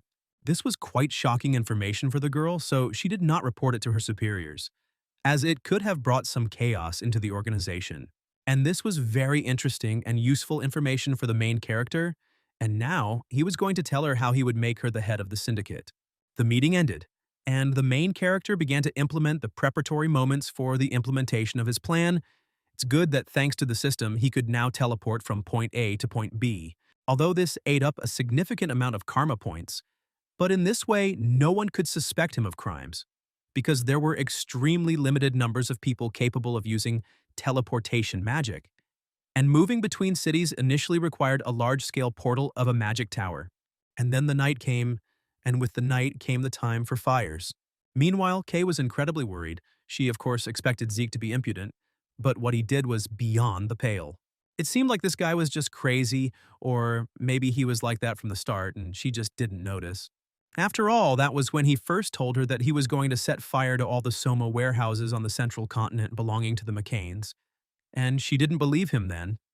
But in vain. Now everything there was ablaze. Besides, she was sure that if the guy did something like that, they would be immediately identified. But even this did not worry the guy since he was used to being proud of his exploits. Besides, he was going to blame it all on one of McCain's henchmen and traitors, so he wasn't particularly worried about how things would develop further.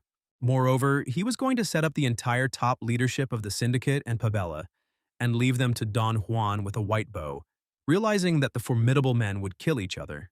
Kay was very worried, and that's why she received a reprimand from the main character, who didn't understand her hysteria because she herself wanted to become the head of the syndicate. And now she's backing out. That's not how things are done, and she needs to realize that. There was no longer a pass option for her. Either she was responsible for her actions or she raised the stakes. There was no other way. At that moment, she remembered long-forgotten feelings and desires, because she did not join the syndicate to do all sorts of dirty work and clean up after losers. That's why she snatched the bottle from the guy's hands, realizing that she was ready to follow him through fire and water. She was going to go to the bank and she didn't care about the consequences. And this was what the main character needed. He promised her to do everything possible and impossible so that she would never regret the bet she made. Kay, now standing on the balcony and smoking a cigarette, recalling that evening, shuddered, remembering that she believed the guy and put everything on him, so she had no way back. And at home, Don Juan also washed down his stress with alcohol, making plans for the future, how he would take revenge on those who burned down his warehouses. The main character had finished his dealings with the criminal world, and now he could think about his studies because the semester was coming to an end, and almost half a year had passed since the news spread that he had reached the level of a Blue Knight. And he knew that sooner or later the day would come when he would be invited to the promotion banquet. And now, looking at this very letter, the guy was nervous. It was known that the promotion banquet was a celebration to honor the young Drakers who had advanced beyond the yellow swordsman rank and attained the knight rank. Even among them, reaching the purple or blue knight rank was common and occurred around the age of 20, so it was also called the Draker-style debut. So it was no wonder that Zeke was worried as he went to the banquet in the spring garden of the main hall of the Castle of the Four Seasons, hoping that nothing terrible would happen. Many people had already gathered in the castle, among whom was the head of the family, and Abel had just arrived. The young man noted that there had never been such a number of guests at a promotion banquet before. But it had to be that way, because today they are honoring the youngest Blue Knight of the entire continent. Naturally, this could not fail to interest high society. Arthur, however, paid no attention to his eldest son's feelings, leaving him behind as he needed to prepare for the initiation ceremony. Meanwhile, Zeke had already arrived at the palace, although he hadn't reached the banquet hall yet. He was hot and uncomfortable and didn't want to go anywhere at all. To his surprise, he was escorted to the door by Dexter, who had broken away specifically to spend a little time with his student, since he had been pulled out of retirement and was now being forced to work like a workhorse. Even though he was in a bad mood, Dexter did not leave his student and walked with him to the spring garden. In general, this castle is divided into 4 main sections for a reason. For example, the spring garden is where most events are held. This is the only room open to visitors who are not family members. In the summer part of the castle, there was a library where the family's affairs were conducted, and there was also an office for the head of the family. In autumn-fall, closed knighting ceremonies were held. The last part of the castle housed a repository of rare artifacts accumulated over the last 1,000 years. In his past life, Zeke knew about this only by hearsay, and today was his first time visiting the castle in person, so he was interested in everything.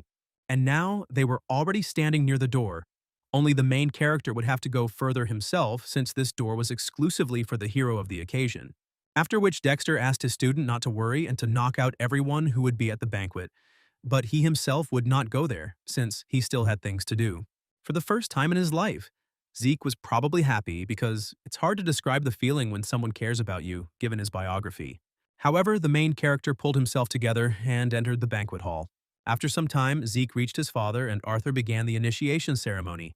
The head himself said that, in the name of the future achievements of Zeke Draker, he was blessed with the name of the glorious Draker family in the name of his future great and small knightly achievements.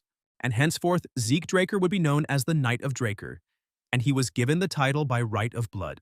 This was a shock not only for the guests, but for the main character, because for the Drakers, the only condition for knighthood is personal achievements, which he did not have. Even Abel, the youngest Blue Knight before Zeke, had to work for 3 months to earn his achievements before he was initiated. However, Arthur's actions clearly went against all established orders, although the Patriarch has an indisputable right to dispose of titles, so no one will object. The question is what he had in mind. Nevertheless, the man played wonderfully to the public. Raising a toast to his son, he spoke beautifully, motivatingly, so that you really wanted to raise a glass and drink to a bright future. It was strange, because in his past life, Arthur hadn't said a word, even when Howard had expelled the boy, and now he was so demonstratively playing the loving father. Zeke had to hide his feelings deep inside, as his father asked him to take a walk with him for a private conversation.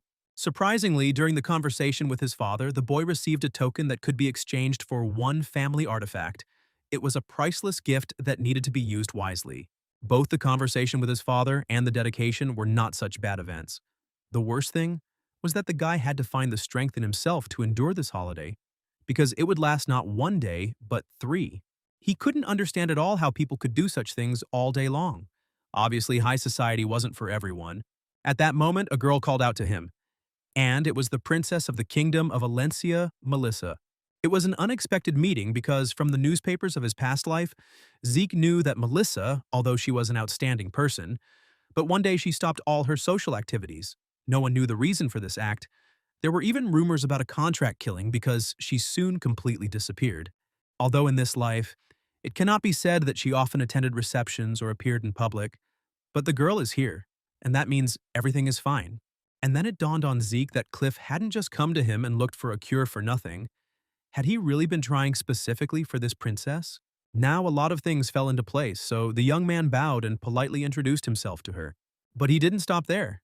The guy still knew how to speak beautifully, so he pointed out that he really liked Melissa's reforms aimed at improving the quality of life of ordinary people. And if many consider this an act of charity, he understands perfectly well that the princess had to go through hellish difficulties to bring her ideas to life. On the one hand, it was undisguised flattery, but on the other hand, the guy seemed like a smart guy to the girl, and he was different from the other knights, and very different, which made her smile. Melissa didn't laugh at him, but she was happy that at least someone understood her intentions and saw much more than the endpoint of her path. But now she had to take her leave. She herself would have been interested in talking with the hero of the occasion for a little longer, but there were too many people who wanted to do the same, so it would be better for her to leave him for now. But Zig shouldn't worry, because she is sure that fate has prepared another meeting for them under more pleasant circumstances. She left, and Zeke continued getting to know the guests of the reception, and by the end he was almost growling, and his smile began to resemble a grin. It turned out that such holidays are too tiring, and the main character clearly doesn't like them. It would be better to be back in the cave with Kaiser, and he would drive him without sleep and food, and not all this. And then someone else came to the banquet in full uniform, showing tactlessness. And who would doubt who could afford such a thing? Of course, the fourth prince of the empire, Kar Nerva, who in the future, together with Abel, will start a continental war. Now he was smiling, and even extended his hand to introduce himself, but the main character didn't want to shake the hand of such a guy. Therefore, Zeke found a way out, as it seemed to him, to bow according to all the rules of etiquette in order to express the full degree of respect to the monarch. This behavior did not please Karoo, but he did not publicly get into a fight, but he could force the guy to drink with him in revenge. And it would be fine if it was just a matter of wine, but the prince behaved too familiarly, putting his arm around Zeke's shoulders, which he definitely didn't like. But he couldn't shake off the prince's hand now. And now the glass was already full, and Zeke had to drink. And the courtiers were whispering they considered the guy a child who was following Kara's lead, who was behaving too brazenly, and taking advantage of the fact that he was a prince. At that moment, Abel approached them and asked the prince to go away with him for a few words, as he needed urgent advice. This being so, the prince asked Zeke's forgiveness for having to leave him, but promised a new meeting during which they could share each other's thoughts and feelings, and left with Abel. The guests continued to gossip, but Zeke didn't care because events were developing much faster than in the past life, and the contact between Abel and Kara happened earlier than he expected. And judging by the tone of the young men's conversation, they are quite close, which means that the Continental War could have started faster. Overall, if the banquet was the unpleasant part of the day, then receiving a special token brightened everything up, because it could be exchanged for one of the Draker's treasures. I also remembered the conversation with Arthur. The man believed that the guy had achieved good success during this time, and was confidently on the path to becoming the strongest. And this sounded like praise, but Zeke was thinking about something else. Why was his father turning a blind eye to all of Abel's movements, since he was acting boldly, barely hiding his intentions? But the man said nothing, but only gave his son a token which was the key to the treasure, which would need to be chosen wisely since the storage contains many different artifacts, both useful and just beautiful trash. Zeke remembered his father's words and was going to use this chance to get something interesting for himself. As soon as Zeke crossed the threshold of the storage facility, he was met by an employee who had been waiting for him and was going to conduct an introductory briefing. So there were 17,000 artifacts here. The guy could take one of them since he had only one token. He could not go outside the storage, since he would not be able to enter back. The time to choose an item was unlimited. There was no security here as everything was protected with strong magic. The same spells were on the offices of the head of the family, and the counting of objects was also done with magic, so it was impossible to steal anything. Now it was possible to begin opening the main part of the vault. For this, the guy dropped his token into a special hole, and a second later the huge doors opened, letting the guy into the depths of the room. Inside, the vault was much larger than Zeke had imagined, although something like that was to be expected. Manually checking each item seemed time-consuming and impractical, so he asked the system if it could classify the artifacts according to the criteria he needed. Yes, it was possible, and the system synchronized the classification function with the dragon's eye. Now the guy only needed to select the criteria, and he could begin. And he began, though the number of selected items turned out to be more than he had expected, and they were all displayed on his minimap. It was necessary to reduce their number, so he decided to weed out those things that were not artifacts and that could only be used once. There were still many positions, so he excluded all the swords that were weaker than his black blade, and they all disappeared from the list. Suddenly he found one artifact on the list, next to which there was no name or other information. This interested the guy, so he started looking for the item and found it. It was a green bracelet. The bracelet looked extremely ordinary, so it was strange that the system did not find any information on it. Suddenly a message came from the system. It recognized him as the legacy of Terracon Draker, and the bracelet recognized the guy as the heir of the Dragon Slayer. And then the bracelet put itself on the guy's hand. Even though he didn't confirm his choice, and with its help, Zeke will be able to summon allies.